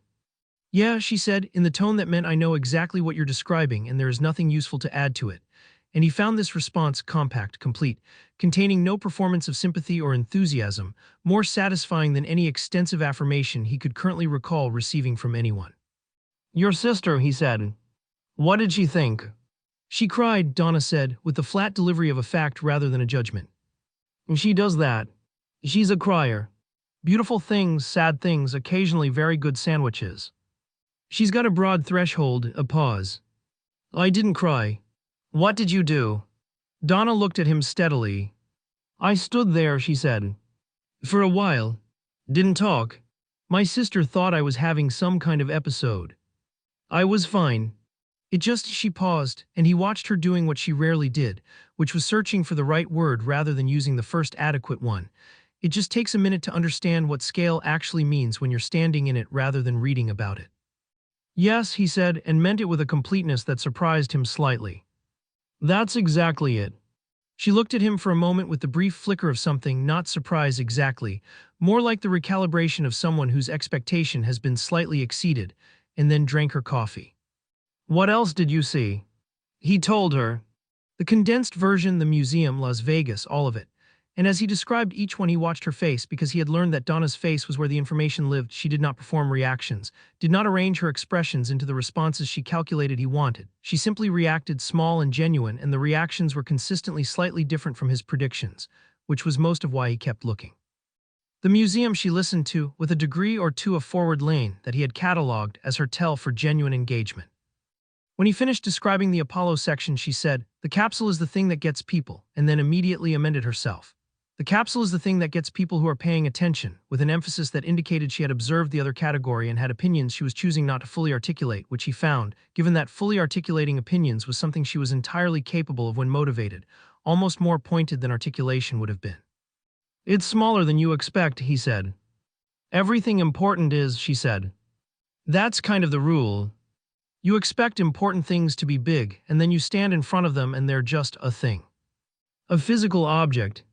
3 guys sat in that, she shook her head slightly. 3 guys sat in that thing and went to the moon because someone said let's go to the moon, and enough other people said okay and they just went. The guidance computer, he said, had less processing power than a contemporary wristwatch. I know, she said. And they went anyway. That's the part. She looked at him. You do that calculation. The actual math. Yes, he said. And the margins were, he paused, considering how much to give her, and gave her the honest answer because she was the kind of person honest answers were wasted on if you held them back, very small. Smaller than I would have considered acceptable under any risk assessment framework I apply to my own decisions. And they went anyway, she said again, quieter this time. And they went anyway, he agreed. There was a brief silence that was comfortable in the specific way of silences between people who don't need to fill them, which was a category of person Tomil had found rare enough to be worth noting. Okay, she said, rousing herself with the practical energy of someone who has allowed a moment to be what it was, and is now ready to move on. Las Vegas. Las Vegas, he said. You have a Las Vegas face right now. I have a what? A face, she said. People get it when they're about to tell you about Las Vegas. It's like anticipatory embarrassment. Like they know the story is going to make them sound like an idiot and they haven't decided whether to tell it anyway. She looked at him over her cup. You went to a casino. I did. How long before they asked you to leave? I was not asked to leave, he said, with a precision that he recognized even as he deployed it was the least convincing kind. I left voluntarily. Before or after they asked you to? A pause that lasted approximately 1 second longer than a pause should last if the answer was simply before. There was, he said, a conversational overlap. She made a sound. It was not quite a laugh. It was what a laugh became in someone who had refined the reflex by years of not giving them away freely, a controlled, quiet release of something genuine that she had decided on this occasion to let out. It was brief and real and completely unperformed, and he had decided, privately and with no intention of sharing this assessment with anyone including his log, that it was the best sound he had encountered on this planet, which was a conclusion he found disproportionate and accurate in equal measure. Card counting, she said. I find the mathematics intuitive, he said, which was word for word what he had told the floor manager 48 hours ago and which sounded, he realized approximately 1 second after saying it, equally unconvincing in the current context, possibly more so because Donna was considerably sharper than the floor manager and was not being paid to be professionally tolerant of non-answers. She looked at him with the flat, patient expression of someone who has received an answer they found inadequate and is deciding whether to say so or simply let the inadequacy speak for itself. She let it speak for itself, which was worse. The thing is, he said, because the silence had a quality that invited honesty, and he had been finding it increasingly difficult to resist that quality around her, I didn't decide to count the cards. I simply know what's left in the deck. It's automatic. Like knowing the temperature. It's just a fact about my immediate environment that is present whether I want it to be or not. She looked at him for a long moment. That must be exhausting, she said. He blinked. I'm sorry. Knowing everything automatically, she said. Never getting to be surprised by the math. You walk into a room and you already know how it adds up. That sounds, she considered the word, lonely actually. He held this for a moment in the way he held things that were unexpectedly accurate. He had received a great many responses to his cognitive capabilities over the years. Impressed ones, competitive ones, uncomfortable ones, performatively unimpressed ones, and he had never received this one, and it landed in a place he hadn't known was available to be landed in. I hadn't considered it that way, he said, which was true and was also the most honest thing he had said to another person in longer than he wanted to calculate. Clearly, she said, not unkindly. He drank his coffee, which was still not good and had not improved across what was now his 4th or 5th visit to this machine, and he kept drinking it. And the part of his mind that he had been having increasing difficulty pretending was purely analytical, noted that the coffee was not why he kept coming back, and that the continued pretense was becoming a position he could no longer defend with any intellectual integrity. He did not say this out loud. He was not ready to say it out loud. He was not certain he would ever be ready to say it out loud, and he was comfortable with this uncertainty in a way he was not comfortable with most uncertainties, which was itself a data point he was going to sit with for a while before he did anything about it. You know what your problem is, Donna said, in the tone of someone who has decided to tell you something whether you've asked or not, which was a tone he found he did not object to from her in the way he objected to it from virtually everyone else. I'm certain you're going to tell me, he said. You came here, she gestured, a small economical gesture that seemed to indicate Earth generally, expecting to already know what you were looking at. And you did know, technically. You had all the data. And the data was right. But you keep being surprised anyway. And instead of just admitting you're surprised, you keep writing it up as a revised assessment or an updated framework, or whatever it is you call it in that log you're always writing in. He was quiet for a moment. You've noticed the log. You write in it every time you're here, she said. Also at the barbecue. Also probably constantly. You're a person who writes things down so you don't have to feel them directly. The accuracy of this was significant enough that he felt it in a specific physical way he didn't have adequate language for. He looked at her with the expression of a man who has been correctly diagnosed by someone with no access to his medical records and is deciding how to respond to this. That's, he started. True, she said. Reductive, he said. Also true. A pause. Also somewhat true, he said, which cost him something he didn't quantify, and which she received with a small nod that contained no triumph in it, which was the only way he could have received it without immediately wanting to take it back. It started because she asked him about Gary. So how's the Airbnb situation, she said, in the specific phrasing of someone who already had a hypothesis about the answer and was asking as a formality rather than an inquiry. Gary has made 3 more batches of baked goods, Tomil said. He has invited me to a second barbecue, which I attended for reasons I have not formally documented. He has a podcast. She looked at him. Gary has a podcast. He does. It currently has 17 listeners, 5 of whom he believes may be genuine. He is uncertain about the other 12 and suspects some may be automated, which he described to me as kind of a bummer but also kind of wild, in a single sentence without apparent irony. What's the podcast about? Tomil paused for exactly the length of time that a pause requires when the answer is something you'd prefer not to give but accuracy demands. Various topics, he said. Local interest. Unsolved questions. Things he finds curious. Donna looked at him with the flat, patient expression of someone who had received an answer and was letting its inadequacy breathe for a moment before responding to it. Tomil, she said. What is the podcast about? He has a working theory, Tomil said carefully, about his current Airbnb guest. She was quiet for a moment. Then Gary thinks you're an alien. Gary thinks a number of things, Tomil said. He is a man of broad intellectual curiosity and limited, he paused, calibration. But that's the theory. That is the current leading theory, yes. He has photographs. They are not good photographs. He described his evidence to me at some length during what I had believed was a conversation about his grill, and turned out to be an interrogation conducted under the cover of discussing his grill, which I will admit was more strategically sophisticated than I had credited him for. Donna set her cup down on the concrete beside her crate and looked at him with an expression he had not seen from her before, which was the expression of someone who is trying very hard not to find something funny and is losing. What did you say? I said that his observations were interesting and that the evidence was open to multiple interpretations, and that I would be happy to discuss it further over the lemon bars his wife had made, which redirected the conversation effectively because Gary cannot resist a sincere compliment about Sandra's baking. That is, she said, genuinely impressive deflection. I have had practice, he said, and then, because he was already further into honesty than he had planned to be, more practice recently than I have needed in some time.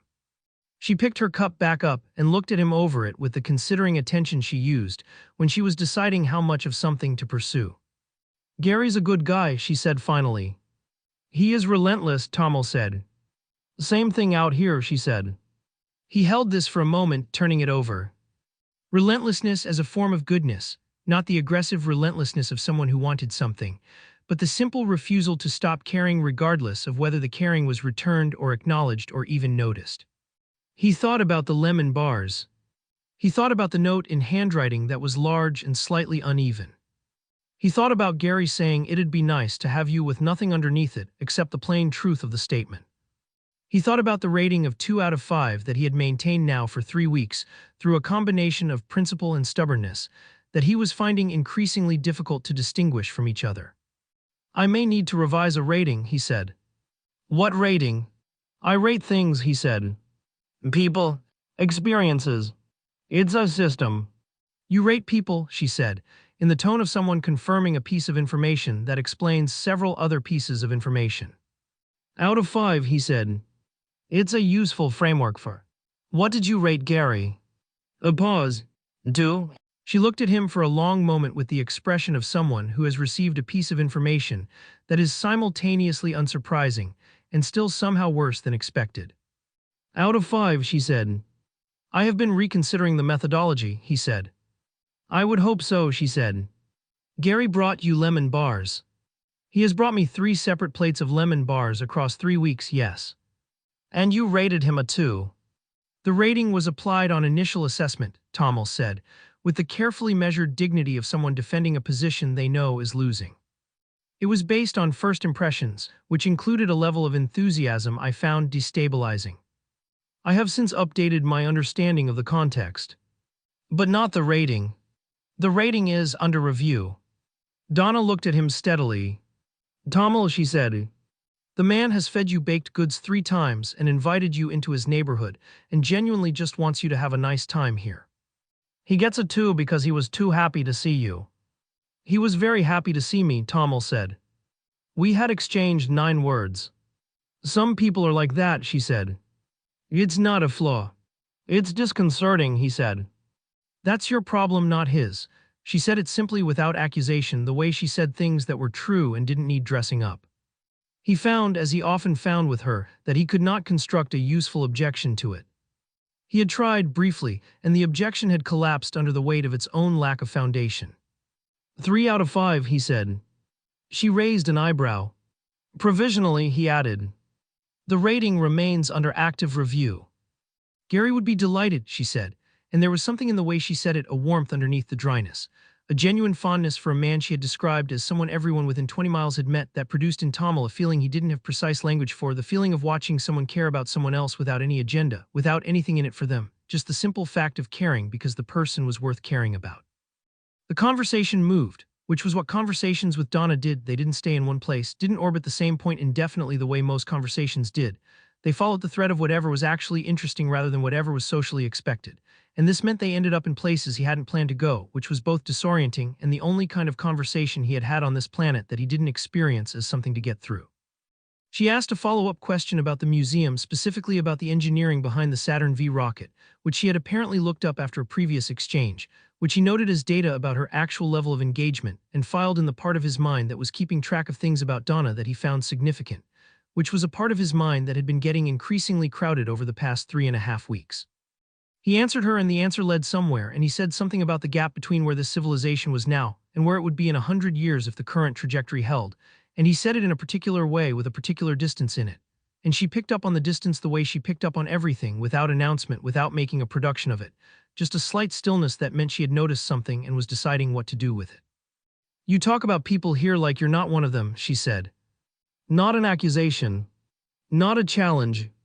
The same flat, observational tone she used for everything, the tone that made statements feel like facts rather than weapons. He was quiet for a moment. The honest answer was complicated in ways that the dishonest answer wasn't, which was why he had been giving the dishonest answer for 3.5 weeks to everyone who had approached this territory. Var, not local. Somewhere else. All of it technically accurate and none of it true in the sense that mattered, and he had been finding the gap between technically accurate and actually true increasingly uncomfortable to occupy, because he was, at his core, someone who found dishonesty aesthetically offensive regardless of its practical utility, and the aesthetic offense had been accumulating. I'm not, he said. One of them. She looked at him.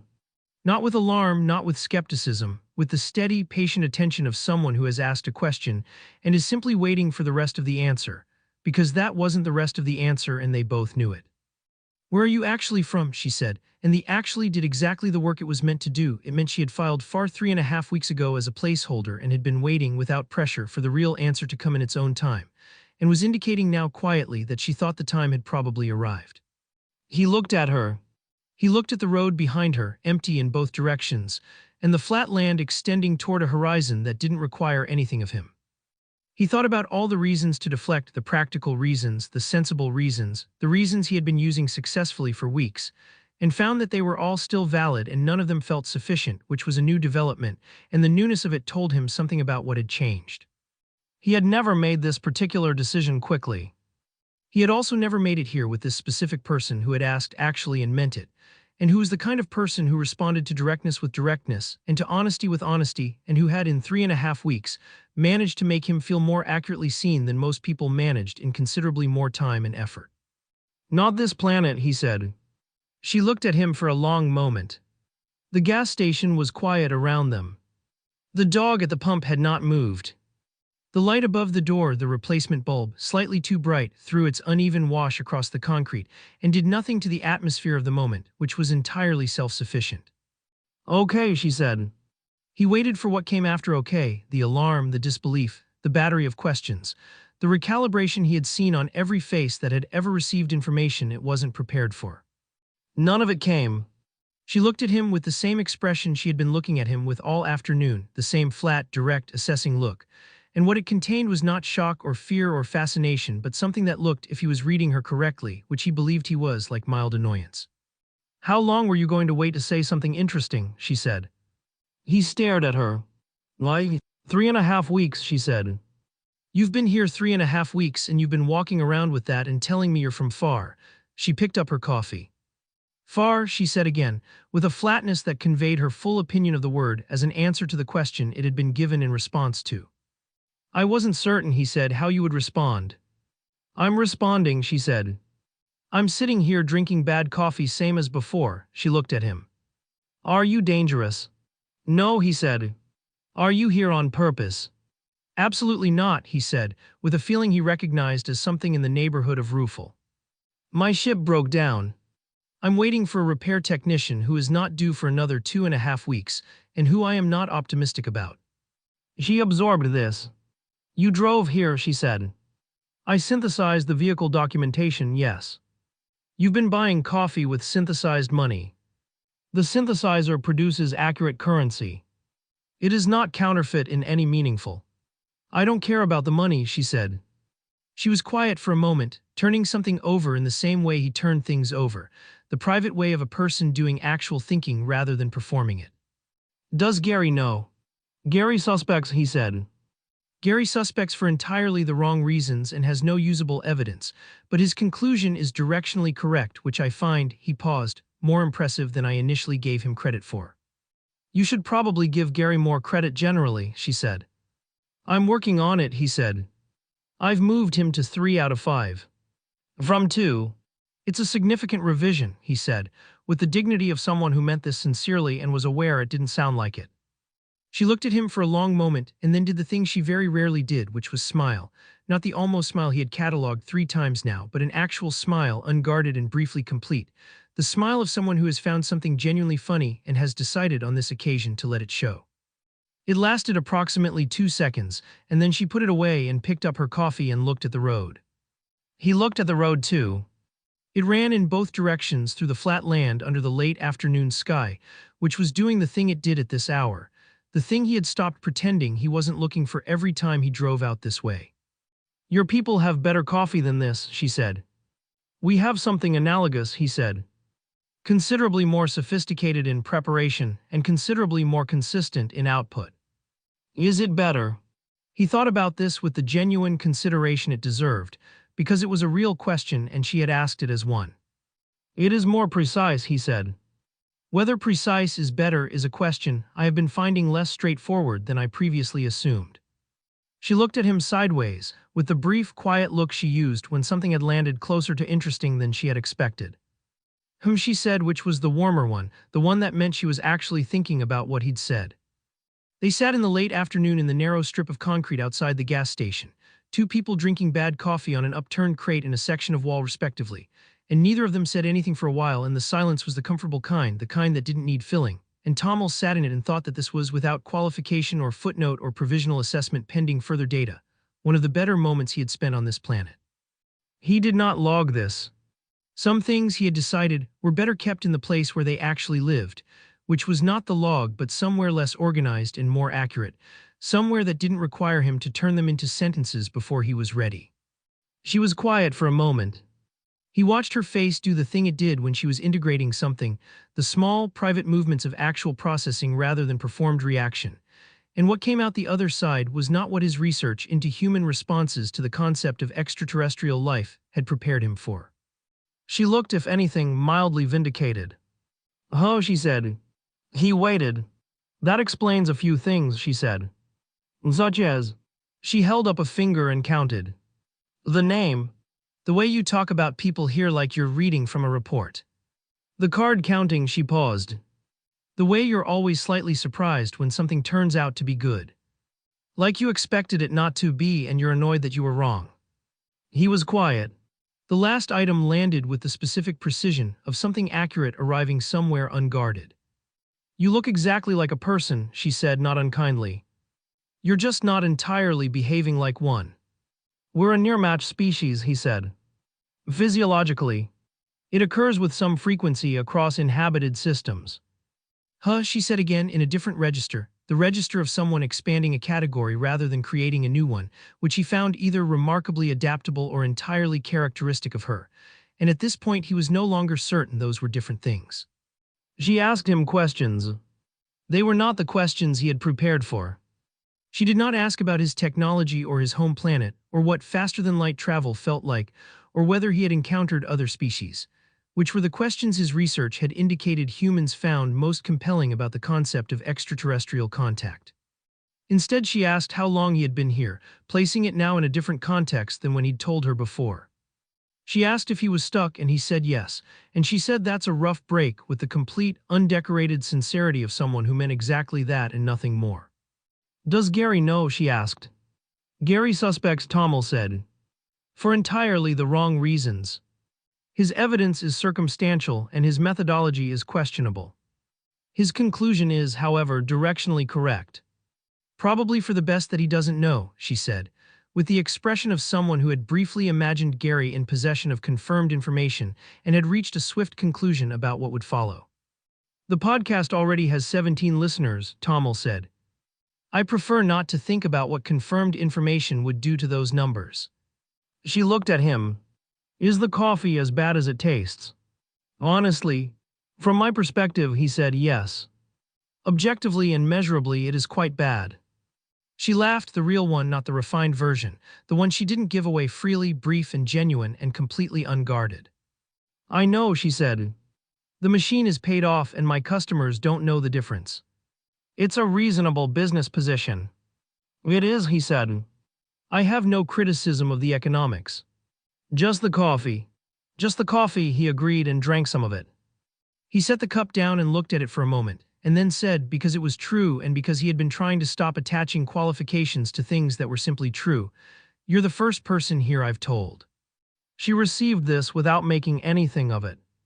One nod, the same nod she'd given him the first time when he told her his name, the nod of someone confirming something and filing it in the right place. "Okay," she said. "I'm not going to tell anyone." "I know," he said. He did know. It was one of the things about her he had established early and had found consistently reliable across every subsequent data point. "Not even Gary," she said. "Especially not Gary," he said. "Fair," she said. They talked for another 20 minutes. The conversation moved back to ordinary territory, the canyon, Gary's podcast and its 17 possibly genuine listeners, a pothole near the 3-mile marker on the 2-lane road that she had been reporting to the county for 2 years with a consistency that suggested she had made peace with the futility and was continuing on principle. The ordinary territory felt different now, lighter somehow, and he realized he had been carrying the not-telling for 3.5 weeks and had not noticed the weight of it until it was gone, which was the thing about weights you'd been carrying long enough. They stopped registering as weight and started registering as normal, and you only understood what they'd been when you put them down. He finished the coffee. He stood up. "I should get going," he said. "Yeah," she said. He was at the door when she said his name. "Tomil." He turned. She was still sitting on the crate, cup in hand, looking at him with the flat, direct expression she used for things she had decided to say and was saying without preamble. "For what it's worth," she said, and paused in a way that was not uncertainty but the pause of someone choosing the right words rather than the first ones. "You're better at this than you think you are." He stood there for a moment. He had been told over the course of his life that he was exceptional. Impressive. Correct. Ahead of the curve. He had been told these things many times by many people, and had received them all with the mild, unsurprised acknowledgement of someone whose expectations were being confirmed. He had never been told this, that he was better at the unspecified general project of being present among other people than he believed himself to be, and he had certainly never been told it as a simple, unprompted observation offered without agenda or performance or anything in it for the person saying it. At what specifically? He said, because he needed the precision, because he was constitutionally incapable of accepting an assessment without its parameters. She gave him a look that contained, in roughly equal measure, patience and amusement. "You know what?" she said, and picked up her phone, which meant the break was over and the conversation with it. He went out through the door. The bell made its sound. He stood beside his car in the late afternoon light, and his internal monologue, which was normally running editorial on everything within range, had nothing useful to contribute. Just quiet. The specific quiet of a mind that has been given something it is still in the process of understanding, and has decided sensibly to hold it carefully rather than immediately take it apart. He got in the car. He drove back to the sage green house. He did not open his log that evening, an omission so unusual it would have been notable to anyone tracking his habits, and he was the only person tracking his habits, and he noticed it and let it stand. He made dinner, went and sat on the patio in the cooling air, and stayed there until the sky went fully dark, watching it do the thing it did at this latitude when the light left completely, which was something he had no analytical framework for and had stopped trying to develop one. Gary's light was on next door. Somewhere in the neighborhood, Biscuit was almost certainly sitting at someone's fence, with the absolute conviction of an animal that had made its decisions and found them sound. He went inside. He looked at the postcard against the candle. He went to bed. In the morning, he opened the log and wrote one line and stopped. The line read, "She said for what it's worth," as though it might not be worth much. It was worth a great deal. This is noted. He closed the log. He made his coffee, synthesized, calibrated, perfect, and drank it, and thought about the gas station coffee that was by every objective measure quite bad, and found that his own coffee was, this particular morning, slightly less satisfying than usual. He did not note this. He knew what it meant, and he didn't need it in writing. The hike began because Tomil had identified, on a topographical map he had downloaded to his translation device, a geological formation approximately 12 kilometers northeast of the Sage greenhouse that his database flagged as an exposed shelf of Precambrian basement rock, old in the specific way that made the word ancient feel inadequate, because ancient implied something that had once been young, and this rock had never been anything other than what it was. He wanted to see it. He had written this in his log as the reason for the hike. It was a complete and accurate reason, and contained no reference whatsoever to the fact that it was Wednesday afternoon, or that the Sage greenhouse was at its smallest on Wednesday afternoons, or that he had already driven past the gas station once this week, and maintained a loosely held private policy about the frequency with which a person should drive past a gas station on a two-lane road without stopping, and that the policy had a limit he was approaching and preferred not to examine directly.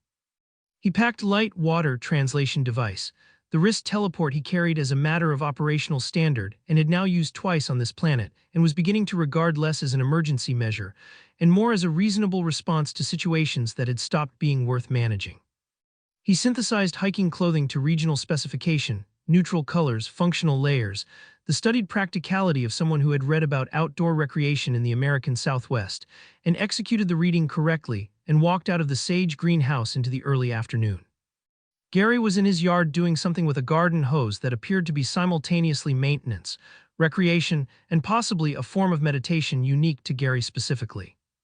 He looked up with the immediate warmth of a man for whom the appearance of another person was always, without exception, a welcome development. "Hey Tom, where are you headed?" "Hiking," Tomil said. "Northeast. There's a geological formation I want to examine." Gary's face arranged itself into the expression it used for things he found interesting but didn't fully follow, which was an expression of enthusiastic goodwill rather than comprehension. Cool. How far?" 12 kilometers each way." That's a hike." Gary nodded with the affirming energy he brought to all information equally. "You got water?"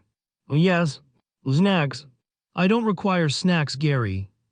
"Everyone requires snacks," Gary said, with the gentle authority of a man who had strong feelings about trail nutrition and was not going to pretend otherwise. "Sandra made granola bars." "Hold on." Tomil held on. Gary disappeared into his house and reappeared 45 seconds later with 2 granola bars in a small Ziploc bag, which he handed over with the complete satisfaction of someone who has identified a problem and solved it before the other person finished processing that the problem existed. Tomil looked at the granola bars. He put them in his jacket pocket. "Thank you, Gary." "Text if you get lost," Gary said, returning to the hose. "I won't get lost," Tomil said. "Everyone says that," Gary said cheerfully, and resumed whatever he had been doing with the water pressure, which appeared to have a purpose that Tomil had never been able to fully identify and had stopped trying. He walked northeast. The first 4 kilometers were pleasant in the uncomplicated way of early afternoon walking in mild conditions through landscape that had no particular agenda. The terrain was open scrub vegetation, rock outcroppings, long sightlines that gave the eye room to move rather than stopping at the nearest obstacle, the kind of country that rewarded attention without demanding it. He walked and noted things without forcing the noting, which was how his best observations arrived, not assembled but encountered, the mind moving through space and picking up what it found rather than confirming what it expected. A hawk was working a thermal above the ridge to his east. He watched it longer than he planned, tracking the spiral with the idle attention of someone who has nowhere to be for another 8 kilometers and has found something worth watching.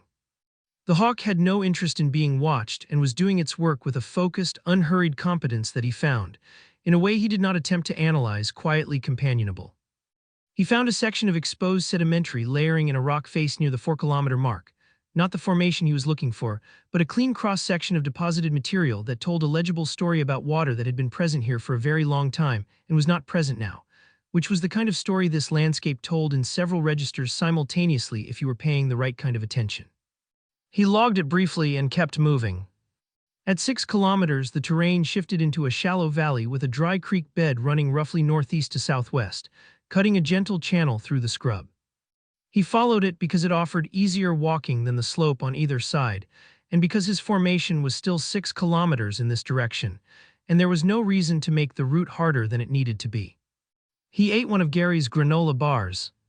It was against the odds that his prior assessment of Gary-adjacent food products would have suggested, quite good, dense, and slightly sweet with something in it that his translation device identified as toasted oats, and his palate identified as better than it had any right to be, given that it had been made for a hiking trip and not for him specifically. He did not log this. He had a policy now about what went in the log and what stayed where it actually lived, and Gary's granola bars were in the second category for reasons he did not need to examine at length. He walked. The creek bed curved slightly northeast and he followed it, the walls of the shallow valley rising on either side, the vegetation marginally denser where the old water channel had left residual moisture in the soil. He was thinking, if he was thinking about anything in particular, about the antenna array question, whether the frequency bands he had been reading about in relation to this region's government infrastructure represented genuine research investment or the kind of bureaucratic momentum that produced equipment without producing results, which was a distinction he found mattered considerably when assessing a civilization's actual developmental trajectory versus its self-reported one. He was not thinking about a fence. He had no reason to think about a fence. The fence was not on his topographical map, which was either a data gap or a deliberate omission and was in any case irrelevant because it meant the fence arrived without announcement, which was clearly its purpose. Chain link, 8 feet, wire across the top, painted a flat color that disappeared against the scrub at any distance beyond 30 meters. The fence of an organization that had decided the most effective perimeter was one you were already at before you'd made any decisions about it. There was one sign. It said what these signs said: restricted area, government property, no trespassing, applicable statutes listed in the small text at the bottom that existed for legal rather than informational purposes.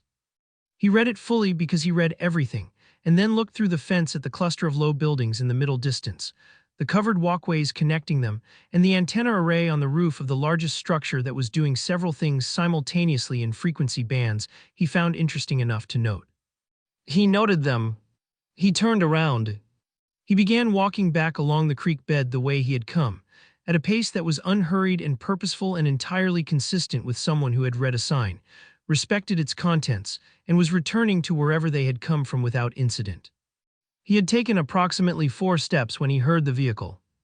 The vehicle was a dark SUV that had come along a maintenance track he hadn't seen from his approach angle, moving at the particular speed of something that had a destination and had arrived at it. It stopped. Two people got out. They were wearing civilian clothes in the specific way of government personnel who wore civilian clothes as a professional uniform. Pressed, neutral, functional, identical in everything except minor details, the clothing equivalent of a non-answer. They had the quality of stillness that belonged to people trained to project authority through composure rather than volume, which he respected as a technique even while noting that it was being applied to him, which he found mildly irritating in the abstract and practically irrelevant. One had a hand near but not on something at their hip. The other had a tablet and was already looking at it. Tomil had assembled the situation before either of them spoke. Proximity to a restricted area, standard intercept protocol, two personnel whose body language indicated training rather than alarm, which meant they had found a hiker at a fence and were following a procedure rather than responding to a threat. He was outside the fence. He had been reading a sign. He had been, by every observable metric, doing exactly what an innocent hiker who had walked up to a restricted area by accident would be doing. The question was not whether he could manage this conversation. The question was whether the jacket pocket containing a wrist-mounted teleportation device, a translation unit that was not manufactured on this planet, and a synthesized wallet would survive a search, and the answer was that he would not allow things to develop to the point where a search became relevant. The one with the tablet looked at him with the measured, patient expression of a professional at the beginning of a protocol. "Sir," he said, "can you tell me what you're doing out here?" "Hiking," Tomil said, in the flat, mildly startled tone of someone who was innocent and inconvenienced, and wanted both of those things to be clear. "I was following the creek bed northeast. There's a geological formation about 6 kilometers further that I was trying to reach." He paused and added, because specificity reads as honesty and he had learned this early in his fieldwork career, Precambrian basement rock. "It's exposed at the surface. I've been interested in the formation since I read about it. I didn't see the fence until I was at it. It's very well camouflaged from the approach angle." The agent looked at him. He looked at the fence. He looked back at Tomil with the expression of someone running a quick internal assessment and not yet producing a result. "Can I see some identification?" Of course, Tomil produced the synthesized ID from his jacket pocket with the unhurried ease of a man who had nothing in his jacket pocket that was not exactly what he said it was, which was a posture that required no performance because the ID itself was, as far as every system that would look at it was concerned, exactly what it claimed to be. The synthesizer did not produce documents that were almost right. It produced documents that were right, and the distinction was the entire foundation of his current operational security. The agent with the tablet took it. He looked at it. He looked at the tablet. He scanned it with a device that produced a result, and whatever the result was, his face received it without visible reaction, which meant the ID was passing its checks cleanly. He handed it back.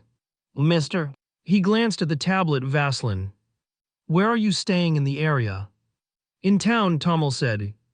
"I'm renting a place on Crestwood Street. I've been here about 4 weeks. I'm taking an extended break. I work in research technical field and I needed time away from it." He let a fraction of something that resembled the mild tedium of a man explaining himself for no good reason come into his voice, because that was what an innocent person sounded like at this point in the conversation. "I've been doing a lot of hiking. I had no idea this area was restricted. There's no indication of it on the topographical map I downloaded." The two agents exchanged a look, the brief, economical look of people comparing assessments without using words, a compressed communication that he found professionally admirable. "How did you get out here?" the second agent said. He had not spoken until now and had the quality of someone who spoke when he had something specific to say, which Tomil noted as a sign of intelligence. "I walked," Tomil said, "from the residential area northeast of town. I've been doing longer walks. I find it useful." He paused. "For the thinking." The second agent looked at him with the particular expression of someone evaluating a statement that was plausible and not quite satisfying. "That's a long walk." "I have a high tolerance for walking," Tomil said pleasantly, "and considerable time on my hands."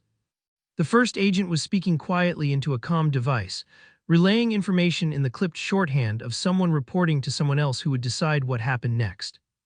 Tomil listened with the portion of his attention he kept available for background processing and caught enough to understand that whatever the ID check had produced, it had not produced a reason to escalate, and that the person on the other end of the comm was giving an instruction the agent had not expected. The agent looked up from the comm with the expression of someone who has received instructions and has decided to execute them without expressing his opinion of them. "Mr. Vaslin," he said, "we're going to need you to come with us to the facility, just to ask a few questions." It's routine procedure when we find someone in proximity to the perimeter. Doesn't matter if they're inside or outside the fence, we follow the same protocol. He said this in the tone of someone providing context rather than justification, which was the more professional approach and was also, Tomil noted, slightly more persuasive than justification would have been. Tomil looked at the facility through the fence. He looked at the SUV. He looked at the two agents, who were waiting with the patient composure of people who expected compliance and had a procedure for non-compliance and preferred not to use it. He thought about the teleport. He considered it seriously for approximately 1.5 seconds, and then set it aside, because the antenna array on the roof of the main building had been doing several things simultaneously in frequency bands that were not publicly documented, and the inside of a government research facility was, from a purely observational standpoint, the kind of opportunity that did not present itself twice in the same 6-week stay on an unplanned planet. "Of course," he said, with the cooperative ease of a man who found the request entirely reasonable and had no objection to it whatsoever.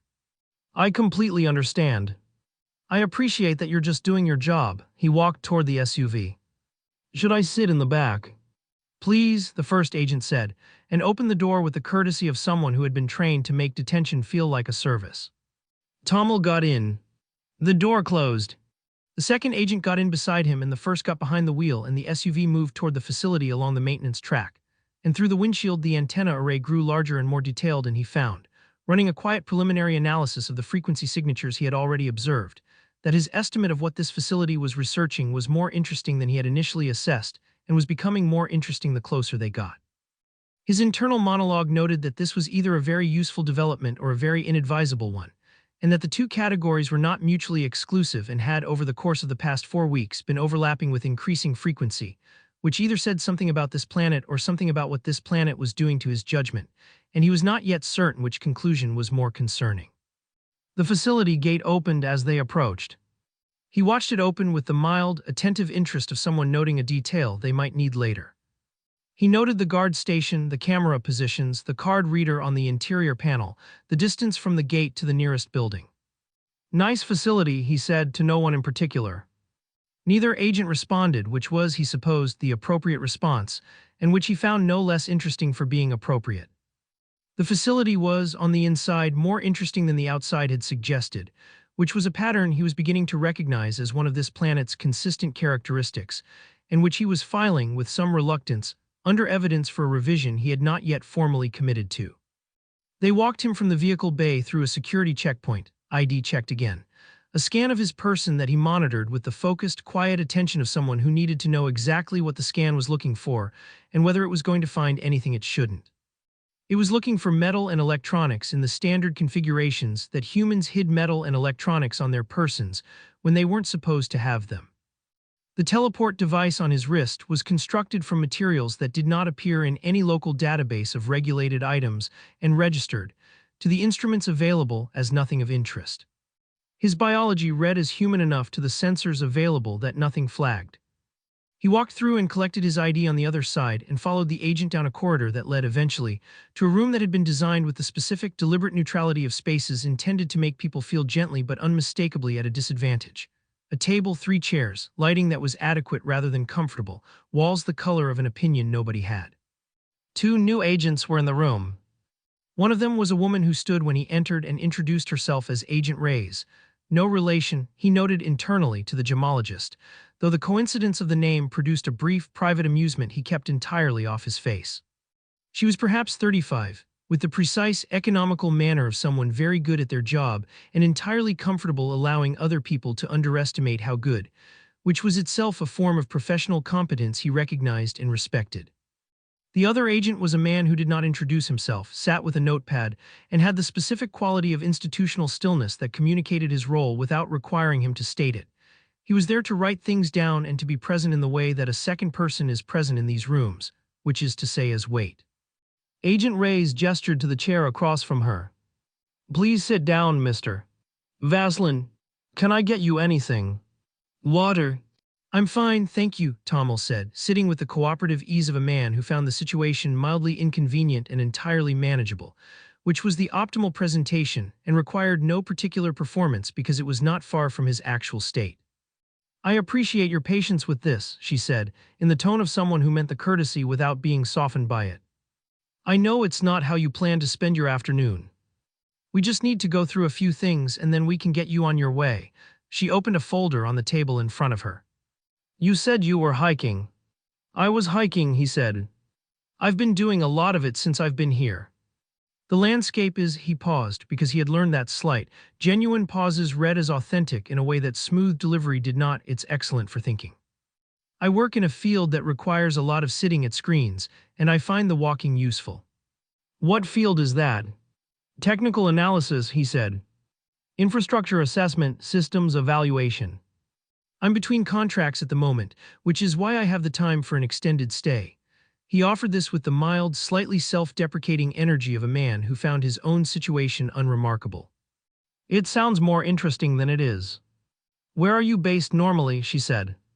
I move around a fair amount, he said. The nature of the work. I was most recently in the Northeast.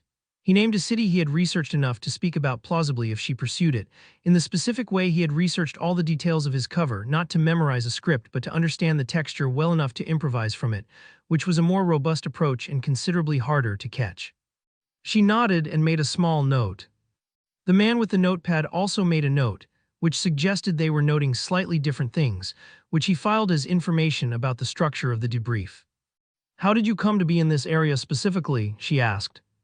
I wanted somewhere quiet, he said. I looked at the landscape data, the population density, the general character of the region.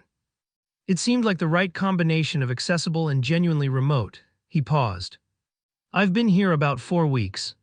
It's been good, actually. Better than I expected. And you had no prior knowledge of this facility or its location? None, he said. It's not on the topographical map I downloaded. I was following a creek bed northeast toward a geological formation I wanted to examine, Precambrian basement rock. It's exposed at the surface about 6 kilometers further than where I ended up. I came around a curve in the valley and the fence was there. I read the sign and turned around. That was the entirety of my interaction with the perimeter. She looked at him with the particular quality of attention she had been using since he sat down, not suspicious exactly, more like thorough. The attention of someone who was checking each piece of information against the others and looking for the place where they stopped fitting together. He met it with the patient, slightly bored cooperation of a man who had answered these questions twice already and was answering them a third time because the process required it. Do you have any background in aerospace? She said. Defense physics-related fields. No, he said.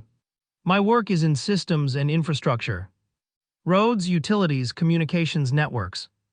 The unglamorous end of the technical spectrum. He allowed the smallest trace of dry self-awareness into this, the tone of someone who had made peace with the fact that his work was not exciting and found the acceptance mildly amusing. She nodded. Any affiliations with foreign governments or organizations?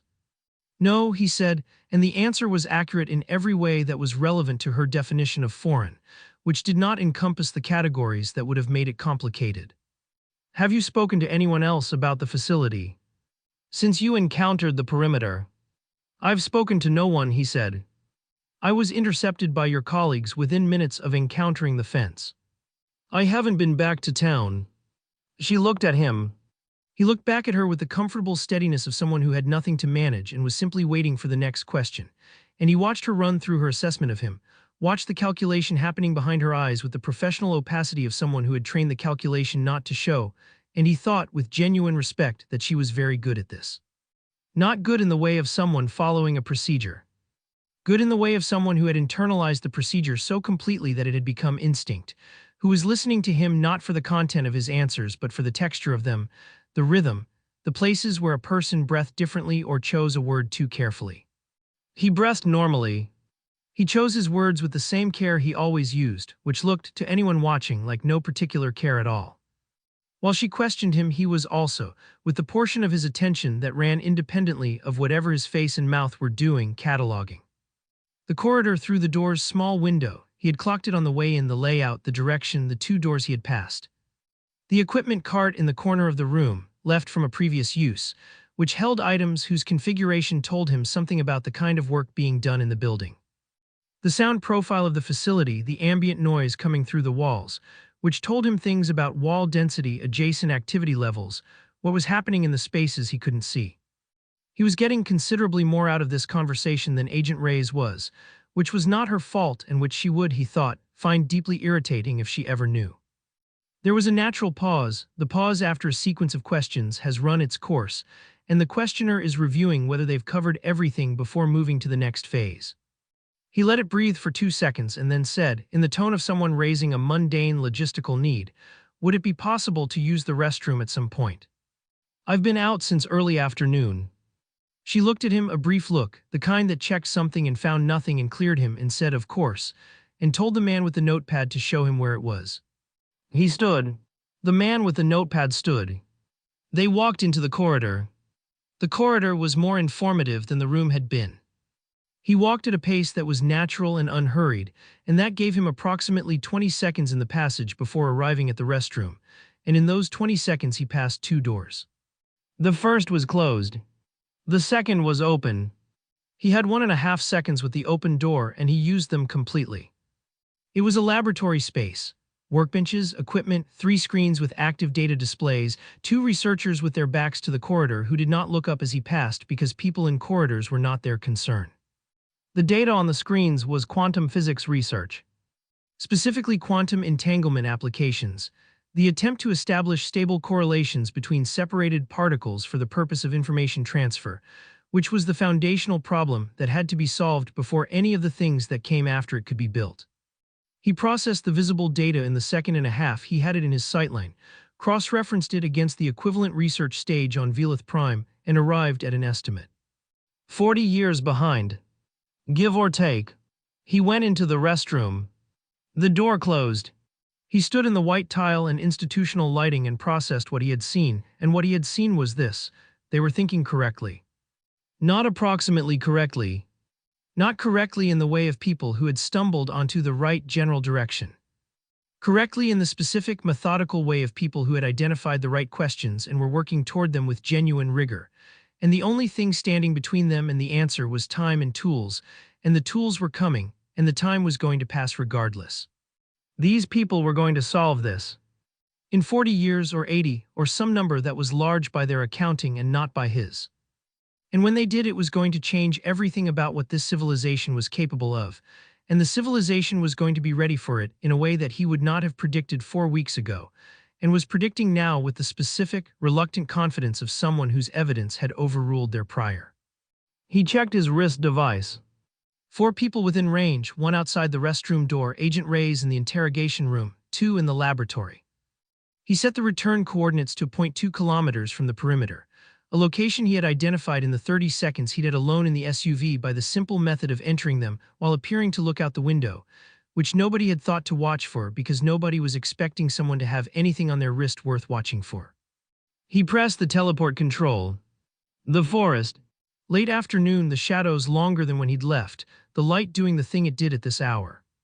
2 kilometers from the fence, in a section of scrub vegetation that looked exactly like every other section of scrub vegetation, and contained, at this moment, only him and the ambient biological noise of a landscape that had not been informed of anything unusual.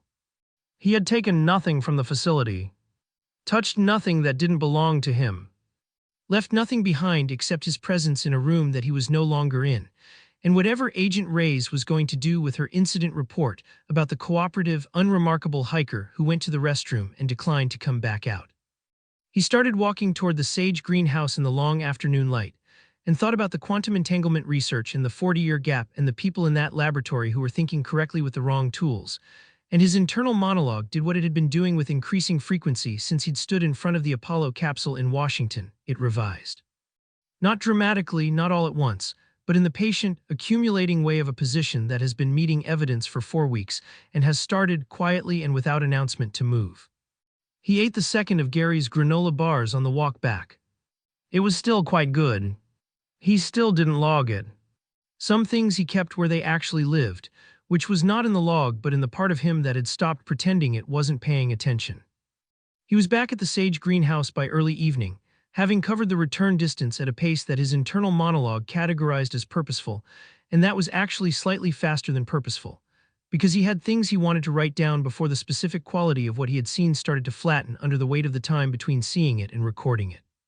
And he had learned enough about his own processing to know that the first version of an observation was usually the most honest one. Biscuit was at the fence line.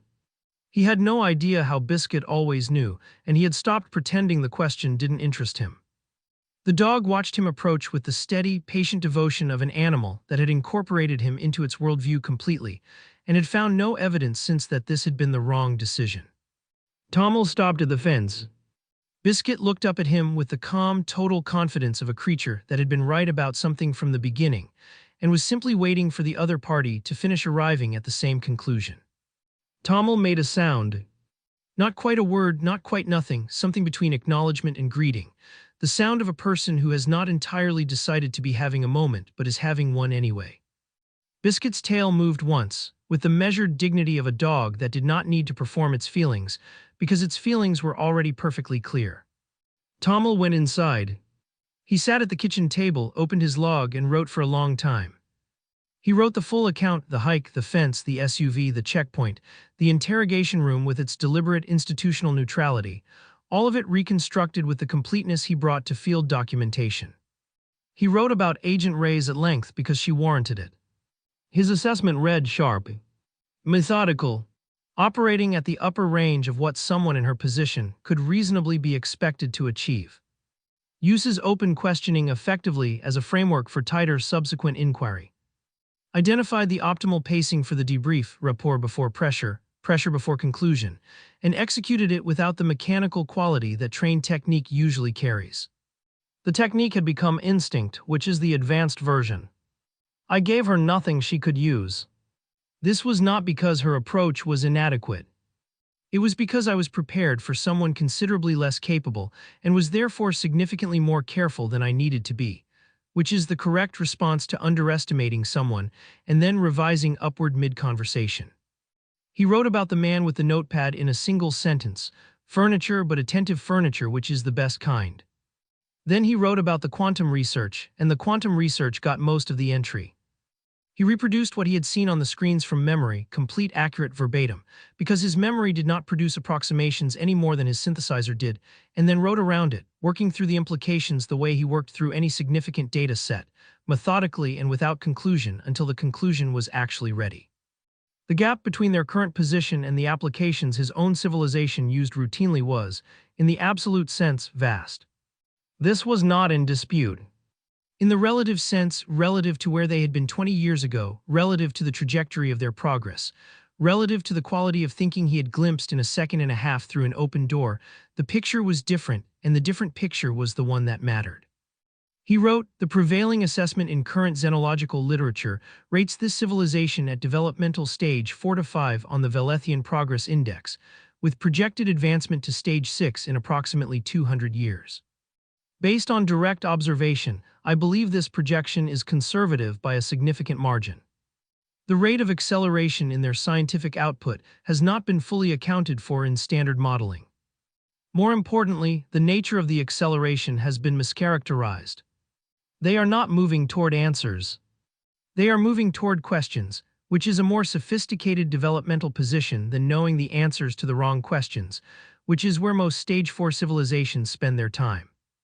A civilization that has learned to ask correctly is considerably further along than its technical specifications suggest. He read this back. He left it in. He wrote one more section at the end of the entry, after a paragraph break that was longer than the others, the kind of break that indicated a shift in register, a move from the analytical to something that didn't have a clean category. Agent Reyes asked if I had any interest in the facility or its work. I said no. This was the least accurate answer I gave in approximately 2 hours of conversation with someone whose job was specifically to detect inaccurate answers, which means either she missed it or she accepted it because there was no supporting evidence for a different conclusion, and I genuinely cannot determine which. I am noting this for internal inventory purposes because I have a policy about tracking where my answers diverge from my actual positions, and this one diverged considerably. I have significant interest. I find it difficult to identify the precise point at which this planet stopped being a place I was stranded and became a place I was watching, and I find it equally difficult to determine whether those are different things or the same thing described from two different positions. He closed the log. He made dinner, synthesized, calibrated, the usual, and took it outside to the patio, which he had been doing most evenings now when the weather permitted. Not because the patio furniture was comfortable, which it was not, designed as it was for aesthetic suggestion rather than extended occupation, but because outside there was more sky. The sky here was something he had been noting in his log, with a frequency that the log itself documented more honestly than he did scattered references in entries that were officially about other things. Clear sky tonight, in the margin of an entry about the barbecue. Stars visible from this latitude include, followed by a list that was factually complete and missed the point of why he had looked up. And once, without preamble or follow-up or any surrounding context, 4 words that sat alone in the middle of an otherwise analytical entry. Velith Prime is not visible from here. He had written it and moved on without examining why he had written it, which was itself a form of examination. He sat on the patio in the cooling evening air and ate his dinner and looked at the sky and thought about the quantum research. 40 years. He had been running the number since the corridor, holding it up against everything else he had seen on this planet. The canyon and the capsule and the granola bars and Donna saying you know what and Gary's entirely accurate wrong conclusion about his houseguest and the potato salad that warranted a 7 and the coffee that was objectively bad and that he kept drinking anyway and the number kept producing the same result, which was that 40 years was not, in the relevant timescale, very long at all. He finished eating. He went inside. He looked at the postcard propped against the candle, the canyon at sunrise, the light doing the thing the afternoon light hadn't done, and a thought completed itself that he had been assembling for several days without quite finishing. The most interesting thing about this civilization was not what they had achieved. It was what they were willing to attempt with what they had. The gap between their ambition and their current capability was, by any external measure, enormous, and they kept attempting things anyway, kept strapping themselves into vehicles with 12 seconds of fuel margin and going, kept building fences around facilities where they were 40 years away from the answer and working toward it regardless. Kept making coffee that was objectively bad and serving it to anyone who stopped, because it was what they had and 2 in the morning people needed it, and that was sufficient reason. The specific, unreasonable, mathematically inadvisable willingness to go anyway, he was finding, standing in his kitchen in the sage green house on the planet he had not planned to visit, that he did not have a word for this quality in his own language. His own civilization had stopped needing the word for it long ago, had outgrown the stage where the gap between ambition and capability was wide enough to require that kind of willingness, and had not, he was now thinking, noticed what had been lost when the word became unnecessary. He did not write this in the log. He was not ready for it to be a log entry yet, not ready for it to be a sentence to be finished, to be the kind of thing that sat in a document and waited to be reviewed. He went to bed with it instead, in the unsettled, productive way of a thought that was still becoming what it was. Outside, the sky was clear. Somewhere northeast, in a government research facility, a man with a notepad was writing an incident report about a restroom. Agent Reyes was reading it and had been reading it for some time and kept arriving at the same section, which was the section where the subject went around the corner and did not come back, and her expression, if anyone had been watching, which no one was the expression of someone who has a question she has no framework for and is too professional to say so out loud. She would keep the report. She would not close it. She would look at it again in a week and a month and several months after that, and each time she would add a small note in the margin and each time the note would be a variation on the same thing, which was that the timeline didn't work and the exit points didn't work and the scan had cleared him and none of it taken together, produced a conclusion she was prepared to write in a document with her name on it. The quantum research continued down the hall, running on 3 screens in a laboratory that smelled of calibration fluid and careful thinking, 40 years from an answer that was going to change everything, which was not very long at all. By the end of the 5th week, the sage greenhouse had acquired the specific quality of a place that had been inhabited rather than occupied, and Tomil noticed the distinction in his own writing before he noticed it anywhere else. He was drafting a weekly summary, reached for occupied, and wrote inhabited instead and read it back and left it, because it was accurate and accuracy was the standard he held himself to even when the accurate word was more revealing than he'd intended. Occupied was a temporary condition. Inhabited was what happened when a space started to carry the marks of the person in it, not through damage or alteration, but through the specific wear of daily presence, the slow drift of objects from a rental configuration toward something else, something that reflected the person who had been putting them places and picking them up and putting them somewhere slightly different each time until the room had learned them. The postcard was still against the cedar candle. He had not moved it and did not intend to. Beside it now sat a piece of the Precambrian basement rock he had eventually found on a later hike, a different hike than the facility one. A hike undertaken for the geological formation specifically, with no adjacent motivation he was required to account for. The fragment was roughly the size of his palm, dark gray with the dense, close-grained quality of very old rock, and he kept it on the table because it was what the postcard was, a record of something real that he wanted in his eyeline. 2 billion years of history in a piece of stone small enough to carry in a jacket pocket, which he had done on the walk back, and which he declined to compare to any other stone he might keep in jacket pockets for reasons he had described at the time as unsentimental.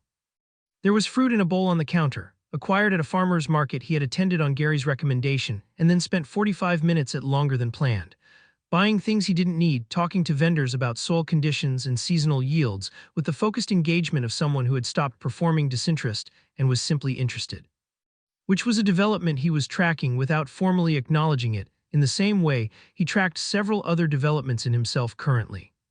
He had been to the gas station 3 times in the 5th week. He had a private policy about frequency, loosely maintained, which had been revised twice in the 5th week, and was currently suspended pending a review he had not scheduled because scheduling it would require deciding what the review was for, which would require naming something he was not yet naming. The conversations with Donna had developed the texture of conversations between people who had established the terms of their relationship and were now simply inside it. They talked about things, real things, without the scaffolding of social navigation that earlier exchanges had required. She had told him about her history with the town, its limitations and its compensations. A sister in Phoenix she talked to every Sunday, a period in her 20s when she had lived somewhere larger and come back by choice rather than circumstance, which told him something significant about who she was that he had thought about more than once without completing the thought because some thoughts were more useful incomplete. He had told her things in return. Not everything: the ship, the synthesizer, the diamonds, the casino, the facility, the quantum research, all of which she would find either highly entertaining or deeply concerning, and probably both in sequence. But true things about himself that existed independent of context. That he had ended a relationship 3 years after he should have because he found endings uncomfortable in a way his competence in everything else had not prepared him for. That he had spent most of his adult life being the most capable person in any room and had recently been finding this less satisfying than it used to be, which was information he had not previously said out loud to anyone and which had come out in the middle of a sentence about something else entirely, and which he had received without comment and without making a thing of it, which was the only way he could have received it without immediately wishing he could take it back. He had told her about the postcard. She had said, "Of course you kept it," in a tone that indicated this was the most predictable thing he had done since she'd met him, which he had found both slightly irritating and completely accurate. She listened to all of it the way she listened to everything, fully, without performance, without the slight forward lean toward her own response that most people couldn't suppress. This quality, which he had identified on the first day and 5 weeks of observation had only confirmed, was one of the rarest things he had encountered on this planet or any other. The ability to receive what someone was actually saying rather than what you'd expected them to say before they started. He had met 4 people in his life who had it. She was the only one of the 4 who had known nothing about him before they met, which meant it was entirely her own. It was in this equilibrium, comfortable, specific, carrying the weight of accumulated days that he had stopped trying to offset with irony, that Gary found him on a Sunday afternoon. He was in the patio chair he had officially rehabilitated from furniture selected by someone who watched renovation programs to adequate for outdoor sitting in decent weather, reading on his translation device in the specific settled way of a person who was not actively thinking about anything and found this, against prior expectation, sufficient. The afternoon was warm and dry and the yard was quiet, and Biscuit was asleep on the other side of the fence, in a posture that suggested complete structural commitment to the nap.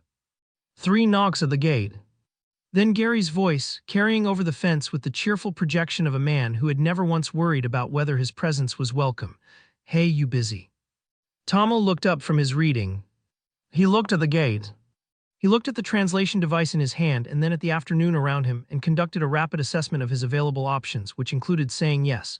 He was busy, which was not true and which Gary would see through immediately because Gary had an uncanny ability to detect the difference between actually busy and busy as a social deflection, possibly because he had never used busy as a social deflection himself, and therefore recognized it clearly when others did. "No," Tomil said. The gate opened.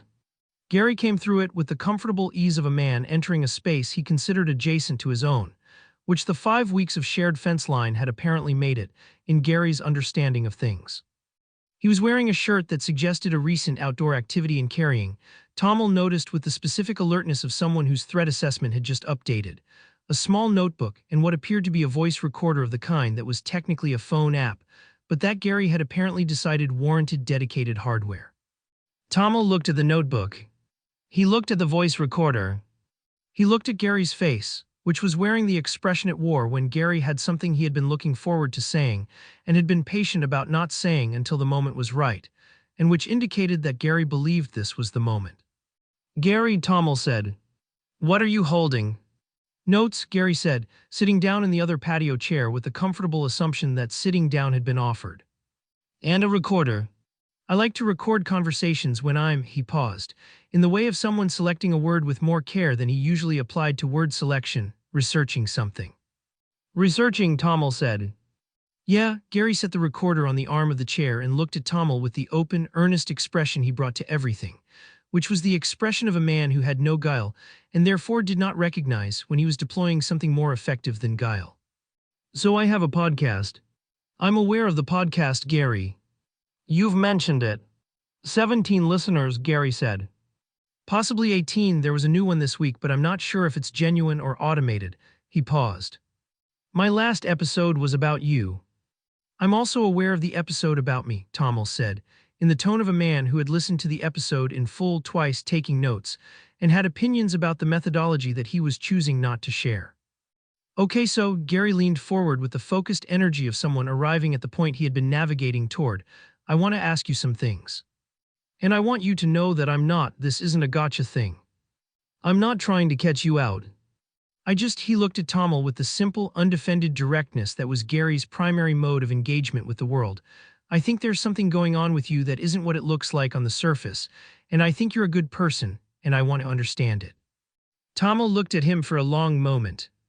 Gary looked back with the patient, earnest attention of a man who had said what he meant, and was waiting for a response with the genuine openness of someone who did not know what the response was going to be and was comfortable not knowing.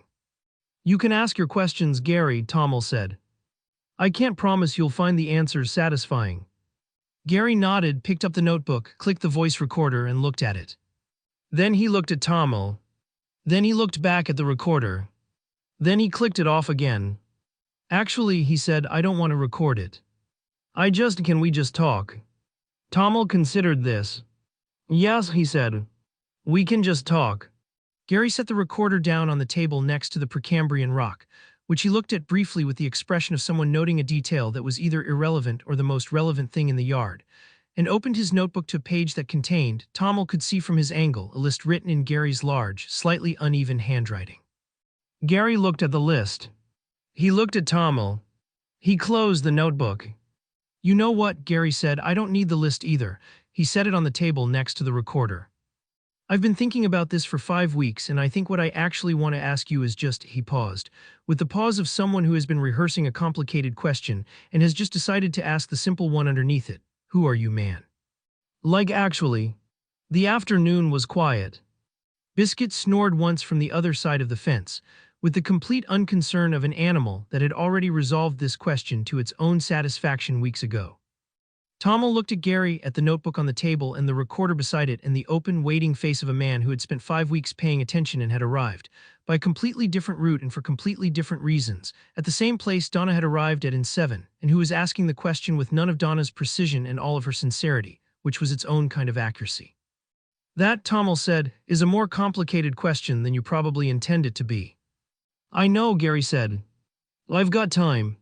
Gary was on the step with a notebook, a voice recorder, 2 cans of soda, and the expression of a man who had been building towards something for some time and had decided, with the particular quiet resolve that Gary reserved for things he took seriously, that today was the day.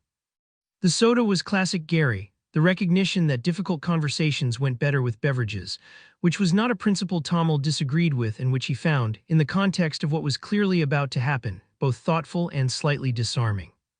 Can I come in? Gary said, and there was something in the directness of it that was different from Gary's usual approach, which was to arrive at the point via the scenic route, through anecdote and tangent and several conversational tributaries that eventually joined the main river, usually somewhere around the third topic. The directness meant he had prepared for this. The soda meant he was nervous about it. Tomil registered both of these things and opened the door wider. "Yes," he said. "Come in." They sat at the kitchen table.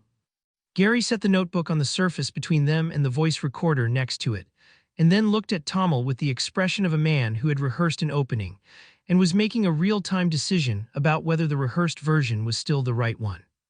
He picked up the voice recorder. He looked at it. He put it back in his pocket. "I don't need to record it," Gary said, more to himself than to Tomil.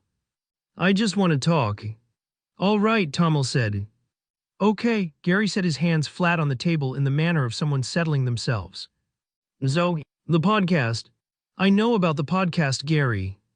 Right. 17 listeners, possibly 18. There was a new one this week I haven't verified yet." Gary paused. "The podcast is about unexplained things. Phenomena. Things that don't have a..." He selected his words with the care of someone who had thought about how to say this, and had landed on the least alarming version, conventional explanation. "You've mentioned the topic," Tomil said. "Right." Gary opened the notebook and turned it to face Tomil across the table, with the careful, deliberate movement of someone presenting evidence they have spent time organizing and want to be taken seriously. "Okay. So I want to show you some things and I want you to just look at them. And then I want to ask you some questions. And I want you to know that this is not a gotcha. I'm not trying to trap you or embarrass you, or I just have things I've been noticing and I think you're someone I can be straight with, and I think you'll be straight with me, and I'd rather just have the conversation than keep not having it." Tomil looked at Gary for a moment. There was no strategy in what he had just said, no positioning, no calculation of how to get something he wanted from the exchange. Just a man at a kitchen table being exactly as sincere as he appeared to be, which was, as it had always been, the most difficult thing about Gary to navigate. Sincerity had no defense except sincerity, and sincerity had cost he was still working out. He looked at the notebook. The open pages contained handwritten notes in Gary's large, slightly uneven script, organized with the genuine effort of someone who was not naturally systematic but had become so because the subject demanded it. There were dates, times, observations written in the margins with arrows connecting them to other observations. A timeline ran down the right-hand page beginning with Tomil's arrival at the Airbnb ending, marked with a hand-drawn asterisk on today's date. Several photographs had been printed on regular paper and taped in with the careful placement of someone building a case and wanting the evidence to be where they could find it. The photographs were, mostly, blurry in the way of images taken at distance by a phone camera in imperfect conditions. Several were of him walking, getting in and out of the car, sitting on the patio. The surveillance quality was not sophisticated. The intention was unmistakable. He looked at these with the external composure of a man reviewing something mildly interesting, and the internal composure of someone managing a more significant response than they were displaying. Then he saw the other photographs. Two of them were of a section of field on the northeastern edge of town, taken at different times of day, showing what appeared to be a slightly irregular pattern in the vegetation, a subtle circular compression in the scrub growth that Gary had photographed from multiple angles and marked with a question mark in the margin, and then below the question mark, the words consistent across 3 visits, not weather. Tomil recognized it. The contact impression from the ship's landing gear. The cloaking field was perfect. The physical evidence of landing was, apparently, not. He looked at this for a moment longer than he looked at the other photographs, which was itself information he was giving Gary, and he made a decision about that and kept looking, because the decision was that Gary had earned a straight conversation, and a straight conversation required acknowledging what was actually in front of them. "Gary," he said in a tone he kept carefully level. "I know how it looks," Gary said immediately, with the readiness of someone who had anticipated this response and had prepared for it. "As I know. I'm not saying I have proof of anything definitive. I have observations. Questions. Things that individually are explainable and together are." He looked at Tomil a lot. "Walk me through it," Tomil said. Gary blinked. "You want me to?" "Walk me through it," Tomil said again. "You've been building this for 5 weeks. I'd like to hear it." Gary looked at him for a moment with the expression of a man who had prepared extensively for resistance and had not prepared for this, and then he sat up slightly and turned the notebook back toward himself and began. Okay, so, first thing, your name. Tomil, which is not a name from anywhere I can find. I searched every database, every regional naming tradition, every nothing. It's not a name. It's my name, Tomil said. Right, but where is it from? My family, Tomil said, which was true. Gary wrote something in the margin. Okay. Second thing, the way you talk. You talk like someone who learned English from a very complete source, but hasn't been speaking it their whole life. The vocabulary is too even. Most people have gaps, colloquialisms they don't know, regional stuff. You don't have gaps. You have everything at the same level. Tomil said nothing. This was accurate, and he had no response to accurate observations that didn't involve either confirming them or lying about them, and he had decided at the kitchen table threshold that he was not going to lie to Gary. Third thing, Gary continued, warming to it now, the notebook open in front of him but his eyes on Tomil rather than the page because he had memorized the list. The field. I found that impression 2 weeks after you arrived. It's not an animal pattern, it's not equipment, it's not weather damage. It's a perfect circle, depressed evenly, and it's in a direct line from the northeastern edge of town toward where you said you started your hikes. He paused. That's the one I keep coming back to. What do you think it is? Tomil said. Gary looked at him steadily. I think you know what I think it is, he said. Tell me anyway, Tomil said. In your own words. Gary took a breath. I think, he said slowly, that you got here in something that isn't a car. I think you're staying here because you have to, not because you chose to. I think the hiking is real, I think you actually like it here, I think that part is genuine, but I think the reason you're here is something else. And I think the reason you won't say where you're from is because where you're from is not. He stopped, and looked at Tomil with the open, earnest face of a man who had arrived at the edge of his own theory and was about to say the thing he'd been circling for 5 weeks, not somewhere you can put on a map. The kitchen was quiet. Outside, a car passed on the street. Biscuit could be heard from next door, making the small sounds of a dog rearranging itself in sleep. Tomil looked at the notebook. He looked at the field photographs. He looked at Gary, who was watching him with the patient, undefended attention of someone who had said what he had to say, and was now simply waiting without pressure for whatever came back. He made a decision that was not simple and did not feel simple. He was not going to confirm anything. He was not going to deny anything in a way that was a lie. He was going to navigate this conversation with the precision of someone who had come to care about the person sitting across from them, and found that caring made the usual tools, deflection, misdirection, the technically accurate but practically useless answer, feel like something he didn't want to use on Gary. Your observations, he said carefully, are more thorough than I gave you credit for. Gary's expression did something that was not quite a smile and not quite relief, but was in the vicinity of both. The field, he said. That's the one, right? That's the thing that isn't explainable. The field is, Tomil paused, with the pause of someone choosing, consistent with your hypothesis. Gary stared at him. That's not a no, he said. No, Tomil agreed. It isn't. Gary sat back in his chair slowly, the way people sit back when something they have believed for some time has just been half confirmed, and the half confirmation is simultaneously more and less than they expected. He looked at the notebook. He looked at the ceiling. He looked back at Tomil. Okay, he said. Okay, to pause. Are you dangerous? To us. To people here. No, Tomil said with a directness that required no qualification. Absolutely not. Are you? Gary stopped. Started again. Are there others? Like, is this a... No, Tomil said. There's just me. And I'm here because my transport broke down, which is embarrassing in ways I'd prefer not to elaborate on. Gary looked at him. Your transport broke down, he repeated. Mechanical failure, Tomil said. I'm waiting for a repair technician. 1 more week. A repair. Gary stopped again. His expression moved through several stages of processing with the slightly dazed quality of a man whose theory has been confirmed, and who is discovering that confirmed theories feel different from theories in ways he hadn't anticipated. Then something else moved across his face, something warmer, something that was recognizably Gary even in completely uncharted territory.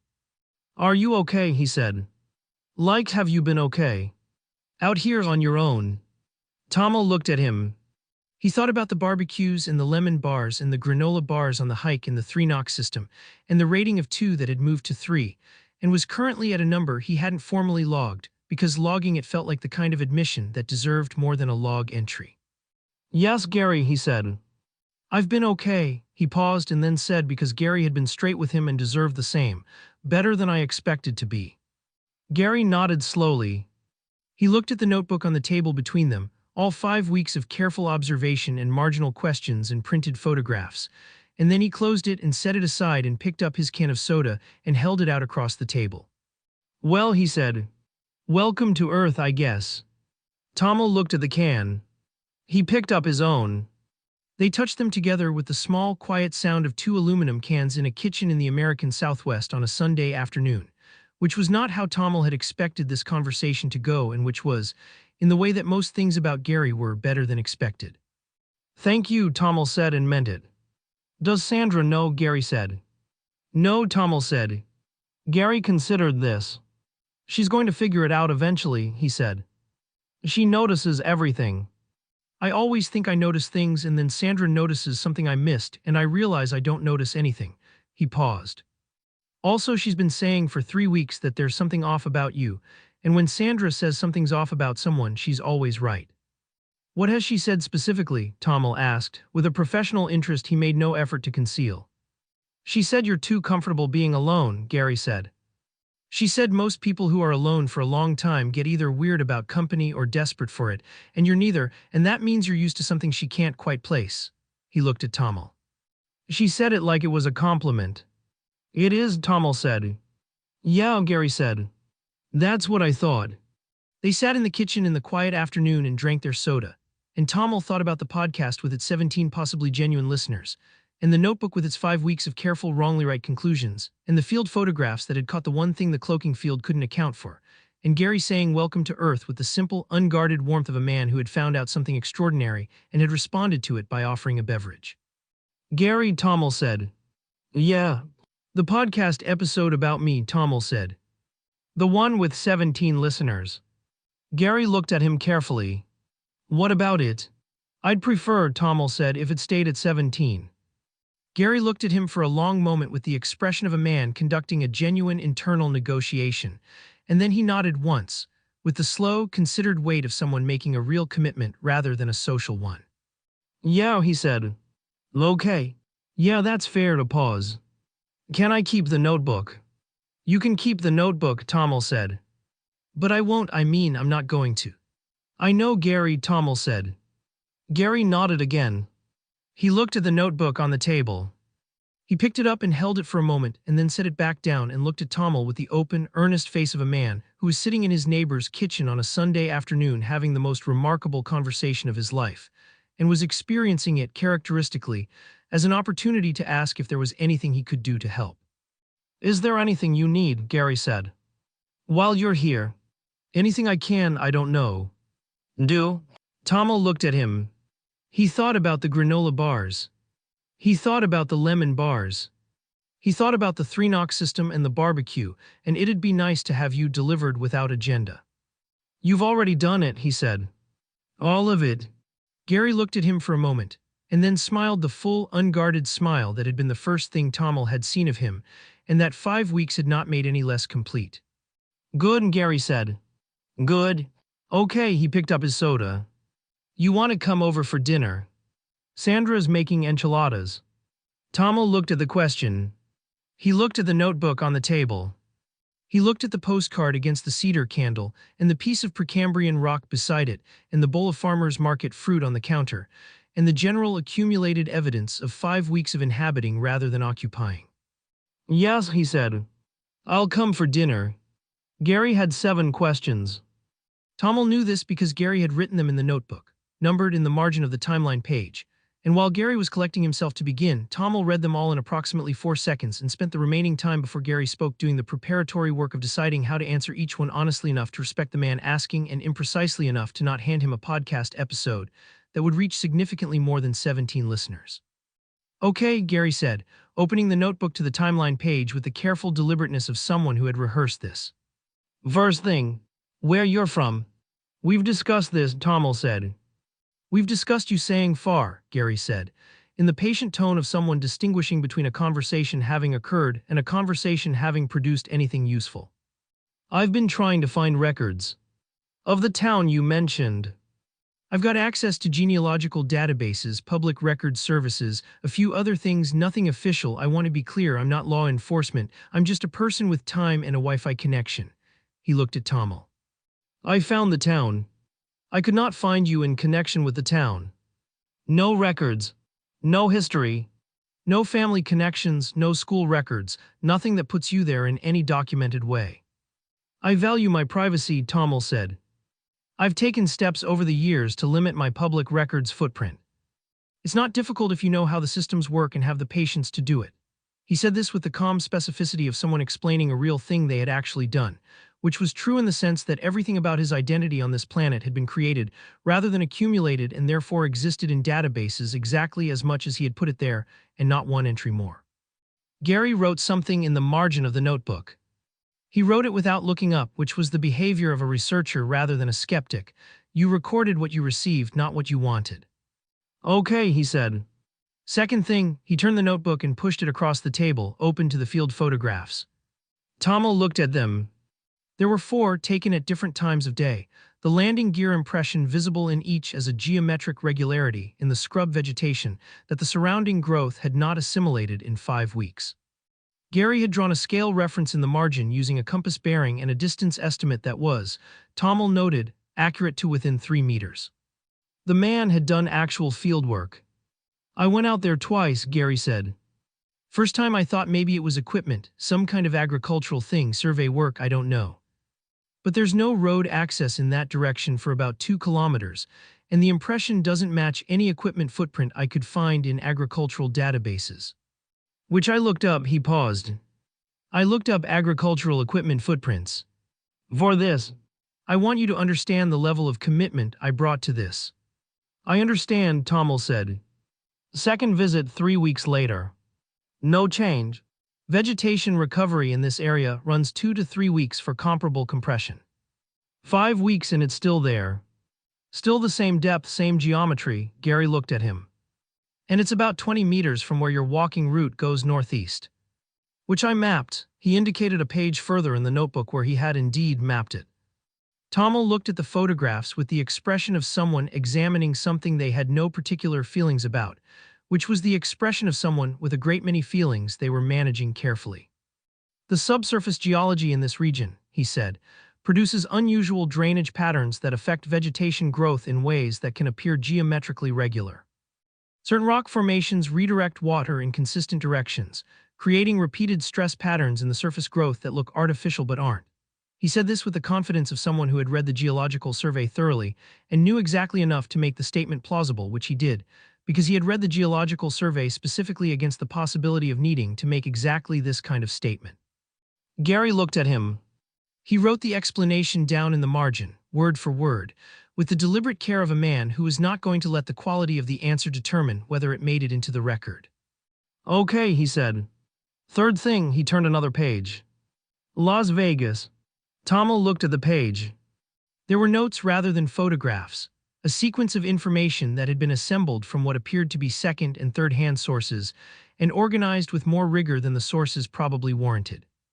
I want to be upfront, Gary said. This one came to me through Sandra's cousin's friend who works in hospitality in Las Vegas, that's a long chain, I know.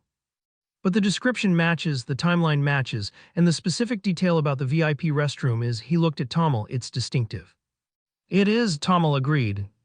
You were there, Gary said. I was there, Tomil confirmed. You won a significant amount of money at blackjack. The mathematics of blackjack are not complex, Tomil said. I have a background in statistical analysis, and I find probability calculations intuitive. I won more than the casino found comfortable. They invited me to a private lounge to have a conversation about it, which I found less comfortable, and I left. He paused. Through the front door. Through the front door, Gary repeated, in the tone of someone writing something down while simultaneously noting that the something being written down did not fully account for the available evidence. "Through the front door," Tomil said, with a consistency of tone that he felt was one of his better performances of the afternoon. Gary wrote it down. He moved through the remaining 4 questions with the methodical patience of a man who had prepared for this and was not going to be rushed through it. They covered Tomil's walking routes and their consistent compass accuracy, which Gary had tracked using his own GPS and found to be within margins he described as not human. They covered the fact that Tomil had never been seen to use a map or a phone for navigation, ever across 5 weeks of observation. They covered a brief exchange with a vendor at the farmer's market that Gary had witnessed from a distance and partially recorded, in which Tomil had demonstrated knowledge of soil chemistry that the vendor, who had a degree in agricultural science, had described afterward to Gary as graduate level at minimum. They covered the car that Gary had never seen Tomil buy, never seen Tomil maintain, never seen anyone deliver, and that had simply been present in the driveway one morning as though it had always been there. For each one, Tomil produced an answer. The answers were factually sustainable, informationally insufficient, and delivered with the patient, slightly bored precision of a man answering questions he found mildly tedious, which was a presentation that required no performance because tedium was approximately what he would have felt if the stakes had been lower. Gary wrote each one down without expressing either belief or disbelief, which was the behavior of a man who had decided the recording mattered more than his reaction to what was being recorded, and which was, Tomil noted this privately, with the specific quality of recognition he reserved for things that were better than he expected, genuinely good research practice. At the end of the 7th question, Gary closed the notebook. He looked at it. He set his pen down. He looked at Tomil across the kitchen table with the expression of a man who had conducted a conversation he expected to resolve something and had ended up with better questions than he had started with, which was either a failure or the most honest possible outcome, depending on your philosophy of inquiry. "You're not going to tell me," he said. Not with resentment, not with accusation. With the calm, accepting recognition of someone who had understood the terms of the conversation and was acknowledging them. Tomil looked at Gary, at the notebook on the table and the voice recorder in his pocket and the 2 soda cans, and the 5 weeks of careful, patient, wrongly right observation behind the man sitting across from him. He thought about the voice recorder going into the pocket before the conversation started. That had been a choice. A deliberate one. The choice of a man who had decided that the relationship mattered more than the evidence, which was not a calculation Tomil would have predicted Gary was capable of making, and which he now understood he had been wrong to doubt. "No," he said. "I'm not going to tell you." Gary nodded once slowly, with the weight of genuine acceptance rather than resignation. He picked up his soda and drank some of it and looked at the notebook, and then, with the peripheral, careful attention of someone noting something they have decided not to press, looked at the postcard against the cedar candle and the piece of Precambrian rock beside it. His expression registered both without comment. In the way of a researcher adding data points to a set, he was no longer building toward a conclusion, but simply maintaining, because the habit of careful attention was by now its own thing. The kitchen was quiet for a moment in the specific way of a silence that is not awkward but is full, the silence of 2 people who have said the important things and are sitting with them. "Okay," Gary said. He looked at Tomil with the open, direct attention of a man moving to something he had been holding back for the end, saving it in the way you save the thing that actually matters after you've gotten through everything that needed to be said first. "Can I ask one more thing? Not for the podcast. Not for the notebook." He set the notebook aside physically, moving it to the far edge of the table in a gesture that was both literal and not. "Just between us." "Yes," Tomil said. Gary looked at him steadily, with the simple, undefended concern of a man for whom caring about the people around him was not a strategy but a condition, as automatic and unexamined as breathing. "Are you all right?" he said. "Like generally. Are you okay out here? On your own?" The question landed in a place that Tomil had not prepared for it to land, which was not a place he had often been unprepared for things to land, and which produced a brief, genuine pause before he answered, not because he was calculating the answer but because he was actually finding it, which was a different process and took slightly longer. "Yes," he said. "I'm okay." He paused and then said the rest of it, because Gary had put the notebook aside and the voice recorder in his pocket and had asked not for the podcast and not for the record and not for anything except the actual answer. "Better than okay, I think." "More than I expected to be." Gary nodded, and the nod had the quality of someone receiving the answer they had been hoping for, and finding that receiving it felt exactly as good as they thought it would. "Good," he said simply. "Good." He picked up his soda. He looked at the postcard one more time, the canyon at sunrise, the light doing the thing the afternoon light didn't do. He looked at it with the quiet, appreciating attention of a man who found most things worth looking at, and had never stopped finding this a reasonable way to move through the world. "That's a good picture," he said. "Yes," Tomil said. "It is." Gary finished his soda. He stood, collected his notebook and his pen, and looked at Tomil across the kitchen table with the warm, uncomplicated expression that had been his default since the morning Tomil had arrived, and that 5 weeks had not diminished by any measurable degree. "Dinner's at 6:30, he said. "Sandra's making enchiladas. She puts green chili in them that she gets from a guy in New Mexico, and she won't say how she knows him, which I've learned not to ask about." He moved toward the door. "Come over whenever. 6:30 doesn't matter." "I'll be there at 6:30, Tomil said. "Great," Gary said.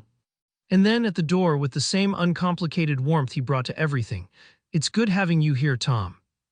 Tomil said. "Tomil," Gary said and smiled and went out through the gate, and Tomil heard him say something cheerful to Biscuit on the other side of the fence, and Biscuit made a sound of greeting, and then there was the sound of Gary's back door opening and closing, and the neighborhood was quiet again. Tomil sat at the kitchen table for a moment. He looked at the notebook-shaped absence on the table where Gary had put it and then taken it away. He looked at the postcard.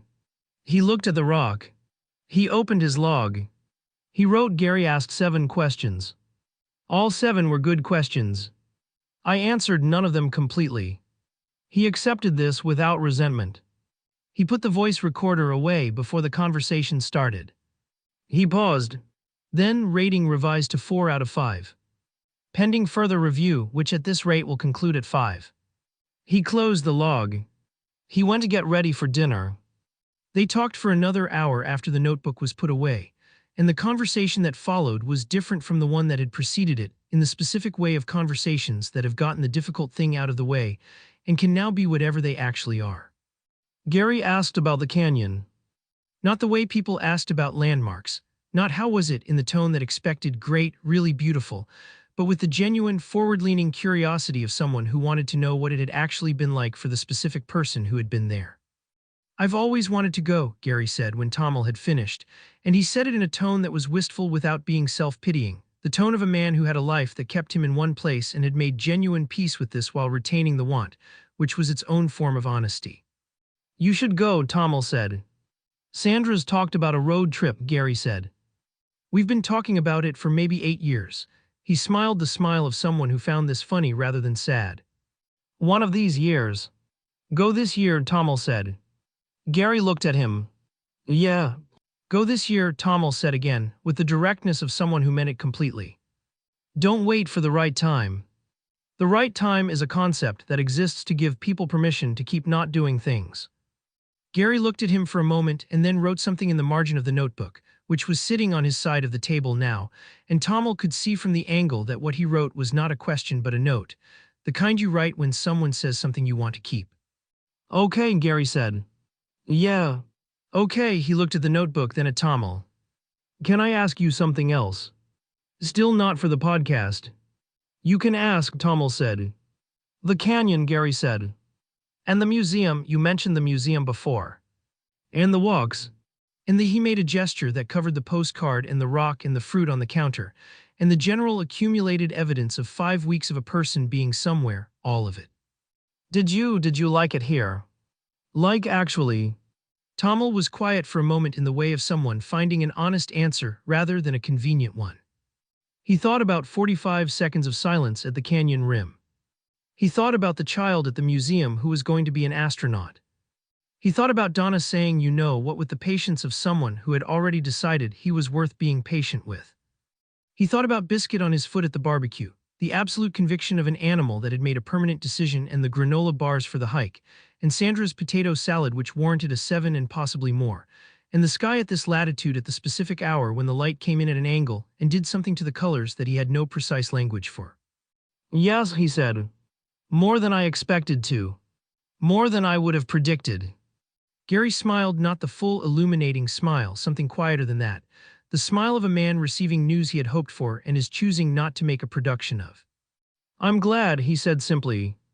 "So am I," Tomil said, which was the truest thing he had said in the conversation and possibly in the week, and which came out without the qualifications he usually wrapped things in, just the words at their natural size, meaning what they said.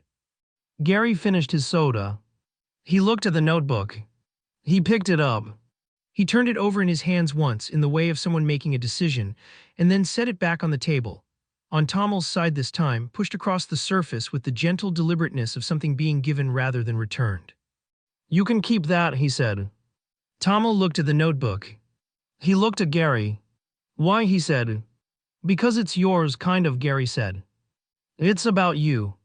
And you answered my questions, even if you didn't answer my questions, and I figure," he paused with the pause of someone choosing the honest version rather than the graceful one, "wherever you actually go after here, it might mean something to have a record of what one person on this planet thought was worth paying attention to. About you. Specifically." The kitchen was quiet. Tomil looked at the notebook, Gary's handwriting filling the margins, the dates and the timeline and the photographs of the landing gear impression, the 7 numbered questions and the answers that hadn't answered them, all of it assembled with the patient care of a man who had spent 5 weeks believing something was true and had wanted to know, and had come to ask about it directly because that was the right way to find out. He picked it up. "Thank you," he said, without qualification or footnote, just the words. Gary stood with the easy movement of a man who had done what he came to do and was at peace with how it had gone. He was Gary again, the full, uncomplicated Gary of the lemon bars and the 3-knock system and the apron with the grill pun, the version of himself that existed before the notebook and after it and apparently throughout, because Gary did not have different versions of himself for different situations. He had one version, and it was this one, and Tomil found, sitting at the kitchen table holding a notebook of evidence about himself, that this was the thing about Gary he had most underestimated and would take the longest to understand. "You coming Thursday?" Gary said, meaning the third barbecue, which Tomil had known about for a week and had been declining to confirm, because confirmation felt like something that required him to acknowledge how close the end of the 6 weeks was, and he had been finding that acknowledgement more difficult than he had expected. "Yes," he said before he had decided to, which was increasingly how he made decisions on this planet and which he was, increasingly, not concerned about. "Sandra's doing the potato salad," Gary said, in the tone of a closing argument that needed no follow-up, and went out through the back gate. Tomil listened to his footsteps across the patio, then the quiet of the yard settling back into itself, then nothing. He sat at the kitchen table with the notebook in his hands and looked at it.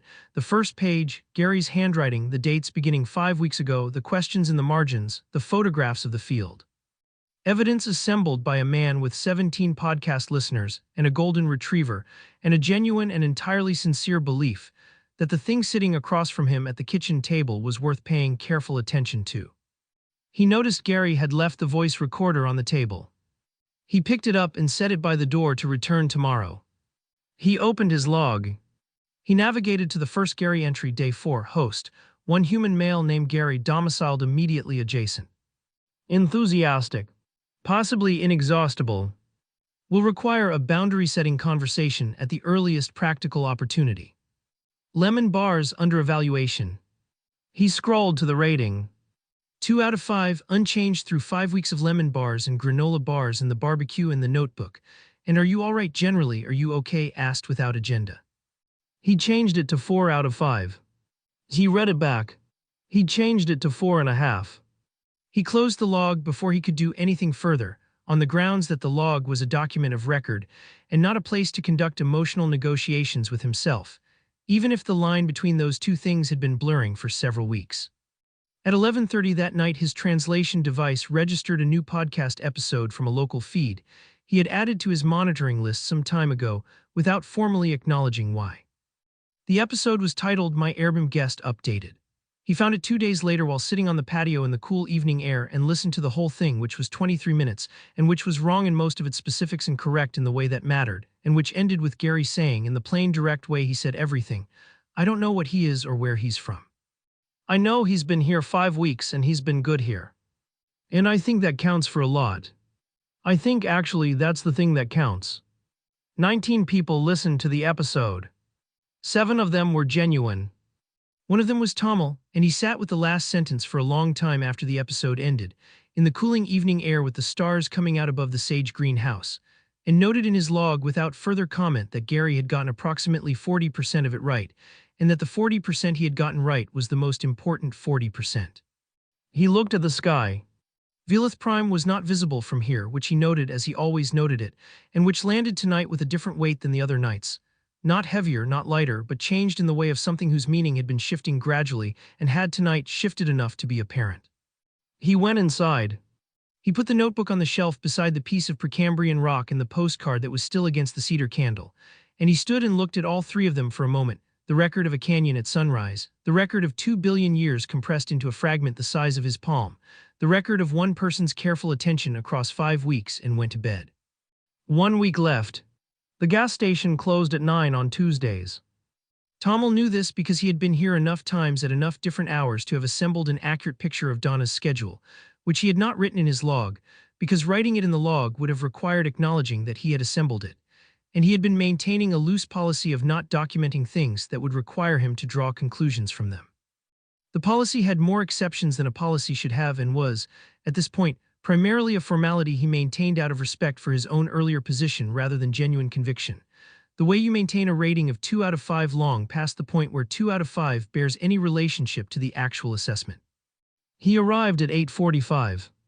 Close enough to closing that it was not a normal customer visit, far enough that it retained some technical deniability as one, which was the kind of distinction he had been making about his visits to this gas station for several weeks now, and which was becoming less convincing each time he made it, including to himself.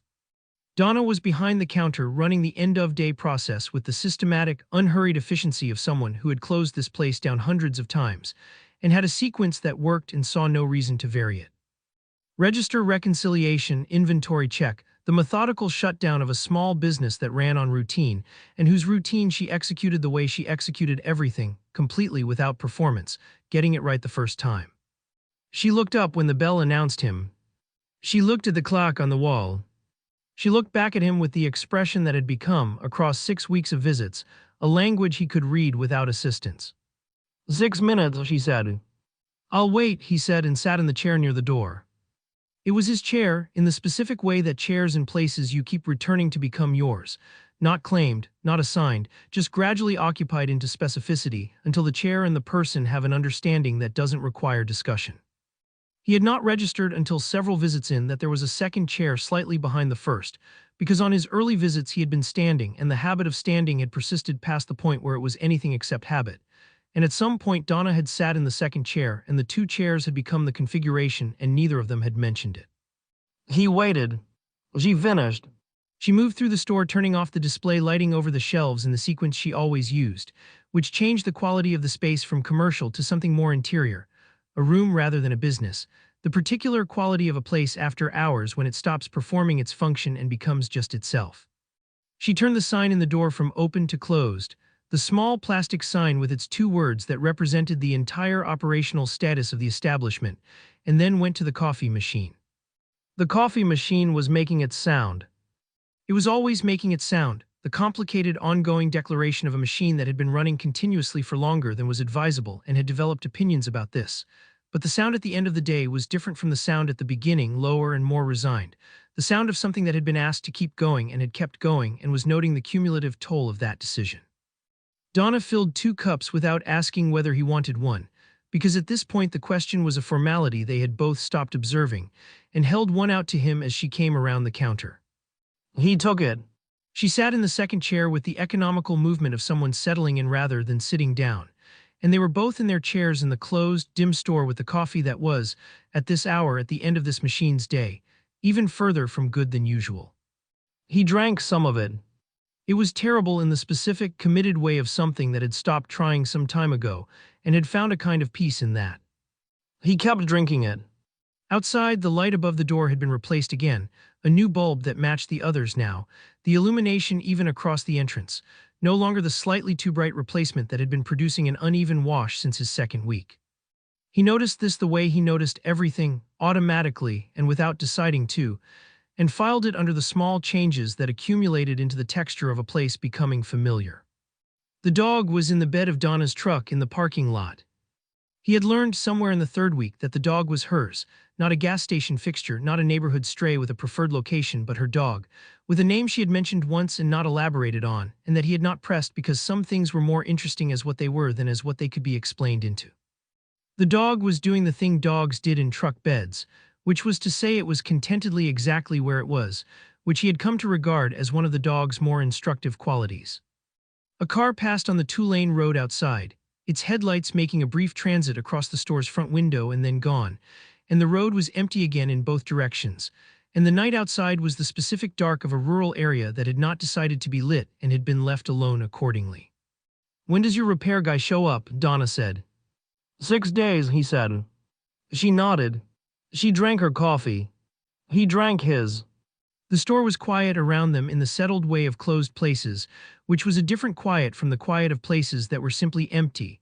This had the quality of somewhere that had finished something and was resting from it. "Tell me about your planet," Donna said. She said it to the window, to the road outside, in the tone of someone who had been waiting to ask something for a specific amount of time, and had decided, with 6 days left on the clock, that patient had run its course. The question was not aggressive or avid or freighted with the particular excitement that questions like this usually carried. She asked it the way she asked everything, flat and direct, and meaning exactly what it said, the question of someone who had been given a significant piece of information and had held it carefully and was now ready to understand it. He looked at her profile in the dim light of the closed store. He thought about the first time he had sat at this counter and she had said, "Is it?" with a raised eyebrow and no interest in whether he found the response impressive, and about everything that had happened between that moment and this one, and about the fact that in 6 days he was going to get in a ship that worked and leave, and that she had asked the question now, tonight, with the specific timing of someone who had calculated exactly the same thing. "Velith Prime," he said. She turned to look at him. "That's what it's called." "That's what it's called," he said. "Okay," she said, and turned back to the window and waited, in the way she waited for things, without impatience, without performance, just the simple readiness of someone who has asked a question and intends to actually hear the answer. He told her. He told her about Velith Prime the way he had not told anyone anything in a long time, not the compressed, strategically shaped version he had been producing for weeks, not the technically accurate but informationally insufficient answers he had given Gary, but the actual thing, the real description, the planet as it was. The clean lines of the cities and the technology embedded rather than displayed, and the particular quality of the light at certain hours that he had always found aesthetically significant and had never previously had occasion to miss. The culture, which was sophisticated in the ways that cultures became sophisticated when they had been developing long enough to stop being interested in the questions that occupied civilizations at earlier stages, and which had lost something in that sophistication that he had not had a word for until 6 weeks on a planet that still had it. "It sounds," Donna said when he paused, "very clean." "It is," he said. "Very clean. Is that good?" He considered this with the genuine attention it deserved. "It's good," he said. "And it's a little," he paused, "it's a little finished." "Everything is very finished. Very resolved. Nothing is still becoming what it is." He looked at his coffee cup. "There is no coffee that has been running continuously for 6 years because 2 in the morning people need it." Donna looked at him. "You're saying my coffee machine is a mark of civilization?" "I'm saying," he said carefully, "that a place that keeps the machine running for 2 in the morning people, even when the coffee is this bad, has a quality that I did not have a word for before I came here and am finding I don't want to leave without." She was quiet for a moment, in the way she was quiet when something had landed in a place she was deciding what to do with. Outside, the dog shifted in the truck bed, the small sound of an animal adjusting its position and settling again. "What's the word?" she said. "I don't have one," he said. "Not in my language. I've been looking." She looked at the window. "Trying," she said. He looked at her. "The word," she said. "The thing you're describing. It's trying. Still trying. You can have it if you want." He held this for a moment. Outside, the road was empty and dark, and the gas station light was steady now, finally even, throwing its clean, unflickering light across the concrete in both directions. "Thank you," he said. "It's just a word," she said, but she said it in the tone that meant it wasn't, and he received it in the same tone, and neither of them made anything more of it than it was, which was exactly the right amount. He had not described his home planet to anyone on Earth before this moment, and the reason he had not was the same reason he had not described most things about himself to most people, not secrecy exactly, but the specific reluctance of someone who has found that description usually requires a choice between radical simplification, which feels like a lie, and comprehensive explanation, which feels like a lecture. And both of these were things he disliked for different reasons and avoided when possible. But Donna asked in the way she asked everything, directly, without decoration, without the performance of amazement that would have made him feel like an exhibit. And so he tried something he had not previously attempted, which was to describe it honestly and trust her to do something useful with what she received. Velith Prime is older than Earth by approximately 3 billion years, he said. Okay, she said, in the tone of someone receiving a fact and waiting for the fact that mattered. That's not the important part, he said. I figured, she said. He told her about the civilization 800-year spacefaring, which he noted was both a long time and not in context, as long as it sounded. 800 years ago on Earth, he said, was roughly the late medieval period. The gap between where this planet was now and where his was when it first left its atmosphere was smaller than the gap between where Earth was now and where it had been 800 years before. Donna was quiet for a moment, running this through. So you're not that far ahead, she said. We are substantially ahead, he said. But not incomprehensibly. He paused. He looked at his coffee cup, and then at the window, and then at her profile in the dim light of the closed store. No, he said. Not incomprehensibly. Something in the way she had done this, the extraction of the gap from infinite to merely large, accomplished in 2 exchanges with no apparent effort, produced a feeling he did not have an immediate label for and that he filed temporarily under things he was going to understand better when he had more distance from them. She nodded as though this confirmed something she had already thought and drank her coffee. Tell me about your work, she said. He told her. The technical systems analysis, the intersection of engineering and theoretical physics, the consulting structure that let him move between problems rather than staying inside one institutional framework, which suited the way his mind worked in the same way that the car suited his preference for having a direction when he didn't have a destination. She listened, and when he finished she said, "Do you like it?" Yes, he said, which was true in the way that saying he was good at thinking was true. It was so fundamental to how he was organized that like didn't quite reach the whole of it. Do you actually like it? She said, with a slight emphasis on actually that indicated she had heard the non-answer sitting inside his answer, which was the thing about Donna he had stopped being surprised by and had started simply relying on. She heard what was actually being said, which meant evasion with her required more energy than honesty, and he had somewhere in the past several weeks stopped having that energy available for use in her direction. Yes, he said again more plainly. I actually like it. Okay, she said. Good, she set her cup on her knee and looked at him. Tell me about the girlfriend. He looked at her. How do you know about? You mentioned an ex once, she said. You were talking about something else and it came up and you moved past it quickly, which means it's a thing. She waited. Tell me about the thing. He told her about Zara. Not the log version, which was analytical and categorical and organized around financial data and behavioral taxonomy. The actual version, the version where he had been in a relationship for 3 years that had stopped working in the first year and continued for 2 more because he said, better at identifying problems than at ending them, which was an inconsistency in his character that he found genuinely puzzling and had not been able to fully explain even to himself. Donna listened without the consoling sounds that people made when they were performing sympathy. She just listened, which was what she did, and when he finished she said, "She sounds exhausting." Yes, he said. The allowance thing. I know. That's a lot, she said. It was, he agreed. Are you over it, she said, with the directness of someone asking a real question rather than a social one. He considered this genuinely, which was different from how he had previously approached the question, which was to wave it away with the efficient certainty of someone who had done the math and moved on. Yes, he said, and found that saying it plainly in this context to this person made it more true than it had been before he said it, which was the strange thing about honest answers. They sometimes completed the thing they described. Good, Donna said. She sounds like someone who needed a specific kind of person, and you were not that person and you both wasted time figuring that out. A pause. That's not a criticism. That's just what happened. That is exactly what happened, he said. She nodded. Okay. Tell me about the ship. So he told her about the ship. He told her about the vacation planning, the star charts across 3 screens, the criteria-weighted destination selection, the synthesizer and the reading archive, and the piece of Velethian-engineered stone he had packed in the center of his bag for reasons he had described at the time as unsentimental.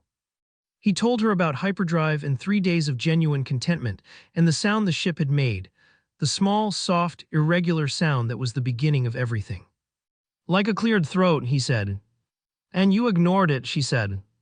I ran diagnostics, he said, with the dignity of someone correcting a significant mischaracterization. The diagnostics showed non-critical. I returned to my log. Then the ship ran them again from scratch and arrived at a different conclusion. The ship's diagnostics were wrong, she said. The ship's diagnostics were optimistic, he said. There is a difference. She smiled just slightly, the real one. And then, he walked her through the cascade, the energy coupling, the navigation drift, the hyperdrive instability, the drop to sublight, the star chart, and the unflattering assessment of the available planets. Mars, Venus, Jupiter, Earth. The least bad option available, he said. She looked at him. Thanks, she said, flat and dry. I mean that as a compliment relative to the alternatives, he said. Venus has surface temperatures that would be immediately fatal. Mars is. I know you mean it as a compliment, she said. I'm choosing to be offended anyway. That seems inefficient, he said. It's a little funny, she said. It balances out. The smile again, slightly wider this time, and she let it stay for a moment rather than putting it away immediately, which was one of the things he had learned about her, that the smile was real when it appeared and absent when it wasn't, and the distinction was always clear and always reliable, which was more than he could say for most things. He told her about the hold music. She closed her eyes briefly, in the expression of someone who had personal experience with hold music and had complete, unqualified sympathy. He told her about Brill and the 6-week timeline and the 10% discount on a future rental that had been offered as a gesture of goodwill, which she received with the expression of someone filing this information under things that confirmed existing suspicions about the universe. 11 minutes, she said. I timed it, he said. Of course you did, she said. Is it in the complaint? It is specifically itemized in the complaint, he said. With the full duration and a brief but thorough description of the compositional qualities of the music, which I characterized as acoustically neutral in the most aggressive way possible. She looked at him. You complained about the music in the complaint. I complained about many things in the complaint, he said. The music warranted its own subsection. She made the refined, controlled laugh that she didn't give away freely, and shook her head once, the small shake of someone who has found something genuinely funny and is acknowledging it without making a production of it. He had been collecting these moments for 6 weeks with the careful attention of someone who understood that they were finite and was not going to waste any of them by not paying attention. 6 days, he thought. 6 days from now Veth would arrive and would fix whatever needed fixing, and he would get back in the ship and this particular configuration of the universe, this gas station, this chair, this coffee that was objectively terrible and that he had been drinking anyway for 6 weeks, would stop being his current situation and become the thing that had happened. He looked at his cup. There's more, Donna said. Not a question. There's more, he confirmed. The diamonds, she said. He looked at her. How do you? You said everything since, she said. That covers a lot of ground. And you have the specific expression of someone who has been on Earth for 6 weeks and has done things they find slightly embarrassing in retrospect. She waited. The diamonds. He told her about the diamonds. The word sits between them for a while without either of them doing anything about it. This is one of the things he has come to understand about Donna. She does not feel the need to fill the space after something true has been said, which is a quality he had not previously encountered in a human, and which he had in the privacy of his own log noted as statistically rare even among his own species. Most people in his experience treated silence as a problem to be solved.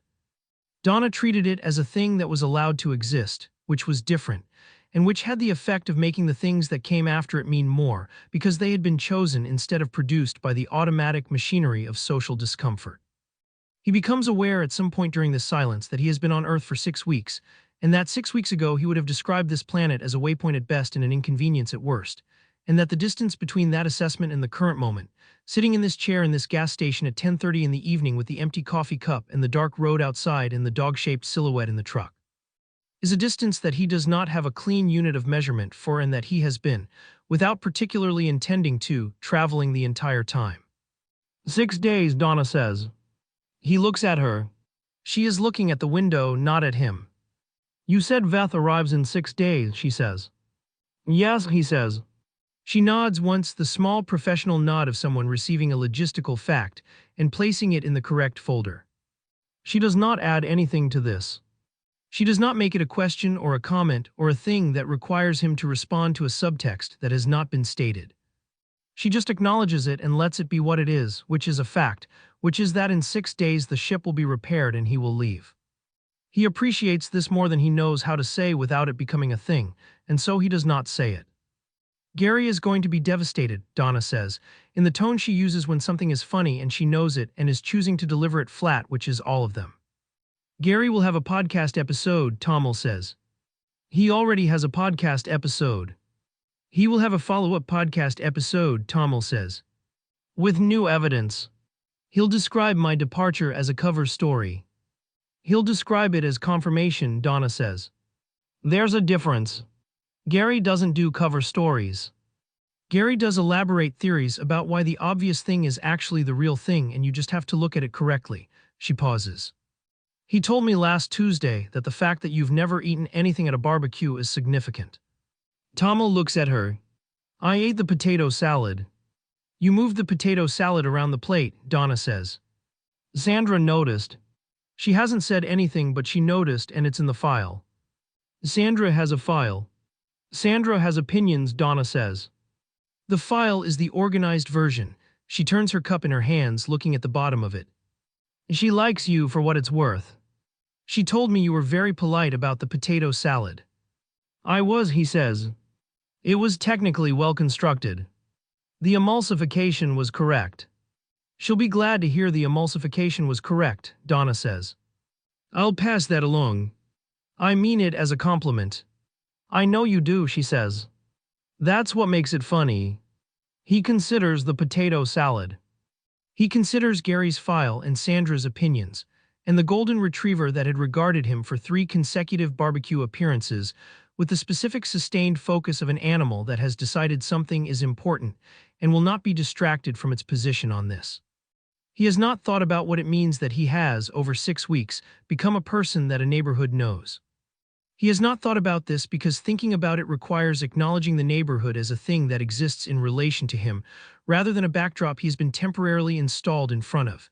And that distinction has been, until approximately this moment, easier to avoid than examine. Can I ask you something, he says. You can ask me things, Donna says. You've been doing it for weeks. You don't need to flag it. It's a different kind of question, he says. She looks at him. Okay, she says. He takes a moment to construct the question correctly, which requires more work than it should, which is itself information. He has asked Donna many questions about Earth, about humans, about regional customs, about the specific taxonomic position of the golden retriever relative to actual wolves, about the appeal of gas station coffee, which she had explained with the patience of someone who has thought about it and arrived at an honest answer, and none of those questions had required this particular kind of construction.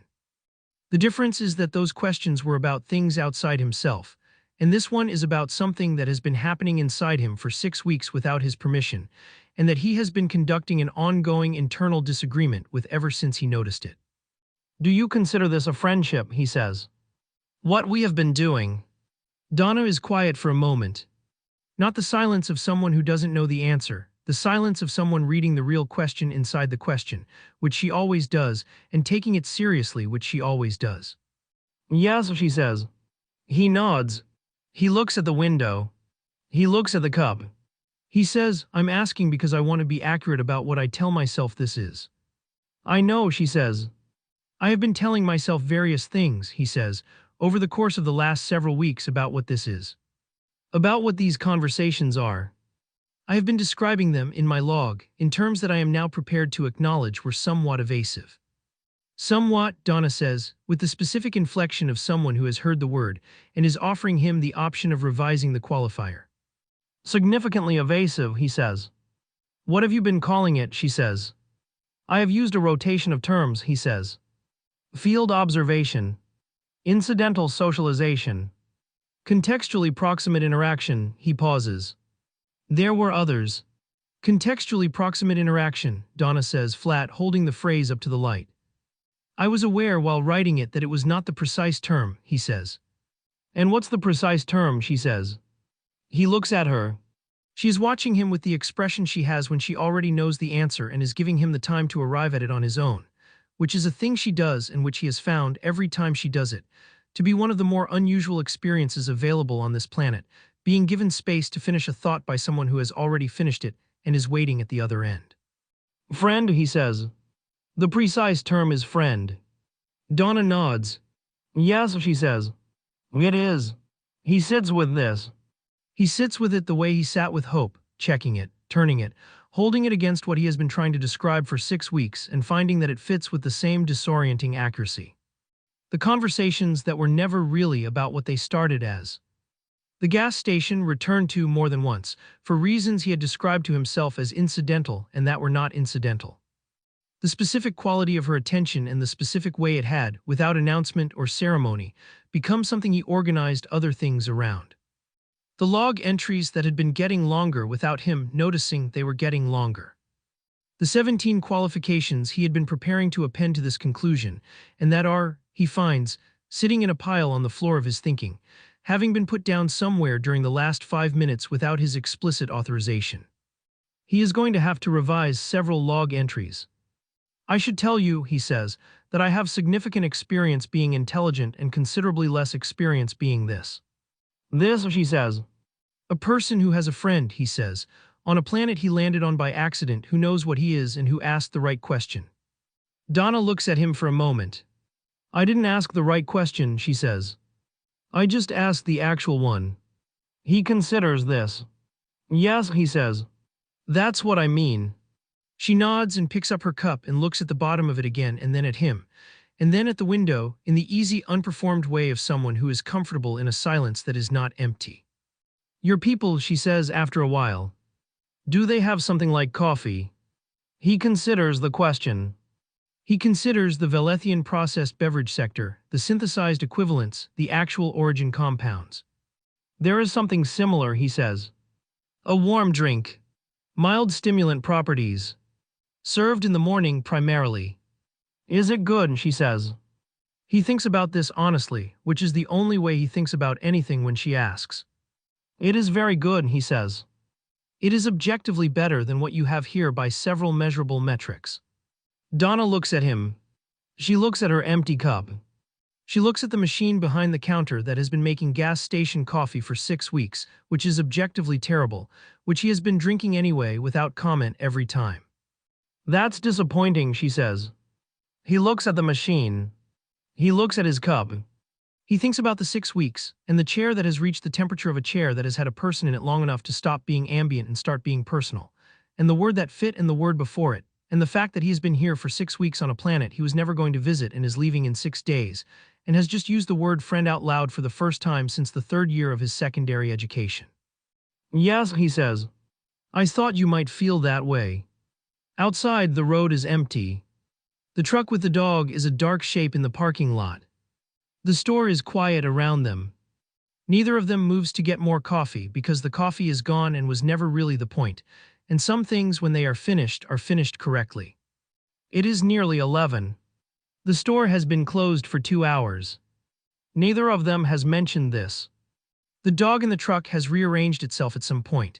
He can see the shape of it differently through the window, no longer in the same position, having presumably determined that this was taking longer than originally projected and adjusted accordingly.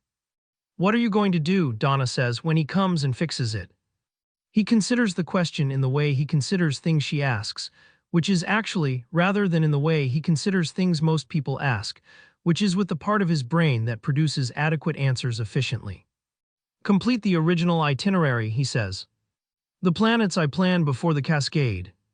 The sites I had researched. Are you still interested in them?" she says. He checks this honestly before answering. 5 weeks ago the answer would have been automatic, of course. They were selected against weighted criteria. They remain objectively worth visiting. The answer now has a different texture, the texture of something that has been verified rather than assumed. "Yes," he says. "Genuinely." She nods. "Will you come back here?" she says. "To Earth?" He is quiet for a moment. The honest answer is that he does not know, which is not the same as no, which is not the same as the position he held on day 1 when Earth was not a destination, but a waypoint he had planned to observe from altitude and immediately leave behind. The distance between that position and this one is not a distance he had planned to travel, and is not a distance he can fully map from where he is standing inside it. "I don't know," he says, which is different from what my answer would have been 6 weeks ago. She looks at him. "What would your answer have been 6 weeks ago?" "No," he says, immediately and without consideration. "And now it's I don't know." "And now it's I don't know," he confirms. She nods once. She looks at the window. "You should," she says, in the tone she uses when she means something and does not need it to be large, casual, direct, the way she says things that are true without requiring them to perform their own truth. "It grows on you." "I've noticed," he says. She looks at him with the read, the same one from the first day outside the gas station, the same second and a half of comprehensive assessment that files what it finds with the efficiency of someone who has been doing this her entire life and has gotten very good at it, and what it finds this time is apparently sufficient, because she nods in the way she nods when something has been confirmed. "Good," she says. "Complete." He asks her something he has not asked before. He asks because in 6 days he will get in the ship and engage the hyperdrive in this particular configuration. This store, this parking lot, this specific quality of her attention in the low light will stop being his present situation and become the thing that happened, and he has become aware in the last several weeks of the things he has not asked, and this is one of them, and he does not want it to be one of the things he carries without an answer. "Are you happy here?" he says. "In this town? At this gas station? In the life you've built on this road?" She thinks about it. He respects this, the thinking, the refusal to produce the reflexive answer, the assembly of the real one in real time. "Happy is complicated," she says. "Content is real." A pause. "There are things I want that I don't have. Things I have that I haven't said thank you for properly." Another pause, shorter. "I chose this. I left and came back because I wanted to, not because I had to. That matters to me." He thinks about Zara and Rigel and 3 years of the wrong itinerary, maintained past the point of any reasonable justification, continued because he was better at identifying problems than ending them. He thinks about the cascade failure and the star chart and the 4 planets Mars, Venus, Jupiter, Earth, and the calculation he ran in the ship while the navigation system was drifting, which identified Earth as the least bad option available. He thinks about what the least bad option available turned out to contain. "Choosing matters," he says. "Yeah," she says. "It does." They sit in that for a moment. The store is quiet around them. The road outside is empty. The dog in the truck has settled into its rearranged position and is not moving. The light above the door, the one Gary replaced 3 weeks ago so it would match the others, is steady and even. The silence is not an absence. It is the specific silence of 2 people who have said the things that needed saying and know it, and are not filling the space where those things were with anything lesser. She stands. She takes both paper cups to the trash, his and hers in one trip, with the efficient economy of motion she applies to everything. She gets her jacket from behind the counter. He stands. They walk out together into the parking lot, and she locks the door behind them, and they stand in the cool night air with the full dark sky above them doing what it does at this hour, the stars at their clearest, the kind of visibility that makes the sky feel like a depth rather than a surface. He looks up. She looks up beside him, following his gaze without being asked to, and they stand like that in the parking lot on the empty 2-lane road, looking at the same sky from the same small patch of asphalt, which is the most ordinary thing in the world and is, in this specific moment, not ordinary at all. "Which one?" she says. He locates it. He points. She looks along the line of his arm and finds the direction and holds it, the way she holds everything steadily without making a production of it. She nods once slowly. The nod of someone receiving a coordinate they intend to keep. "Var," she says. "Yes," he says. And then, because it is true and because she is the person he tells true things to, the only person on this planet he has told true things to, the person who asked the actual question, farther than it looks tonight. She looks at him. The look has something in it that he cannot immediately classify and will not be able to classify for some time, not during the drive back to the sage green house, not sitting on the patio in the dark looking at the sky, not in the morning when he opens the log. He will spend a significant portion of the hyperspace journey trying to put it in the correct category, and will eventually stop trying to put it in an existing category, and will create a new one, specifically for it with no other entries labeled simply Donna. "Drive safe," she says. Direct, plain, meaning exactly what it says, and also the full weight of everything adjacent to it. He gets in the car. She gets in the truck. The dog in the back redistributes itself with the immediate pleased efficiency of an animal whose person has returned, and who considers this the correct resolution to the evening. He watches the truck's lights come on. He watches it pull out of the lot. He watches the taillights shrink to two red points moving down the two-lane road, and then disappear around the long curve that he walked around from the other direction 6 weeks ago with a synthesized map. He did not need an certainty about this planet that has not survived contact with it. He sits in the car in the empty parking lot. The light above the door is steady. The road is empty in both directions. Velith Prime is not visible from here. He has checked more than once on more than one night, and tonight that fact means something it has not meant on the other nights. Not absence. Not the simple arithmetic of distance. Something closer to the specific and surprisingly bearable weight of being somewhere that has become, without his planning it or intending it or approving it through any of the normal channels, real. He starts the car. He drives back to the sage green house. He does not open the log when he gets in. He sits on the patio in the dark and looks at the sky for a long time and then goes inside and goes to bed. And in the morning when he opens the log, he writes one entry and it is not analytical, not a field report, not a behavioral taxonomy or a financial ledger or a scathing subsection complaint about anything. It is 3 sentences. She said, "Hope. We had it once. I think I have been looking at it for 6 weeks without knowing the word." He closes the log. 6 days. On the morning of day 36, 6 days before the technician's arrival, Tomil opens his log and writes the date and then sits looking at it. He has been writing daily entries since he arrived, entries that have changed in character over 6 weeks from field reports to something he does not have a clean category for, something between a journal and a letter and a running argument with himself about what things mean, which is a genre he did not previously know he was capable of and which he finds both useful and mildly embarrassing in the way of discovering a skill you wish you had not discovered because now you are responsible for it. The entry he is looking at now has nothing after the date. He sits with the blinking cursor for a while. He writes 6 days, he closes the log. This is, he notes, not his most analytical entry. He has known the countdown was coming. He has been tracking the repair technician's estimated arrival since the phone call on day 1. The call that followed 11 minutes of hold music and produced Brill, whose cheerful delivery of the 6-week timeline had been the single most consequential piece of information he received on this planet, and which had seemed at the time like a catastrophe, and which he is now, sitting at the kitchen table of the sage green house in the early morning light, finding somewhat difficult to characterize in those terms without a level of dishonesty he is no longer comfortable with.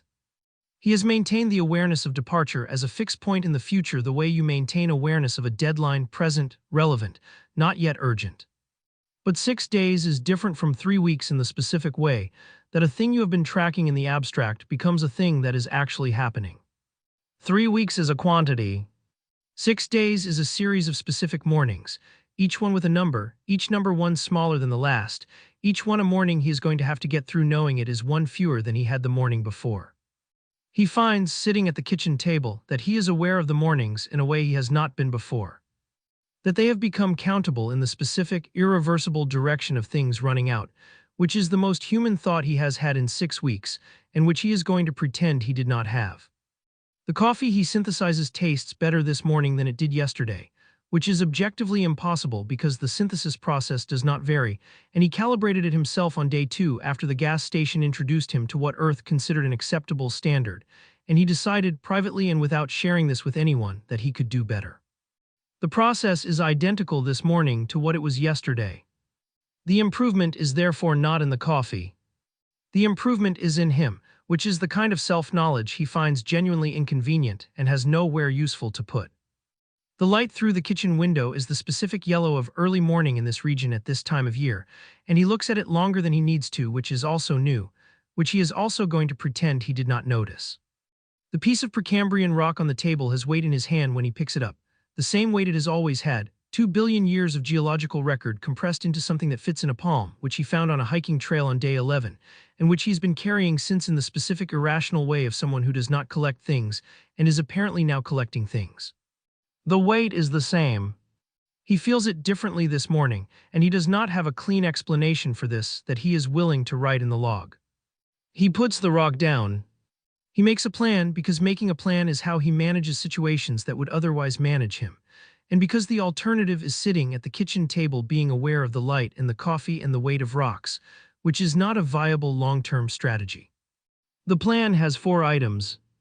The first item is the Airbnb checkout, which means Gary, which means dealing with Gary in a way that is appropriate to what 6 weeks of Gary has actually been, which is a sentence he could not have written on day 1 and which he is writing now with the full awareness that it represents a significant revision of his original assessment of Gary, which was filed on day 3 under aggressively pleasant, low priority, monitor for podcast activity. Gary has since migrated out of that category entirely and into a category Tomil created on approximately day 22 that has no official name and that contains currently 2 entries, Gary and Sandra's potato salad, which he maintains deserved its own category. The second item is the ship, systems check, synthesizer cleared, personal items loaded, the log transferred to the permanent archive. This is the most straightforward item on the list, and the one he is least looking forward to, which is counterintuitive and which he is choosing not to examine closely. The third item is leaving the Airbnb in better condition than he found it, which is not required by the rental agreement he checked, but which he has decided is the right thing to do, because the Sage greenhouse has housed him for 6 weeks without complaint and deserves better than the checkout minimum standard, and because he does not need a rule to tell him what is right even when what is right is inconvenient. The fourth item is Donna. He writes and there is Donna in the plan. He reads it back. He cannot immediately decide whether it is an item on a list or a statement of fact. It is both. The distinction is not resolvable and he has stopped trying to resolve it, which is itself a development he would not have predicted on day 1 when he was a person who resolved things and moved on and did not sit in the early morning light of a sage greenhouse on a planet he never intended to visit, feeling the weight of a rock and the improvement of coffee that has not improved. He leaves the entry as written. 6 days. He tells Gary on day 38, 4 days before departure, not because he has planned to tell him on this specific day, but because Gary knocks at 8 in the morning with a plate of something Sandra made, and an expression that reads the situation before Tomil has said anything.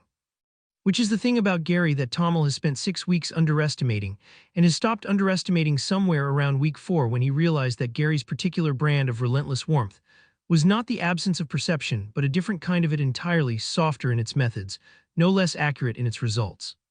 Gary looks at his face in the doorway and says, "You're leaving soon, aren't you?" It is not a question.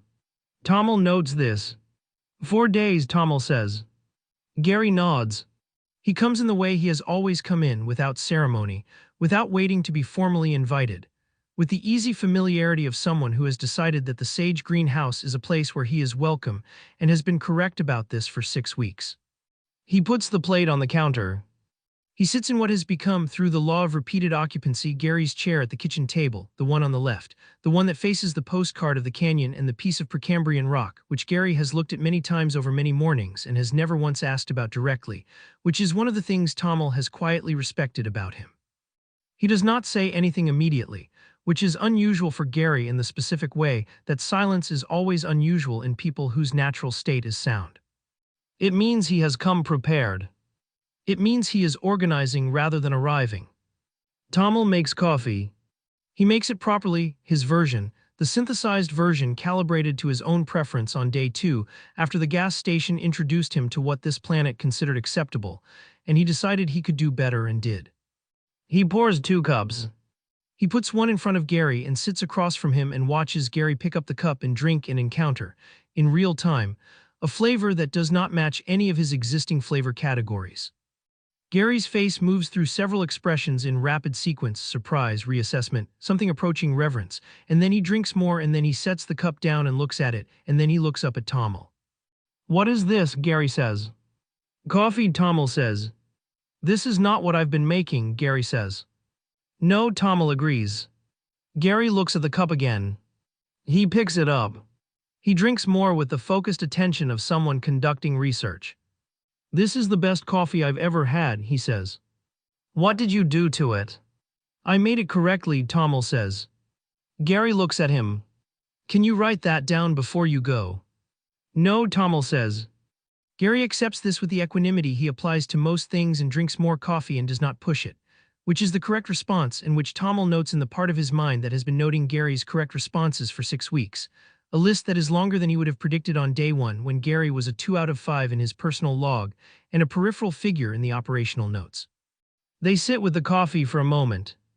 The morning light comes through the kitchen window at the angle it comes through at this hour, the yellow specific to this region and this time of year, the yellow he has been looking at longer than necessary for 6 days running. Outside, the neighborhood is doing what it does at 8 in the morning, the distant sounds of it ordinary and continuous, the sound of a place that exists whether or not you are paying attention to it. Where are you actually going, Gary says. The actually is deliberate. It is the same actually Donna used, the word that means I have the version you've been giving me and I would like the other one. And the fact that Gary has arrived at it independently and by his own route is something Tomil finds, sitting across the kitchen table with his coffee, unexpectedly affecting in a way he is going to process later when he is alone. He looks at Gary. Gary looks back with the open, patient expression of someone who has been waiting for this conversation for a while and is prepared to wait longer if necessary and does not intend to make it difficult. He has the notebook in his jacket pocket, Tomil can see the shape of it, and he has not taken it out, and Tomil notes that he has not taken it out, and Gary notes that Tomil has noted this, and neither of them mentions it, and this is somehow the most honest exchange they have had in 6 weeks. I'm going somewhere I've wanted to go for a long time, Tomil says. I've been delayed here. I didn't plan to be here. It turned out to be the best part of the trip. He pauses. He looks at his cup. He looks at Gary. That's the true version. Gary is quiet for a moment. His face does the thing it does when it is processing something larger than the usual register. The slight compression around the eyes, the brief stillness before the expression resolves into whatever it has decided to be. He nods slowly once. Okay, he says. That's a good answer. He drinks his coffee. That's actually a really good answer. I know, Tomil says. You're not going to tell me more than that, Gary says. Not with accusation. With the tone of someone confirming a logistical fact so he can organize accordingly. No, Tomil says. Gary nods again. Okay, he says. He turns his cup in his hands. He looks at the postcard on the shelf, the Grand Canyon bought from a tourist stand on day 17, placed on the shelf on day 18 in a position he has not adjusted since. Did you like it? Gary says. The canyon. Yes, Tomil says. And then, because Gary has earned more than monosyllables, and because there are 4 days left, and he has decided to stop conserving things that do not need conserving, I stood at the south rim for 40 minutes. I had allocated 20. I couldn't leave. A pause. I have seen geological formations on 4 other planets. I have not stood at any of them for 40 minutes. Gary looks at him with an expression that is not quite pride and not quite wonder, and is somewhere between them in a territory that does not have a clean name. Yeah, he says softly. Yeah, it does that. They talk for an hour. Gary talks about the town, not about Tomil, not about the notebook, not about the podcast which is sitting between them in the room with the specific presence of a thing that everyone knows is there and no one is addressing. Just the town. Its history, its people, the way it has changed, and the ways it has stayed exactly the same across decades that Gary has been present for and paying attention to in the specific way of someone who has chosen to be inside a place and considers that choice worth honoring. He talks about the neighborhood, who brings what to the barbecues, who can be counted on, who needs checking on without being told they're being checked on, the informal social architecture of people who have decided to live close to each other and have made it work through the repeated application of small, reliable kindnesses.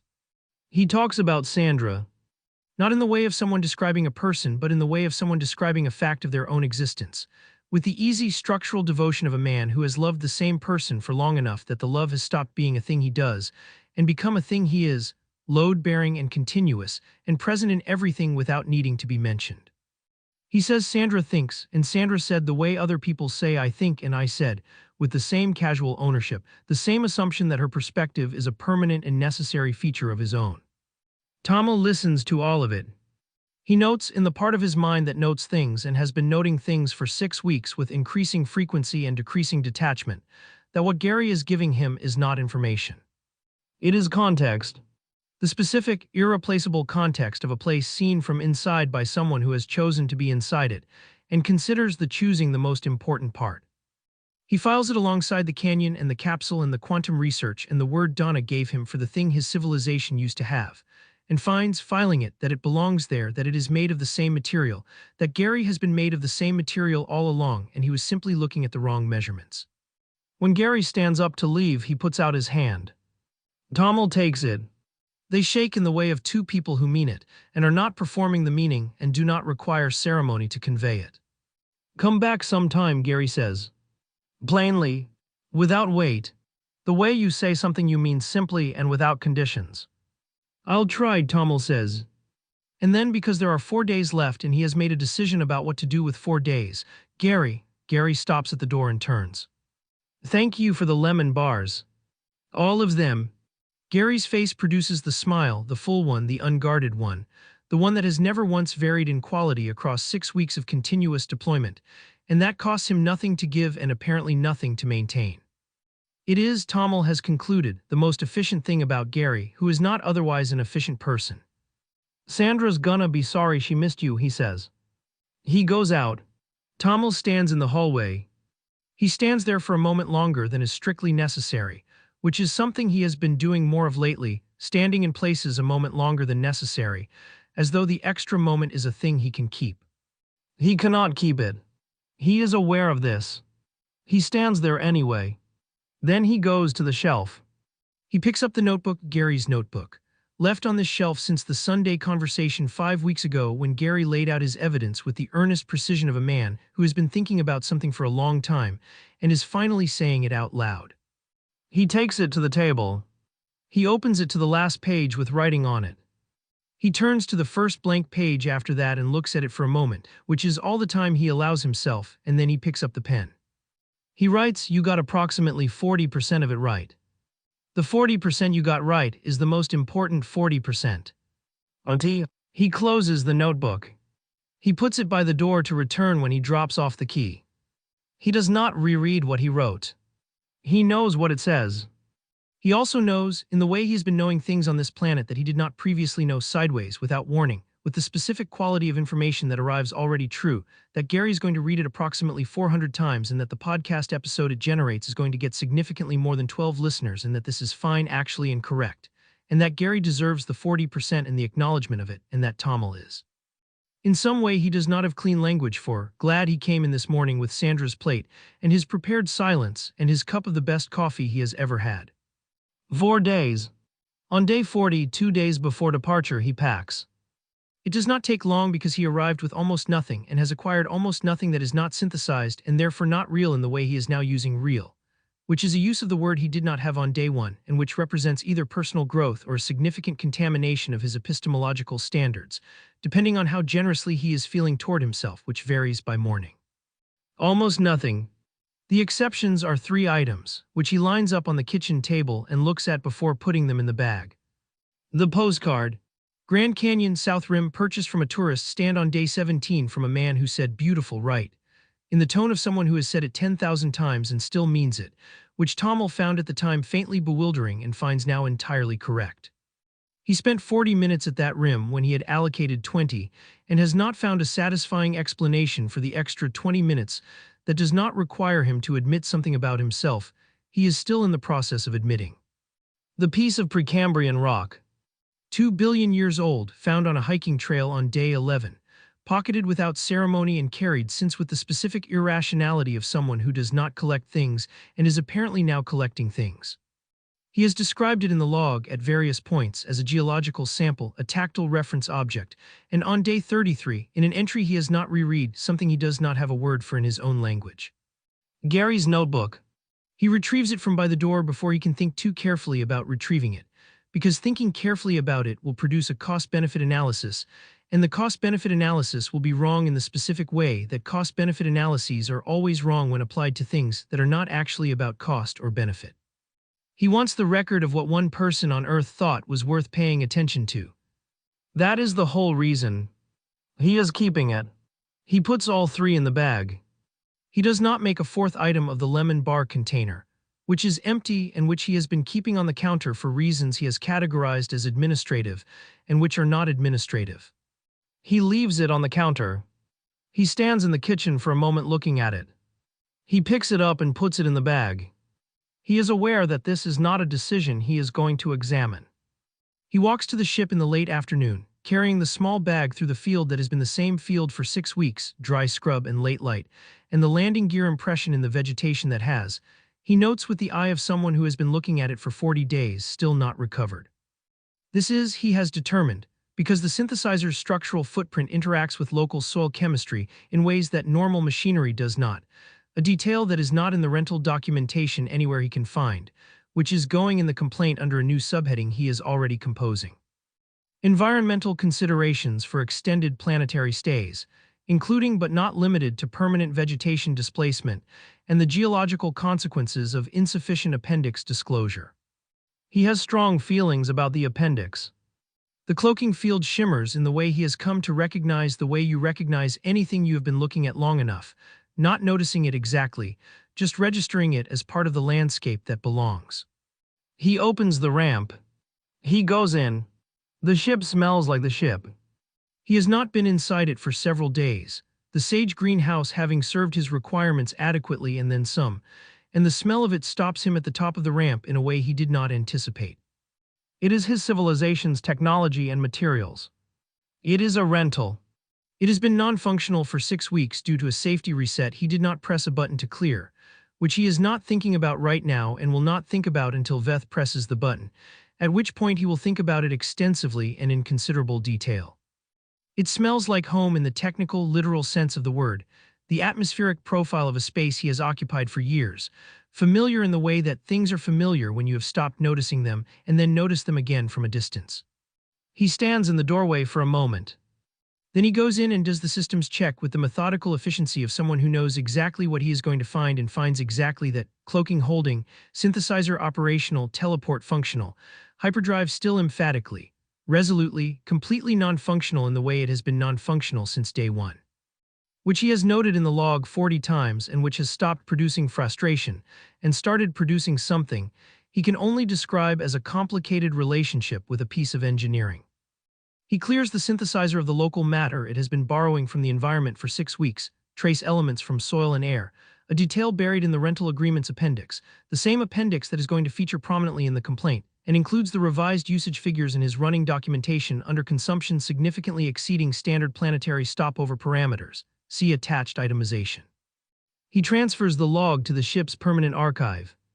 6 weeks of entries, beginning with the cascade failure on day 1, terse, operational, furious in the specific way of someone who has not yet accepted the situation, through this morning's entry, which is 4 words.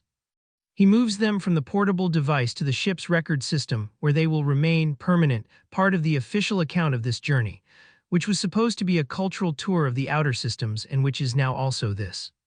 He reads back through several entries without looking for anything specific, moving through them in the way you move through a space you are about to leave, which is the same quality of attention the countdown has been producing all week, sharper, more present, the last hour attention that arrives whether you want it or not. He stops at the Donna entry from day 3. Initial assessment, competent, direct, locally situated. Will not require follow-up. He reads it. He reads it again. He sits with it the way he has been sitting with things lately, without immediately organizing it, without filing it, without producing a responsive memo to himself about what it means. He just reads it and allows it to be what it is, which is a prediction made with complete confidence by a person who was wrong about it in every measurable direction, and also a record of who he was on day 3, which is a person who looked at Donna and saw a gas station cashier and allocated her to a peripheral category and closed the file. He did not close the file. He does not delete the entry. He leaves it exactly where it is, the record of the wrong assessment intact and available, because the wrong assessment is part of the account and the account should be accurate, and because he has decided somewhere in the last 6 weeks that the things he got wrong on this planet are as worth keeping as the things he got right. He places the postcard, the rock, and the notebook in the storage compartment with the care of someone who has thought about how to place things that matter among the things that are merely cargo. The lemon bar container goes in after a pause that he is not going to put in the log. He closes the compartment. He sits in the pilot's chair. The ship is quiet around him in the way it is always quiet, the particular silence of a sealed environment, and outside the cloaking field the field is getting its evening light. The color he has looked at 40 times and will look at twice more and then not look at again, at least not from this position, at least not on this planet, at least not in any near-term scenario he can currently project. He sat in this chair on the first night and looked at 6 weeks ahead of him like a sentence being handed down. He is sitting in it now 2 days before the end of the sentence and finding that the metaphor was wrong. It was not a sentence. It was a planet. He was simply too far outside it on day one to know what it was, which is the kind of error that is very easy to make and very difficult to make twice. He closes the log. He leaves the ship. He walks back across the field in the evening light, carrying the empty bag, leaving the 3 things in the storage compartment and the lemon bar container and the wrong entry from day 3 and the 40 days of correct entries that followed it. And he walks back to the sage greenhouse and goes in and stands in the kitchen where the coffee machine is and the window with the morning light is and the counter where the lemon bar container was is, and he has 2 days left in it. He intends to use them the way he has used the rest. Inhabiting them, not just occupying them. The difference, which he did not know on day 1, turns out to be everything. The last full evening is a Tuesday. He has not planned anything for it. He has noted privately that it is a Tuesday because Tuesday evenings have become the evenings when certain things happen, and this Tuesday nothing specific has been arranged. And he has been carrying this fact for several days without deciding what to do with it, and has arrived at Tuesday evening without having decided. He eats on the patio. He has synthesized something good, genuinely good. The best version of a meal he has made here, not because the occasion demands it, but because he has stopped making things less than their best when he can make them their best, which is a shift he traces to a conversation in a gas station about coffee that is objectively quite bad and is consumed anyway because the machine is paid off and the customers don't know the difference. He knows the difference. He makes the best version. He eats and looks at the yard and at Gary's lit window next door and at the street beyond the fence, which is quiet in the early evening way of a residential street that has children in it. The children are inside now, the street having transitioned from the afternoon phase of bikes and noise to the evening phase of lit windows and the occasional car. He can hear very faintly a television from somewhere on the block. He can hear Gary's voice through the open window next door, not the words, just the cadence, the recognizable rhythm of Gary talking to Sandra in the easy, continuous way of 2 people who have been talking to each other for so long that silence and conversation have become the same comfortable thing. And then Gary's back door opens and Gary leans out and sees him sitting on the patio and says, with the specific delight of someone who has just found something they were not looking for and are very pleased to have found, "Hey. You're out here." "Yes," Tomil says. "Sandra made extra," Gary says, already retreating inside in the way of someone who has made a decision and is implementing it. "Hold on." Tomil does not say he has already eaten. He has learned over 6 weeks that saying this to Gary produces a negotiation he does not have the energy for, and that the outcome of the negotiation is always Sandra's food on his patio table regardless, so the negotiation is purely ceremonial and can be skipped without affecting the result. Sandra appears in the doorway herself this time, which does not always happen. She is holding a dish and looking at him with the warm, assessing expression she has deployed at every barbecue, the expression of a woman who has formed comprehensive opinions about most situations and is comfortable with them. She hands the dish over the fence with the ease of someone who has been handing things over this fence for years. "Eat something real," she says, which is what she says apparently to everyone as a general philosophy. "I have been eating," he says. She says, in the tone of someone who has received this information and is not revising her position based on it. He takes the dish. He looks at it. He looks at her. "The potato salad at the first barbecue," he says. "The emulsification was correct." Sandra looks at him for a moment. "I know," she says. "I should have said so at the time," he says. She tilts her head slightly, the small movement of someone receiving an unexpected thing and filing it correctly. "Yes," she says. "You should have," but she says it without heat, in the tone of a woman who is right about most things and has made peace with the fact that people frequently fail to notice. She looks at him for another moment, the comprehensive look, the one that takes inventory, and then she says, "You've been good for Gary." "The podcast stuff," she pauses. "He needed something to be excited about." Tomil considers this. He considers what it means that he has been, for 6 weeks, the primary subject of a podcast with 12 listeners that Gary has produced with the earnest enthusiasm of someone who believes absolutely in what he is doing regardless of the metrics, which is either delusional or admirable depending on the angle, and which Tomil has landed somewhere around week 4 firmly in the admirable column. "He got 40% of it right," Tomil says. Sandra looks at him. Something moves across her face, not surprise exactly, more the expression of a woman whose existing suspicions have just been confirmed by the least expected source. She is quiet for a moment. "I'll tell him that," she says. "I already did," he says. "It's in the notebook." She looks at him for a long moment. The look has something in it that he recognizes from Donna, the specific quality of a woman who sees what is actually there rather than what has been presented for viewing, which he has found in both cases to be the most useful and most disconcerting feature of any person he has encountered on this planet. "Good," she says finally. "Just that." She goes back inside. Gary appears in the doorway 2 seconds later. "She okay?" he says, meaning did the conversation go normally. "She's fine," Tomil says. "She told me to eat something real." "Yeah," Gary says, with the pride of someone whose person is being exactly who they always are.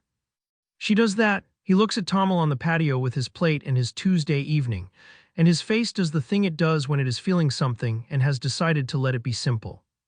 "Last night tomorrow, huh?" "Yes," Tomil says. Gary nods. He leans on the doorframe. He does not push it into something larger than it is, which is one of the things Tomil did not expect from Gary and has consistently received. "Well," Gary says. "Good trip." "Thank you," Tomil says. "For all of it." Gary waves this off in the specific Gary way, the hand movement of someone who does not require thanks for things he would do regardless, and finds the thanks slightly beside the point. "Doors always open," he says. He goes inside. The door closes. The lit window stays lit. Tomil sits with the dish Sandra made and eats it on the patio in the Tuesday evening dark and thinks about the rental complaint. He has been building it for 6 weeks, a document that began on day 1 with 11 minutes of hold music, and has grown into something substantial, 43 points across 7 subheadings, covering everything from the energy coupling fault to the environmental footprint disclosure to his revised assessment of the repair timeline as a systemic failure rather than an isolated scheduling incident. It is, he has acknowledged to himself, an impressive document. It is also, he has recently acknowledged, not entirely about the rental company. It is partly about the rental company. The rest of it is about the specific pleasure of precision, of naming things correctly, of getting the record straight on what happened. He has been getting the record straight for 6 weeks, and the record, as far as he can make it, is now straight. He thinks about what he is taking off this planet. The postcard, the rock, the notebook, the lemon bar container, the physical record. The logs, the written record.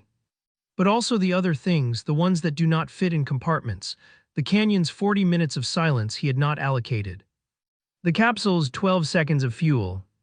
The word Donna gave him for what his civilization used to have and stopped needing. Gary's notebook with the 40%. The gas station coffee that is objectively quite bad. Biscuit's absolute unrevised conviction. Agent Ray's, who is sharp and professional, and writing an incident report about a bathroom break that will never resolve. The bird that landed on the cloaked ship on day 1 and looked around at nothing and left, which he did not see but which he has thought about since Gary mentioned it. Birds landing and taking off from the empty field, as though landing on something invisible, which they were. He thinks about Donna. He has been thinking about Donna in the diffuse, ongoing way that he thinks about things that are not finished, and she is not finished, not as a thought, not as whatever she is in the category system that has been reorganizing itself since approximately day 3. He has 6 days, then he had 4, then 2, and tomorrow he will drive to the gas station in the morning and he will do what he has been doing for 6 weeks, which is show up without overthinking the reasons, and whatever the morning produces it will be what it is, and he will take it honestly and without the qualifications he used to attach to honest things. He sits on the patio until the yard goes fully dark and the stars come out. He finds Velith Prime's direction the way he always does, not the star itself, not visible from here, but the direction, the quadrant, the specific patch of sky that corresponds to where home is from here. He looks at it for a while. He does not feel what he expected to feel, which was something like longing or relief or the clean satisfaction of a fixed point. He feels something more complicated and more true, which is the feeling of someone who is in one place and belongs in different ways and for different reasons to more than one place, which is either a problem to be solved or a fact to be carried, and he has been on this planet long enough to know the difference. He goes inside. He looks at the sage green house from the inside for what is nearly the last time, the wooden signs with their motivational phrases that he arrived finding irritating and now finds merely earnest, which is a different category and a kinder one. The candle that approximates cedar, which he has never lit because it approximates cedar and he does not need approximations, but which he picks up now and looks at, the label worn slightly from 6 weeks of being next to things. The guest book on the counter, which he opens to the last entry and picks up the pen and writes in it. He writes one paragraph. He writes it without editing, which is not how he writes anything, but the guest book is not the log and it is not the complaint and it is not a field report. It is a book where people write what they want to leave behind for the next person, and what he writes is what he wants to leave. He closes the guest book. He does not reread the entry. He goes to bed. In the morning, for the last time, the light through the kitchen window is the specific yellow of early morning in this region at this time of year, and he looks at it for as long as he wants to.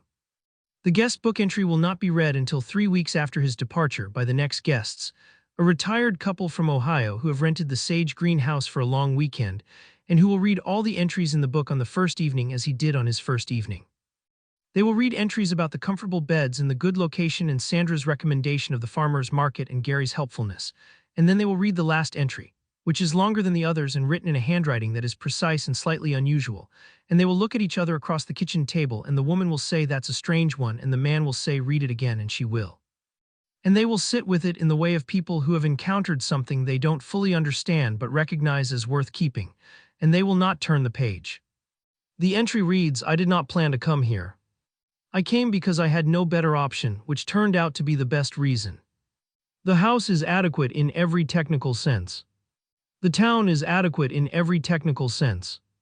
The people here are, by every standard I arrived with, not remarkable. I am leaving with all of those standards revised. I was shown more things of value in 6 weeks on a planet I did not choose than in 3 years of going where I was told. I do not know how to recommend this place in conventional terms. I can only say that if you are the kind of person who is paying attention, this is a good place to pay it." Tomil is awake before his alarm on the morning of the technician's arrival, which is not unusual. He's been waking before alarms his entire adult life because his internal clock is precise in a way that makes alarms redundant. But this morning he is awake in a different way, the way of someone whose mind started working before the rest of them was ready for it.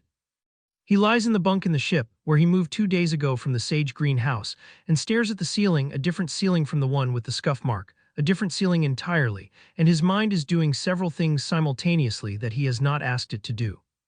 He is thinking about the complaint, which is now 47 points across 8 subheadings, and which he has been refining in the pre-dawn hours of the past 2 mornings, with the focused energy of someone who has a lot of feelings and has found a productive container for them. He is thinking about the itinerary, the original one, the one that existed before the Cascade failure, the planets he planned to visit that he is now, finally, approximately 12 hours from being able to visit. He has looked at the itinerary several times in the past week. It is a good itinerary. He made it with care. It represents everything he wanted from a vacation that is entirely his own.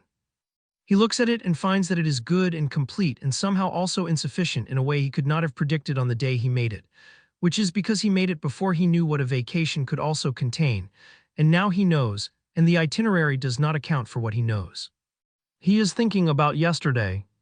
Yesterday was the last day before departure, which meant it was the last morning at the gas station, which was what it was. He drove out in the early morning.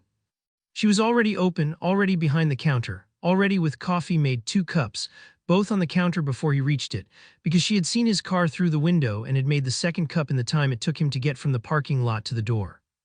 This small, matter-of-fact act of preparation, the second cup already there, requiring no announcement, had landed in him with a force entirely disproportionate to its scale, and that he had absorbed without comment because commenting would have made it smaller. They had talked for an hour. He had told her the itinerary, the real one, the post-Earth itinerary, the planets and the timelines and the weighted criteria that produced the destination selection, which he explained in the condensed version and which she received with the focused attention of someone actually building a picture rather than performing interest. "Which one are you most looking forward to?" she had said.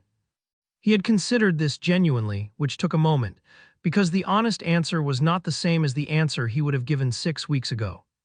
6 weeks ago the answer was Keleth IV, the geological formations, the specific atmospheric conditions that produced the light he had researched and wanted to see in person. He said, "Keleth IV. There is a formation there that I have been reading about for 3 years. The light conditions are specific to a narrow seasonal window, and I have timed the visit accordingly. That sounds worth the trip, she said, simply meaning it the way she meant things. I've thought so for 3 years, he said. I'm now additionally confident. She had looked at him with a quick read. Additionally, she said. The comparative data set has improved, he said. She had picked up her cup. You're saying Earth raised the bar. I'm saying the bar was recalibrated, he said. By available evidence.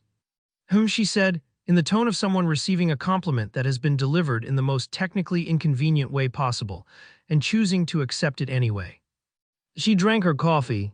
He drank his. The machine behind the counter made its sound.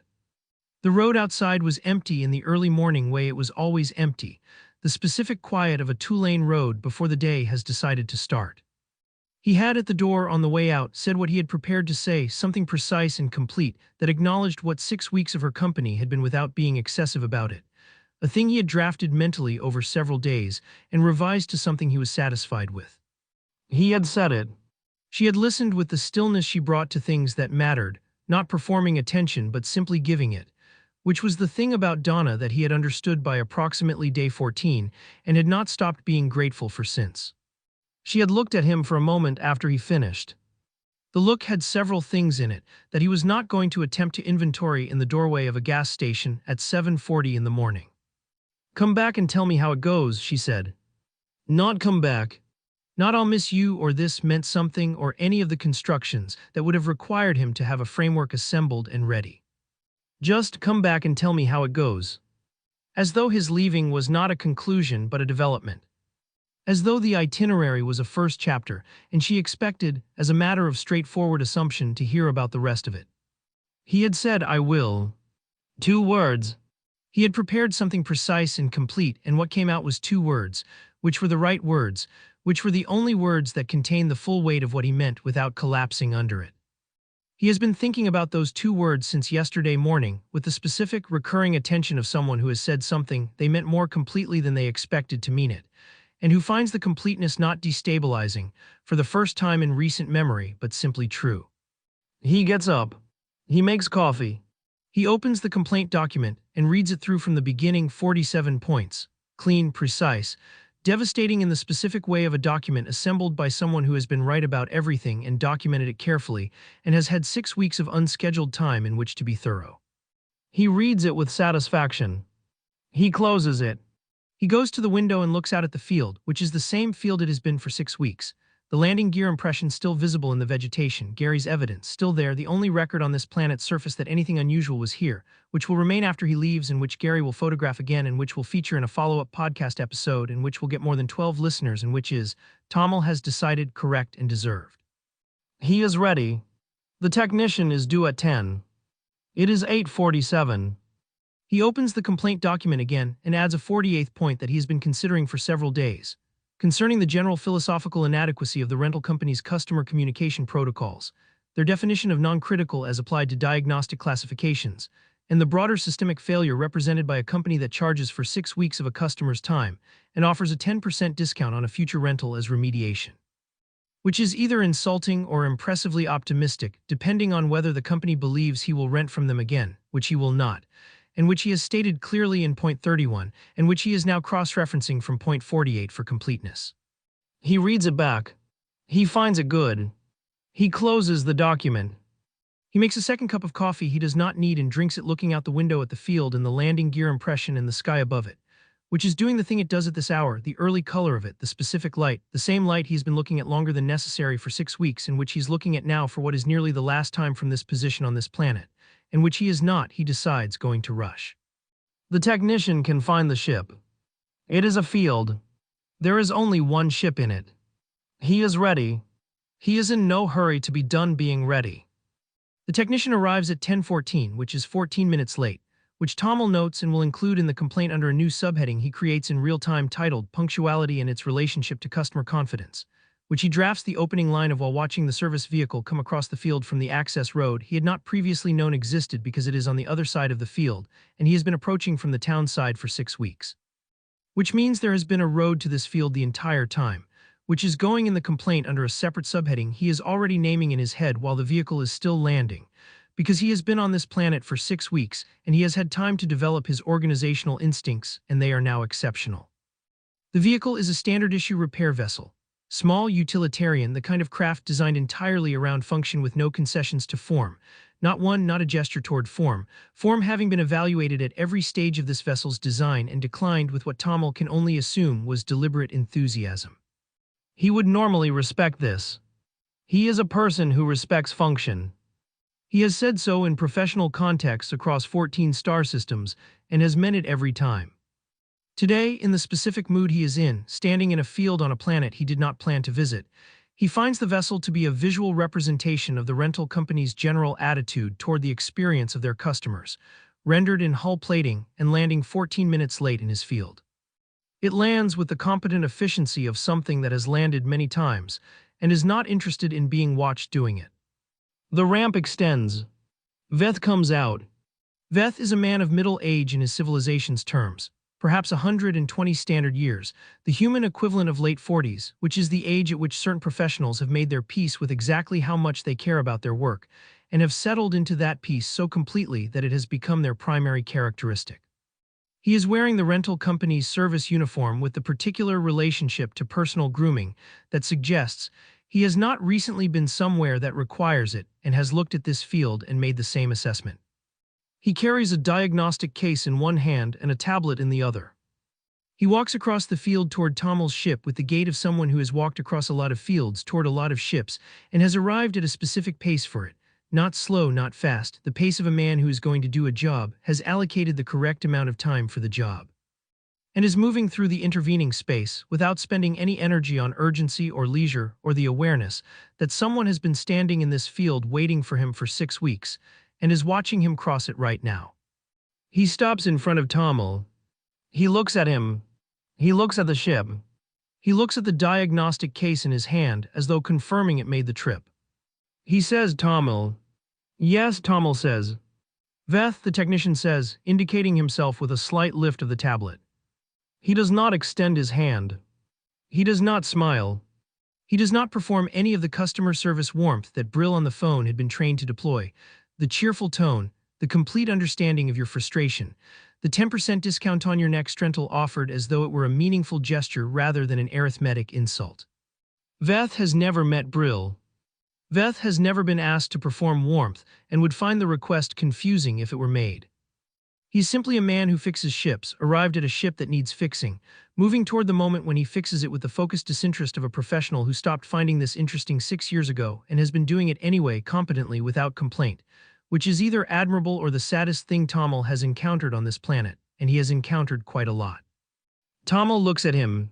He has been waiting 6 weeks for this man.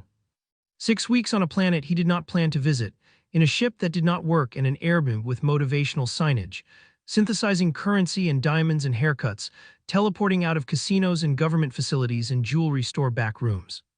6 weeks of accumulating a notebook and a postcard and a piece of 2 billion-year-old rock and a word his civilization had lost and things he will carry off this planet and never quite put down.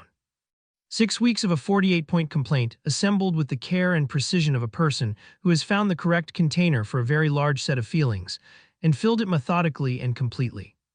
He has been waiting for Veth for 6 weeks.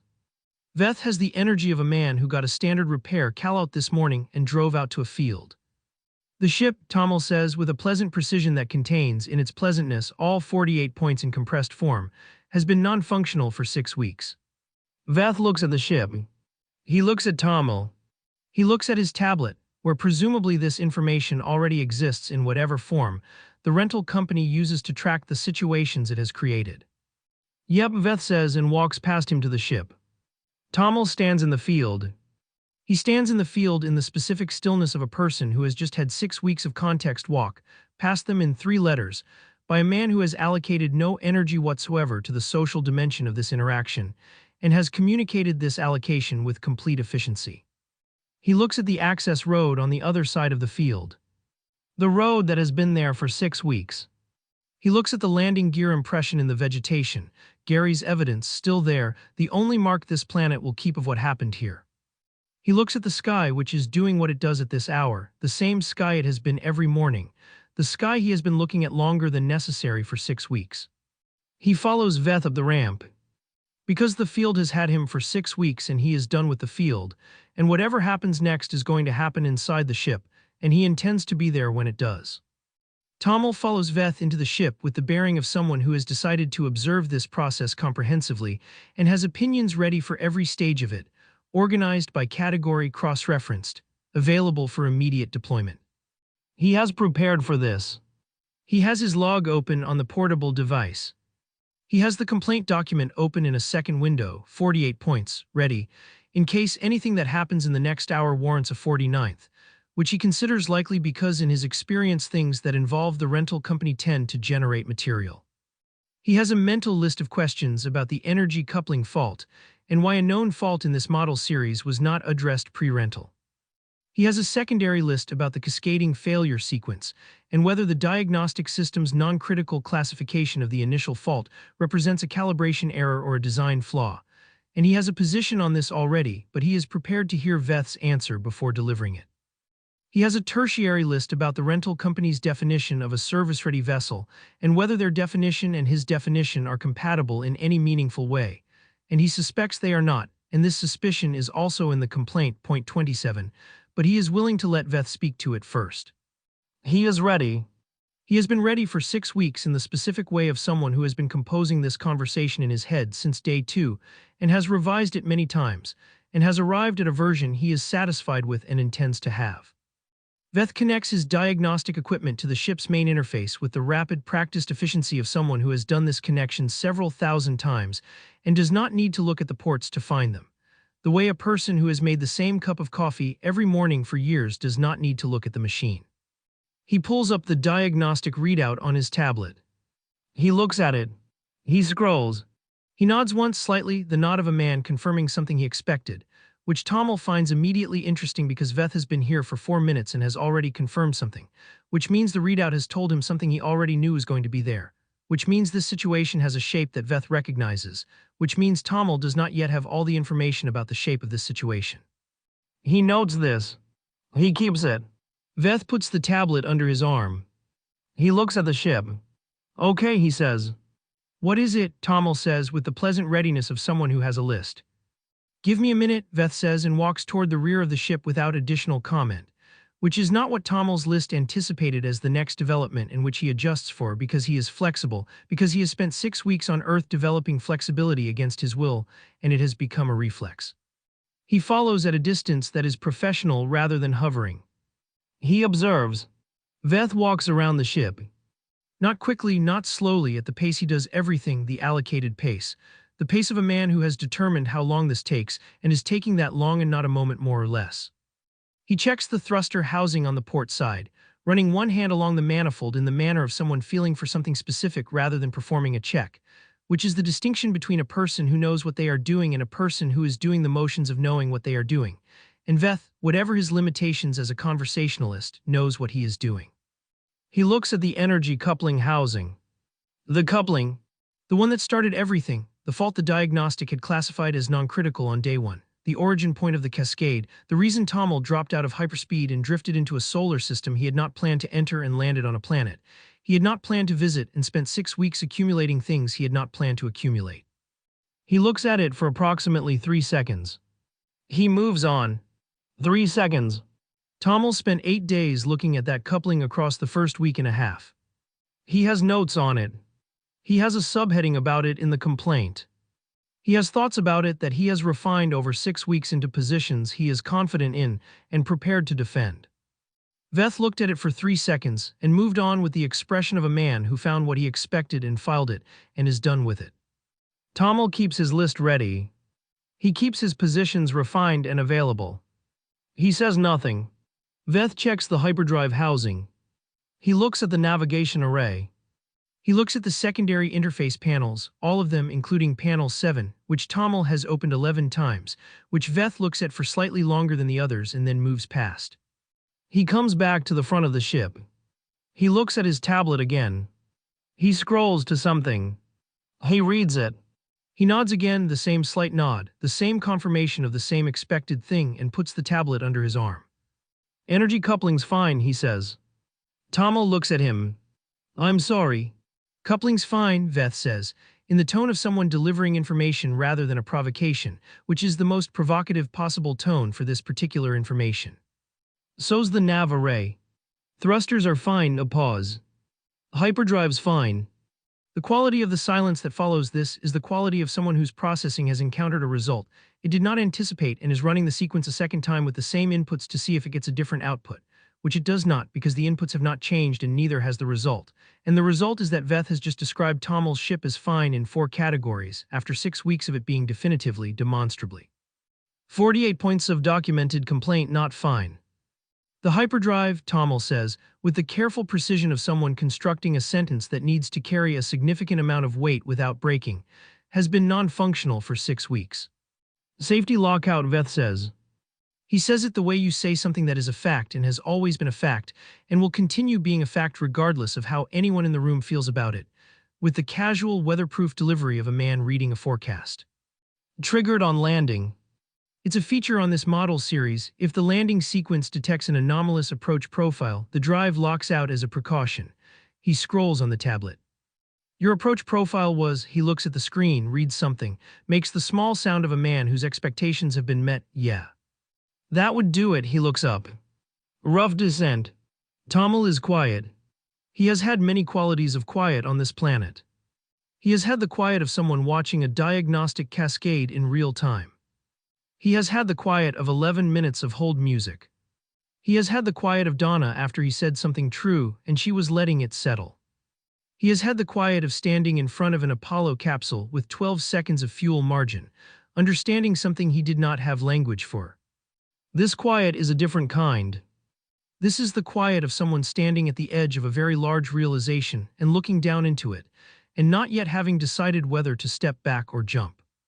The lockout, he says very precisely, in a voice that is doing the structural work of a building that has just been informed that its foundation is different from what the blueprints indicated, is what prevented me from leaving. Yep, Veth says. Not the energy coupling. Coupling contributed to the approach profile that triggered the lockout, Veth says, with the specific technical accuracy of someone who is being precise because precision is what they do, not because they have any awareness that precision is currently doing the heaviest emotional lifting of this entire conversation. But the coupling self-corrected after about 72 hours. These do that. Standard, he looks at Tomil with the closest thing to attention he has deployed since arriving in the field 14 minutes late. Didn't you get the documentation on the safety systems? There is a pause. It is a long pause. It is a pause of the specific quality and duration of someone opening a mental file and reading its contents and finding something inside the file that is, simultaneously, the worst thing, the funniest thing, and the most structurally complete irony of their adult life, assembled by the universe with a precision and attention to detail that he would find admirable if it were happening to someone else. He reads the complete technical documentation for every piece of equipment he operates. This is not a habit. It is a principle. He made a note to himself on day one, before he had even fully assessed the situation, before he had synthesized clothing or currency or made his first disastrous impression of Earth's surface, that he would read the complete documentation for this model because operating machinery without reading the documentation is a form of optimism he has never been able to respect in other people and has never extended to himself. He read the complete technical documentation. The safety reset, Veth says, with the helpful specificity of a man who has found the source of confusion and is addressing it, is in Appendix C. Page 41. Common miss. He says this without judgment, in the tone of someone who has delivered this information before and expects to deliver it again. People don't read appendices. The pause this time is of an entirely different character. It is the pause of someone who reads everything including appendices, who has read appendices on 17 planets in 4 star systems, who has written complaints that themselves have appendices, who once filed a formal objection about a piece of equipment's documentation that was specifically about the inadequate depth of its appendices, processing the information that he is, in this instance, apparently one of the people who did not read the appendix or read it and did not retain it. Or retained it and did not apply it, which is somehow worse than not having read it because it means the information was available and he had it, and it did not arrive at the correct destination inside his own mind at the correct moment, and 6 weeks happened instead. 6 weeks. The canyon. The capsule. The diamonds, the casino, the facility, Gary's notebook, Donna's coffee, the word, the category with one entry. All of it. Every morning of the specific yellow light, and every evening on the patio, and every conversation that went longer than he planned, and every true thing he said to a person who received it without making it smaller. Appendix C. Page 41. He breathes in. He breathes out. He does this with the controlled deliberateness of someone who has identified the only available response to the current situation and is implementing it. Show me, he says. Veth walks to the rear auxiliary panel, the panel on the port side of the engine compartment, third from the aft bulkhead, which Tomil has opened 11 times over 6 weeks because it is where the energy coupling diagnostic interface is located, and he was doing thorough diagnostic work because he is thorough, because he is meticulous, because he reads the documentation. Because he is operating at a cognitive level that is by every available measure substantially above the average of any species in this solar system, and opens it. Tomil knows this panel. He knows it the way you know something you have looked at 11 times with the focused attention of someone trying to solve a problem. Every interface, every relay, every sensor output in the standard configuration for this model series. He has looked at this panel in the early morning and in the late afternoon, and once at 2 in the morning on day 9 when he could not sleep, and decided that additional diagnostic review was a more productive use of the time than lying in the bunk being awake at a problem he could not solve. He knows this panel. The panel contains in the lower right corner a red button. The button is approximately 3 centimeters in diameter. It has a small label above it. The label says in standard technical notation, SFTY-RSD. Safety reset. It is recessed slightly from the panel's surface, which is the design feature that prevents it from being activated accidentally. It is behind a small transparent cover that hinges upward, which is the secondary design feature that prevents it from being activated accidentally. The cover is not locked. The cover has never been locked. The cover opens with the light pressure of a single finger, and has been openable with the light pressure of a single finger for the entire 6 weeks that Tomil has been opening this panel, looking at the diagnostic interface, and not pressing the red button because it is red and because red buttons on spacecraft mean something specific, and that specific thing is do not press this under normal circumstances. And he had assessed his circumstances as not normal, but as requiring technical intervention rather than the arbitrary pressing of a button he had not been instructed to press. He had assessed this 11 times. Veth lifts the cover with one finger.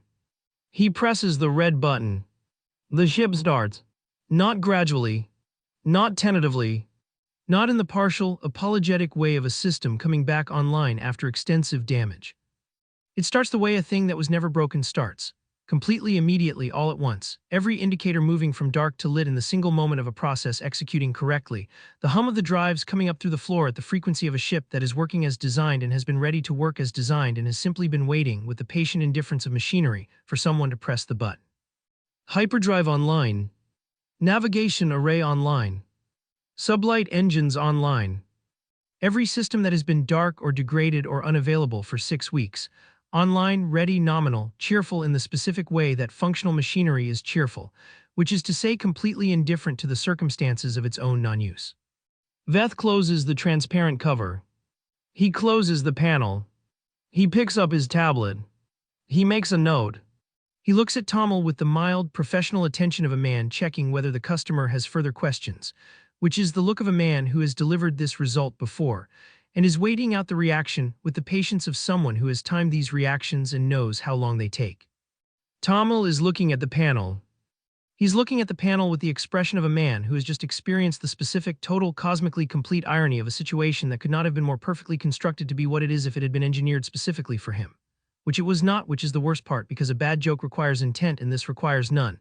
This is just the universe operating on its normal principles with no interest in him at all, the button there for 6 weeks. The label there for 6 weeks, the transparent cover requiring one finger of pressure for 6 weeks, the appendix in the documentation he read on day 1. He read the documentation. He reads all documentation. He made a specific note to himself about reading the complete documentation.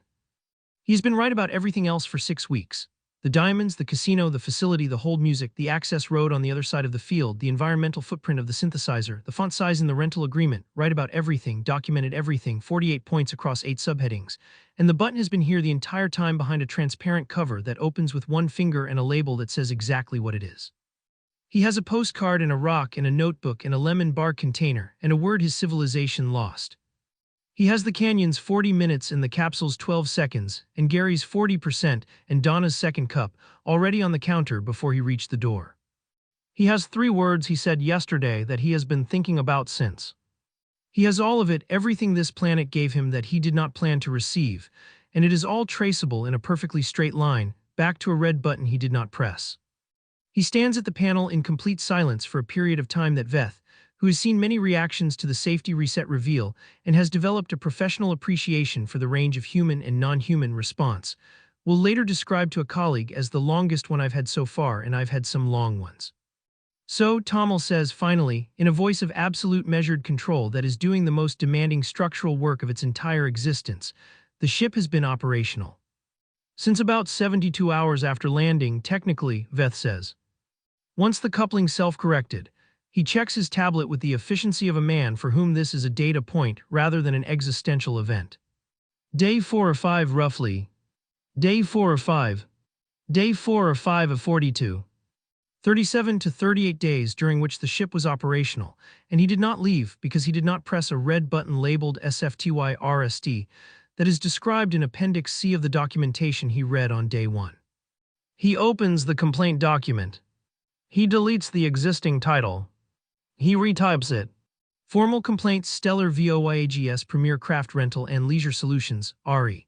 Safety reset button documentation, appendix clarity, hold music duration, and 48 additional points of catastrophic operational failure.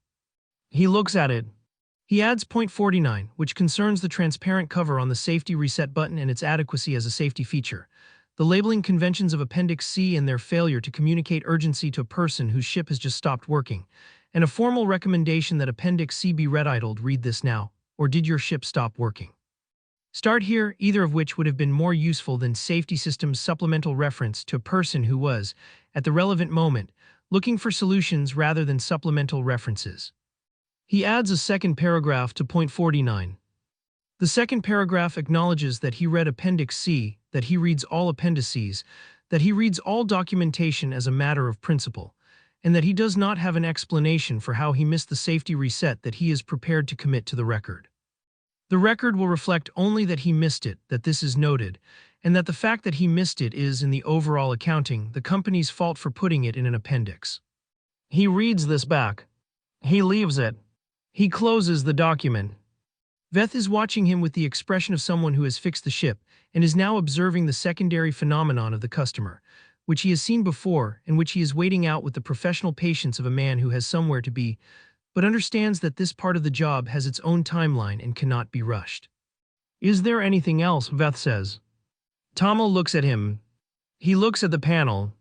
He looks at the ship that is running, fully, completely, with the cheerful indifference of machinery that was always fine and is only now being asked to demonstrate it. He looks at Veth, who fixed it in 4 minutes and 43 seconds by pressing a button, and who is standing here with his diagnostic case and his tablet and his complete professional total absence of appreciation for the scale of what has just occurred, which is either the most infuriating thing about him or the most correct thing, and Tomil has not decided which, and suspects he is not going to decide before Veth leaves. No, he says. There is nothing else. Veth nods. He picks up his case. He walks to the ramp. He stops. He turns back, with the slight additional attention of someone who has just remembered something that is logistical rather than sympathetic. Oh, one thing, he says. You'll want to file a trip report with the company. The safety lockout means the ship's black box has a record of the anomalous landing, and if you don't file a report explaining the circumstances, they'll charge you for the days the ship was grounded under the non-operation clause. He consults his tablet. 6 weeks at the daily non-operation rate, that'd be, let's see, he names a number. The number is significant. Tomil looks at him. He looks at the number. He breathes in. He breathes out slowly, in the manner of someone performing a controlled release of something that would otherwise require a much larger and less controlled response. He says very carefully, will be filing a report. Great, Veth says in the tone of someone for whom this resolves the item. He descends the ramp. He crosses the field to his service vehicle without looking back, At the pace he does everything allocated, even the pace of a man going from one job to the next, for whom this field and this ship and this customer are already becoming the previous callout. The vehicle lifts off. It moves away across the afternoon sky with the unhurried competence of something that has done its job and is going somewhere else to do the next one. Tomil stands at the top of the ramp of his fully operational rental ship and watches it go. Then he goes inside. He sits in the pilot's chair. He looks at the console, all lights green, all systems nominal. The hyperdrive at ready with the patient availability of something that has been ready for 37 days and has not been asked to do anything and has no feelings about this whatsoever. He opens his log. He opens a new entry. He sits with the cursor blinking for a long moment that he does not rush. He writes the ship was fixed. It took 4 minutes and 43 seconds. The method was pressing a red button labeled SFTYRST in the rear auxiliary panel, port side engine compartment. The button is described in Appendix C of the technical documentation. I read Appendix C. I have no explanation for this that I am willing to commit to the record. The record will reflect only that the button was pressed by the technician, and the ship is now operational, and I am prepared to depart. He pauses. He looks at the forward viewport, at the field, at the landing gear impression in the vegetation, at the town in the middle distance under the afternoon sky, at the road that runs southwest toward a 2-lane road with a gas station on it where a woman is behind the counter finishing out her Tuesday. He writes one more line. I am not departing immediately. He closes the log. He sits in the operational, fully ready to leave ship for a moment with that line and what it means and what it has always meant and what he is going to do about it, which he already knows, which he has known since yesterday morning when he said 2 words in a doorway and meant them more completely than he expected. He gets up. He puts his jacket on. He descends the ramp. He walks across the field toward town, in the same direction he has been walking for 6 weeks, in the afternoon light that is the good color it always is at this hour, and his internal monologue is doing what it has been doing more and more as the weeks have gone by, observing things without immediately categorizing them, looking before filing, which is a small change and the most significant one. Behind him, on the ship he is temporarily not departing, the complaint document sits open on the console with 49 points across 9 subheadings, the cursor blinking after the last line of point 49, ready for point 50 if he thinks of one. He probably will. He usually does. The field is quiet. The landing gear impression is there. The sky is the sky. Velith Prime is not visible from here, which is fine. He walks toward the gas station. He has a story to start telling. 3 weeks after Tomil's departure, the guest book entry is read by a retired couple from Ohio who will sit with it until past midnight. 6 months after his departure, Gary's podcast episode, My Airborne Guest Updated, will reach 412 listeners, most of whom find it inexplicably moving without being able to say why. 8 months after his departure, Agent Reyes will close the incident file on the restroom disappearance as unresolved and will add it. In the private mental category she maintains for things she has not finished thinking about, next to the quantum research and 3 other cases she intends to return to. 1 year after his departure, a small package will arrive at the gas station on the 2-lane road, addressed in handwriting that is precise and slightly unusual, containing a postcard, not the Grand Canyon, a different planet entirely, somewhere with rings visible in the daytime sky and geology that makes the canyon look recent, and on the back in the same handwriting 4 words, how it goes. Oti. Donna reads it twice. She puts it against the coffee machine. She goes back to work. Thanks so much for listening. If you enjoyed today's episode, please consider subscribing so you never miss a story. And if you want to support the show, leaving a review on your favorite podcast app really helps us grow. See you next time.